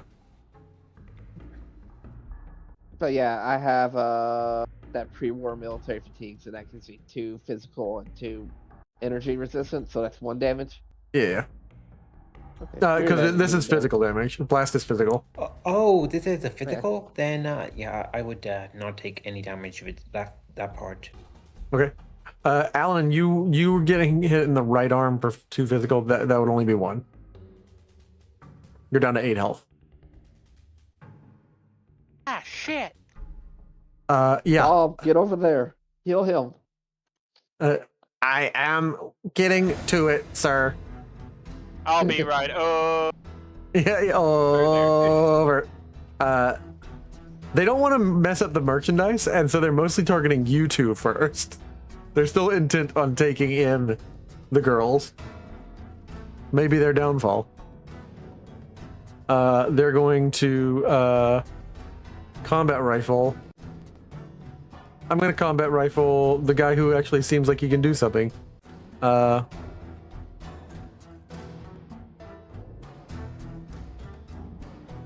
that hit you? I have 1 defense. Does that hit me? Yeah, that hits you. If it meets it or beats it. Okay. So what's the point of even having 1 defense? Because they sometimes roll a 0. Okay. But you can never go less than 1 defense, by the way. 1 defense is just a basic. Alright. Oh, but aren't you actually at 0 defense if you are prone? Yeah, you're at 0 defense if you're prone. Provided the person is close to you and standing right next to you. And not prone themselves. Let's see here. Let me roll my damage on my combat rifle. And I can add let rip for 1 turn. This is the first turn, so I'm going to go ahead and do that. That does 4 damage to your damageables in your torso. So that's 2 damage. Do I need to do that myself? Yeah, go ahead and do 2 damage to your torso. Well, I don't trust the automation. I'm working on the automation. Sucks to be the one who's the programmer this time. We joke on how bad the automation is in our Elder Scrolls table, and it turns out I'm just as bad at it.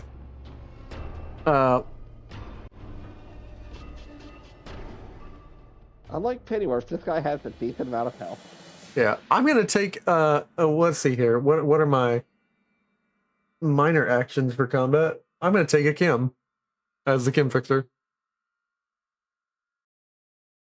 Give yourself a heart attack, please. Yeah. I'm gonna take some I'm gonna take some buff jet.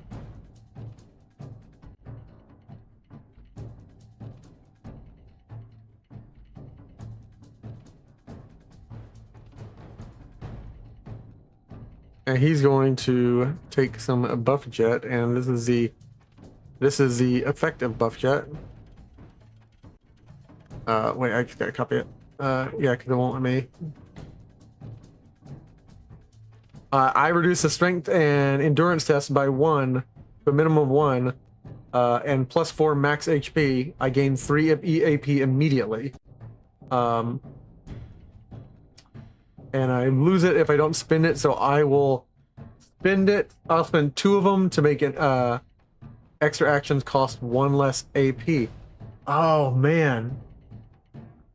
I can immediately make an extra action. Damn, that's cool.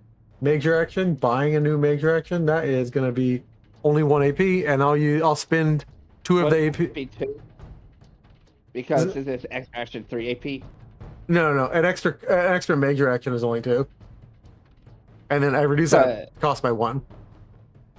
I thought it was 3 once you did. Okay. Yeah, no. I A thought major you action needed is an action a point major action is to get 2 it AP. lower. A minor action is 1,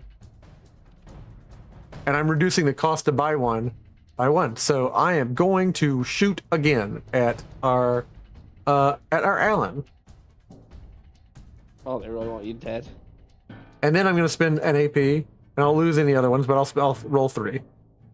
I succeed. Cool. I'm gonna roll damage. I thought you were my brother, Easy. Yeah. We just met 5 minutes ago. Yeah. I roll 2 effects. I don't have any damage effects. I roll 4 damage on your left arm. That's 2 damage to you.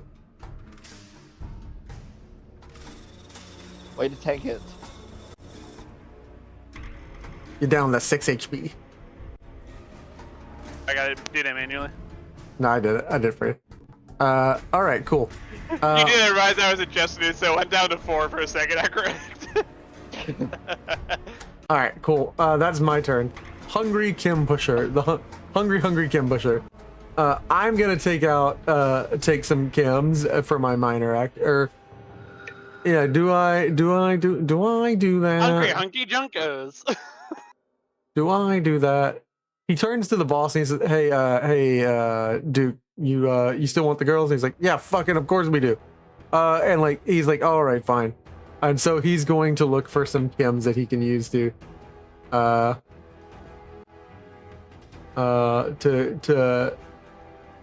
take you out without causing any problems. And turns out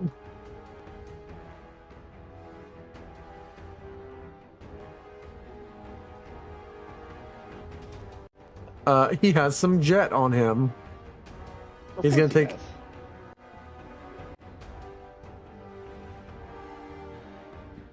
extra actions cost 1 less AP. Ah, but it doesn't give me any AP. That's interesting. Oh, that's fine. That's fine. I will be able to make two minor actions. So I can run out here, attempt to stab you with my machete, and also defend right after it. So I will no, that's a I need a minor action. So I can move and then I can draw at the same turn, so I can pull out my thing and then I can attack you. So cool. Yeah. And I fucking missed. All that build up for me missing. Great. Laura, it's your turn. Prove to them that the girls are actually stronger in this group. Girl power. Okay. Yeah, why can I not move my token? You gotta select it again. Can I get some girl power?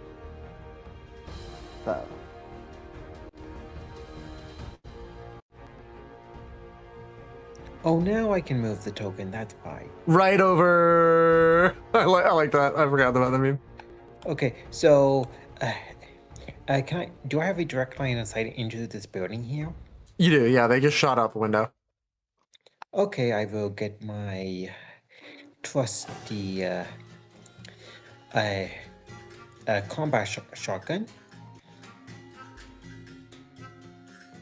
And let's see if I actually hit them. And that should hit.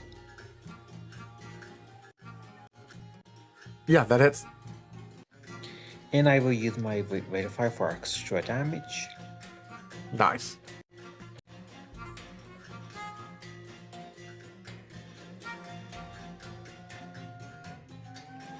So that is piercing. I have one, and it's vicious too. So that's okay. Cool.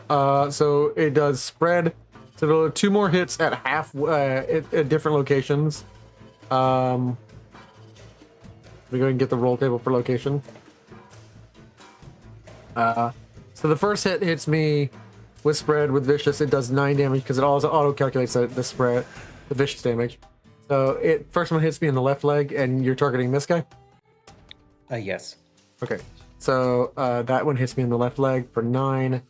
That deals me 5 damage, and I will get an injury and go prone. And that deals me 5 damage, so I am down to 16. The second part of that is the spread that hits me for 4 in the torso and the right leg. Torso and right leg hits me for 4. My damage eats it. I have 4 damage resistance, and it hits me in the right leg. I also eat that for 4 damage. So I only take 5 damage, but that does cause me to go prone.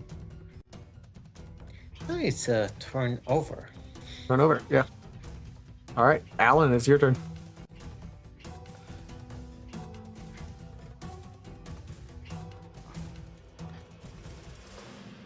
Pull out the pistol, take an aim, and I'm gonna shoot this guy right here, right in the face. Is that a dead frog with a hat? Where did you see that? It's right here.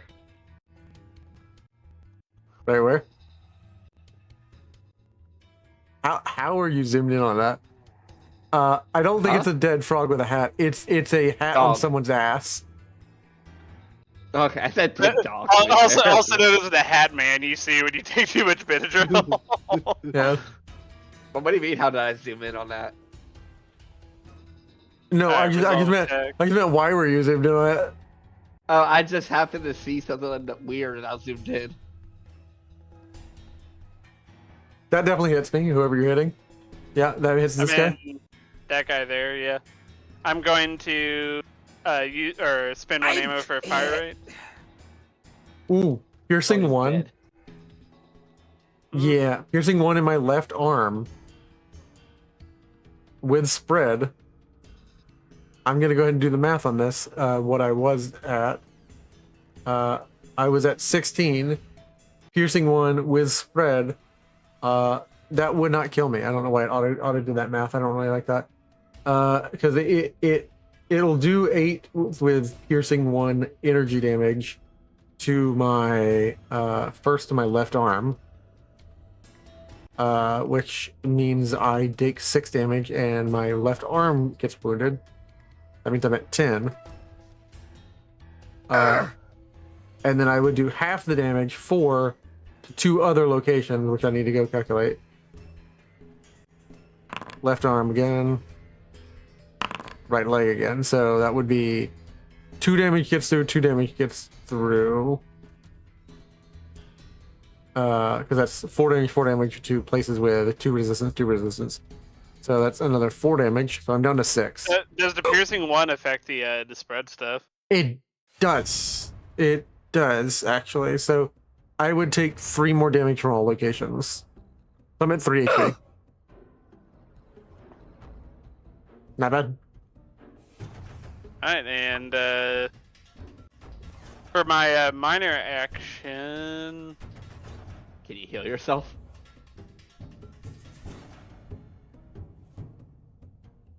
Do you have any of that Indian spring water still? I thought I had some, but I don't have a consumable thing for it. Did we have a separate item for it, or were we? We did. Okay.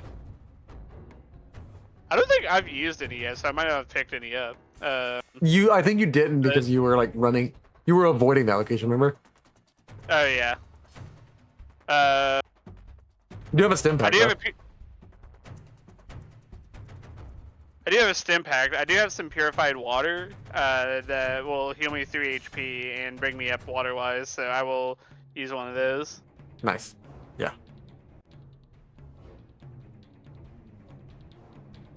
Probably that works in real life. Yeah, I'm just gonna drink a nice bottle of water and push this bullet out. Hey, Alan is aura farming. Leave him alone. Everyone's got low grade mutations in Fallout, really. The fact that mute food and drink heals you. I think that's your turn unless you buy any actions. You should probably That's, actually that's it. kill That's that the end guy. of my turn. All right, go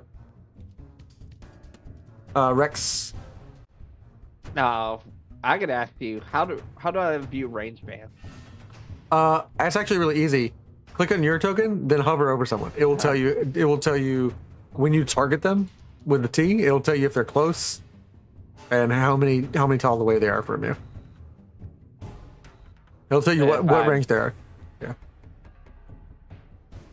Yeah. So basically, the yellow is telling you how far you move when you take a 2 movements or a dash. So I don't dash, so yeah. So the most you can move is 6. Yeah. So right there. Okay. So now when you target either of these dudes, they're in medium range. yeah. Pull out that sniper rifle and Nice. shoot. Really interesting it that he immediately like looks at all you guys who are currently engaged in combat and just runs like he's a mercenary guy, but he runs. But then he posts up and starts firing from a distance. Go ahead. I want to spin an AP to. No, I won't actually. I'll spin an AP to fire again. Okay. Yeah, I didn't need it. Right leg. That hits me. Do I hit resolve attack or do I? That hits me and gives you 1 AP, by the way. Yeah. Don't resolve attack. Just go ahead and roll damage, and we'll calculate it. All right, and. Oh yeah, this is what closes auto closes the thing, doesn't it? This is. Yeah, it is. It is. Remember this has piercing too. Okay.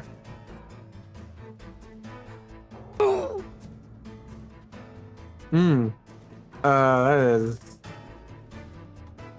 4 damage to me, piercing 2.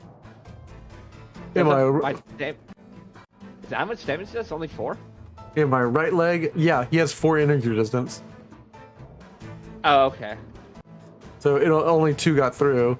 So I yeah. have that laser. I can't remember what does laser commander do again?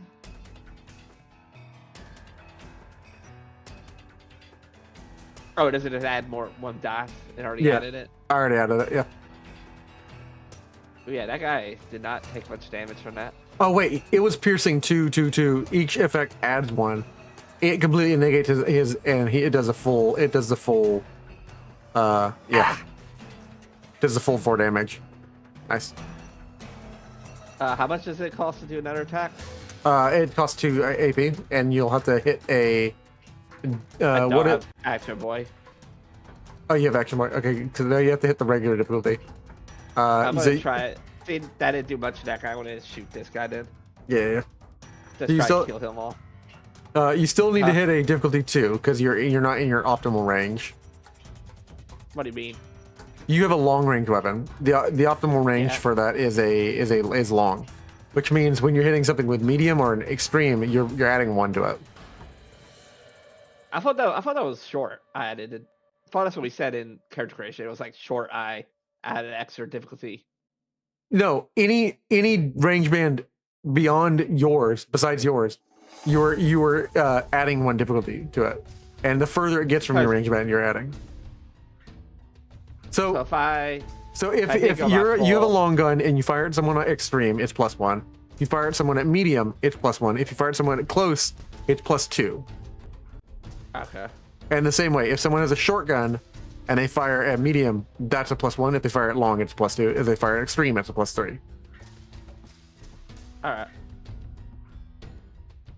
Doesn't even matter. You get an AP back. It was only a 2, right? So yeah. Yeah.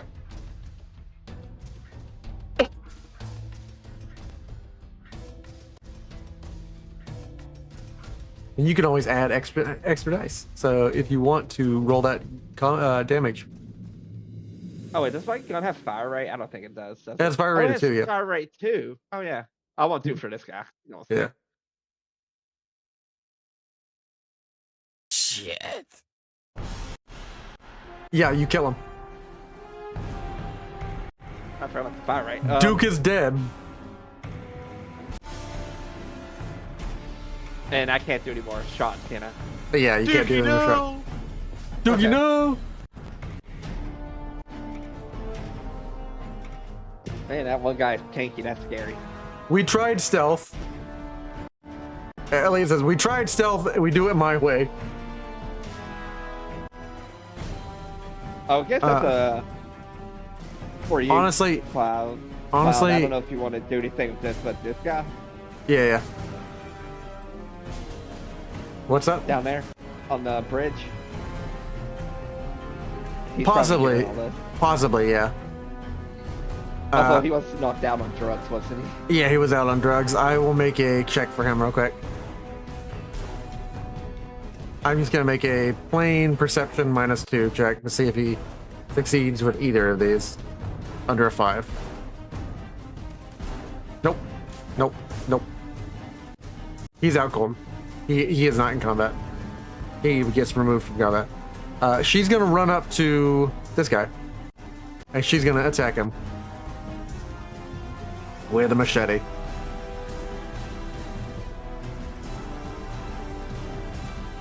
Uh-oh. Roll complication, because she does hit him. But she rolled melee complication.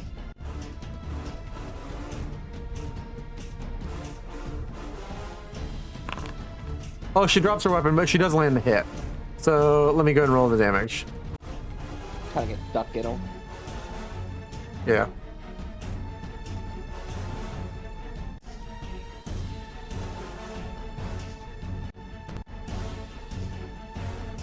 And I'm gonna add 3 dice to this. And spend 3 party AP.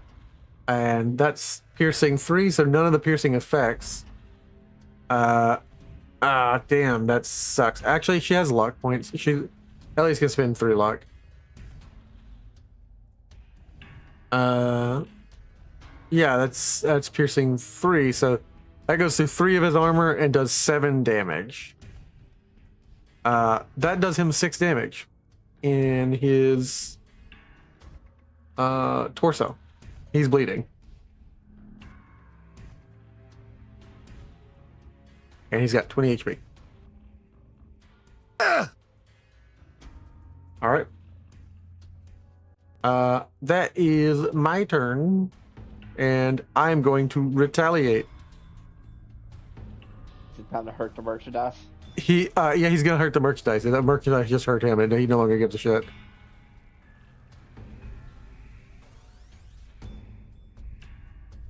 I believe that hits Elliot. Maybe not. Let me see. Nope, that hits Elliot.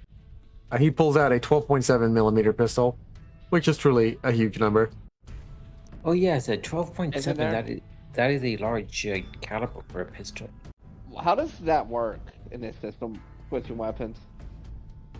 Switching weapons. It's a Requires minor an action. It's a minor action. Okay. Yeah.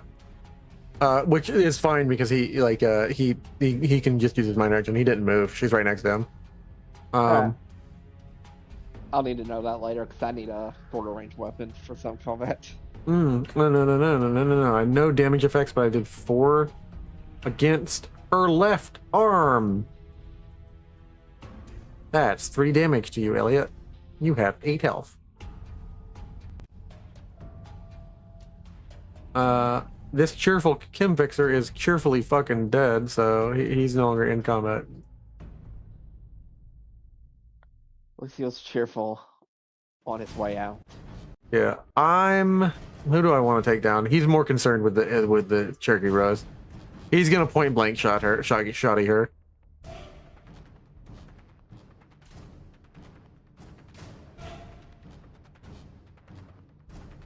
Oh, cool! I get an AP back. And now I'm gonna combat shotgun. No That's spread good. effects.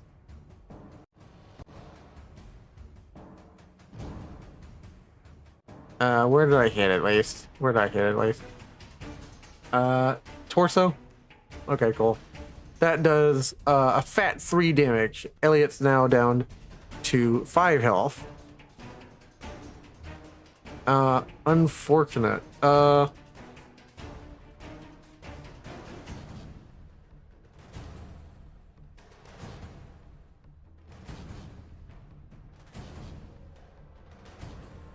I'm gonna take a hit at Jet for my minor action, and I'm going to Jet basically does this. Extra action costs 1 less AP, and I'm going to buy an extra action with my 1 AP, and I'm going to try and shotgun Elliot again. Ooh, nice! And that hits the 2 difficulty I needed to hit. I get to shotgun her again. Elliot may die. Ooh, 5 and a 2. It does 5 damage first to her left leg. Left leg. That does 4 damage to her health. She's down to 1. And then it does half the damage, rounded down, to 2 to another location.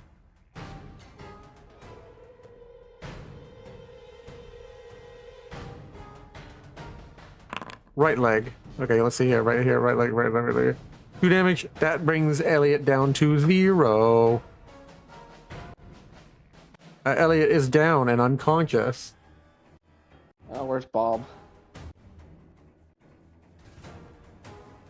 She's been shottied twice right next to her face. Elliot, Laura, it's your turn. And let's see, I can move up here and fire at this chem pusher. Yep. Get some party AP, guys. I also take a injury to where I got hit, so I'm gonna take an injury to my left leg. All right, cool. Okay, so that should hit them. Yeah. Having once.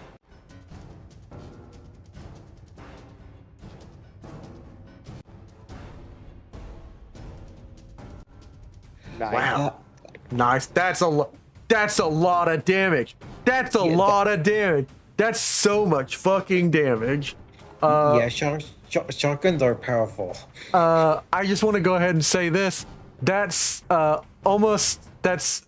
15, which would be 7. That's 7 damage. Each one of those other 3 locations. I need to just see what those 3 other locations are, just for a sanity check. Which chair are you hitting, the top or bottom? The top one. Cool. Let's do some torso -4 7 minus 4 is 3. Left leg 7 minus 4 is 3.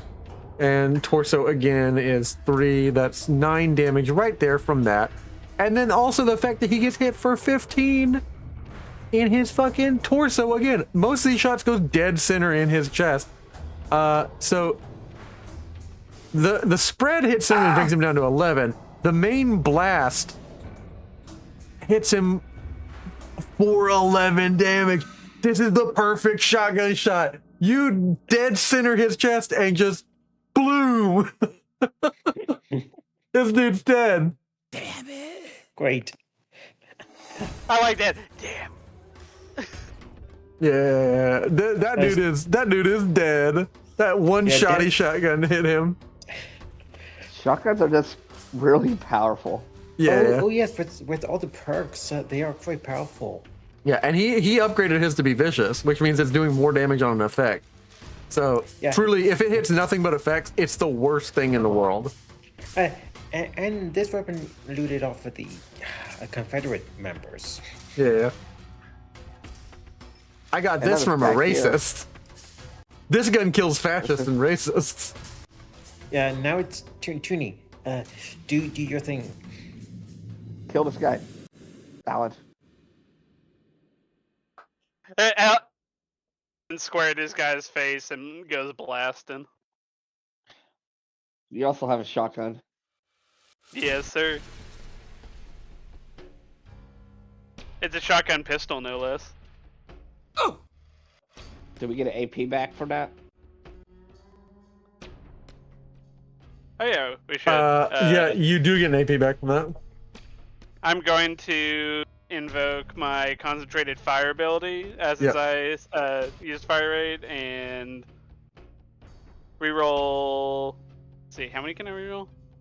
Just 3. I'll just reroll those last 2. Holy fucking shit.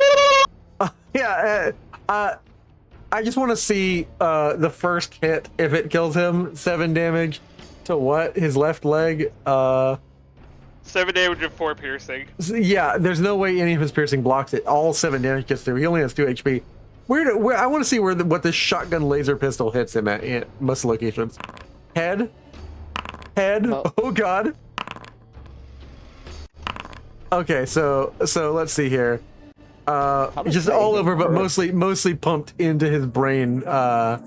You just bloom all over. He gets. I feel like it's fair for me to say, you know, in the game, I wish I had the soundbite right now. When they get disintegrated into a red ash pile. Yeah. That's what happened. You just hear, like the spreading, the decaying of like, disintegrate, like the Fallout disintegrate sound. There is no amount of chems that can bring him back. Yeah, this guy's melted. And Why? do not be afraid, Gage. You know, that's such a badass game, so I'm so scared of playing it because that's my stuff. And we're gonna call it there, guys, as you, as Elliot's like, yeah, you fucking lay a hand on me again and see what happens. And she like just spits on the, she goes inside and spits on the, on And dude. is she dead? Yeah. Oh wait, she is she is dead. Yeah. She's Yeah, she's I'm about down. to call Bob. Bob arrives and needs to help her, and all of you guys have action. So that was Alan, Rex. Bob will arrive before or after your turn. I'm gonna say before. Come do a heal check on her. Yeah, Bob, if you can come help us real quick, please. You need to make an intelligence medicine check. Clunk. Yeah. Clunk. Clunk. What even is Clunk. his intelligent medicine? Clunk. Just out of curiosity. I'm double checking. He has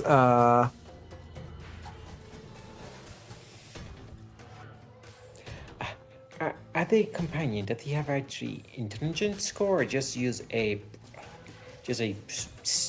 body or mind debate for that skill?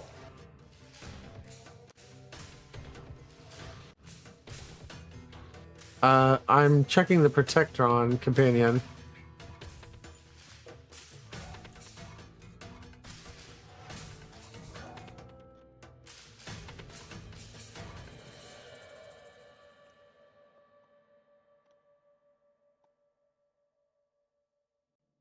Protectron Medic.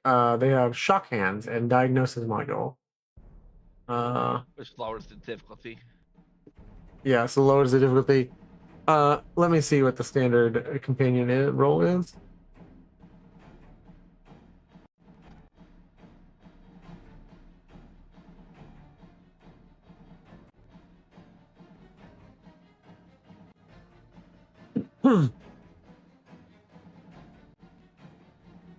Oh, the defense thing would help her too, since she's down, right? Yeah.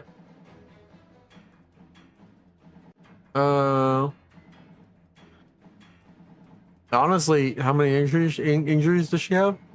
To stabilize her would be difficulty 1, but with the diagnosis mod and the defib, I just roll 2d20 and under 10. No complications.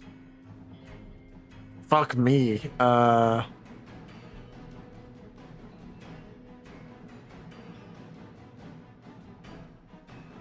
Do we need to roll for that?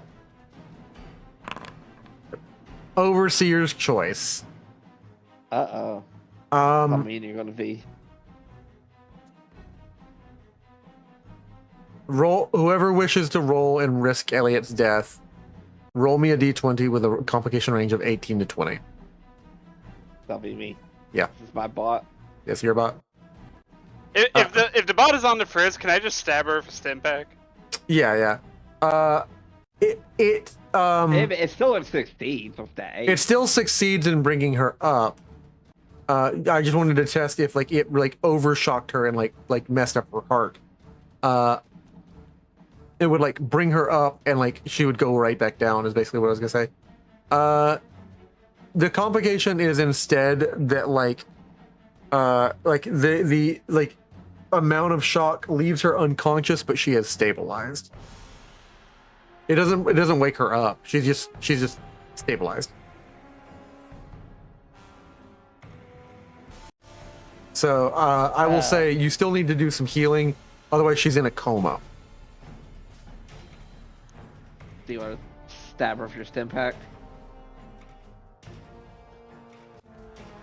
Yeah, every damn bot in this wasteland, except the ones I'm working on, are broken as shit. He says he stabs a stim pack into Elliot to wake her up. Yeah, you stab the stim pack and it's like a adrenaline shot, and she just goes.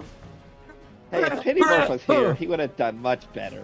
Yeah, and there's just like a splurting of blood in your face as she like comes to life, and like she's got blood in her lungs and everything, but like she coughs it up. It's not great that it's coughed in your face, but she is thankful to be alive and like she is breathing. So you've saved Elliot's life, and Elliot believed in the little Charlotte a little bit. There are Charlottes out there in the world. Yeah, You Brett didn't- will help her up to her feet. Yeah, she's up, and I believe a stim pack heals how much health? 4. 4. Yeah. Go ahead and reduce yours to 0, man. And she's also cleared of any injury she had. Boom. Alan's gonna get her set up against the stairs and also hand her a water bottle. Yeah. It's just like, all right. She offers to give you a bit like to rip off some of her shirt to like, you know, for your face.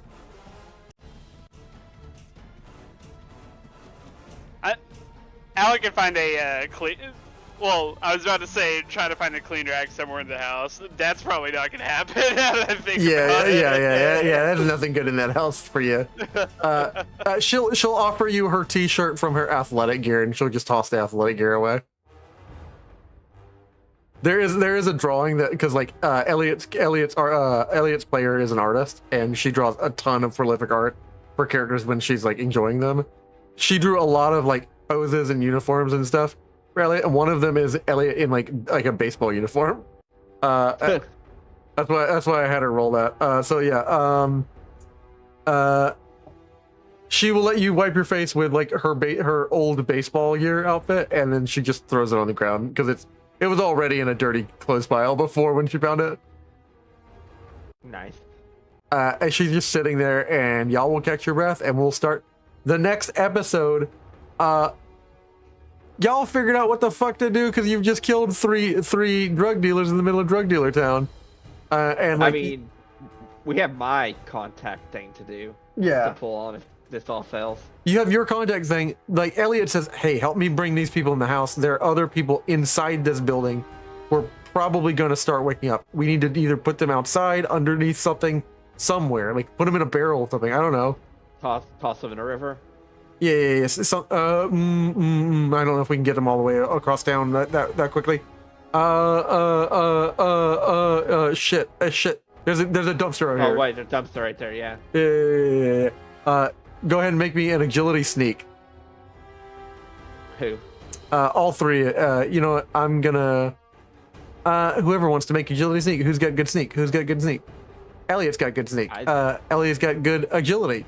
Elliot will roll. And will anyone be mind if she spends one of the APs? Sure. Go ahead. I have no agility sneak. She's gonna spend 2 of her luck points to roll those, and she's like fuck, and she quickly immediately she's like don't loot them. We don't have time to loot. No looting. And she's like, all right. I got this. We are doing this. You don't have anything. Like we'll revisit these problems later. And like she starts. She just throws one over her shoulder. Find something to clean up the blood. We don't need this doesn't need to be like a big deal. Just fucking find something real quick. Do you have anything, Bob, to clean up blood? Sanitation protocols?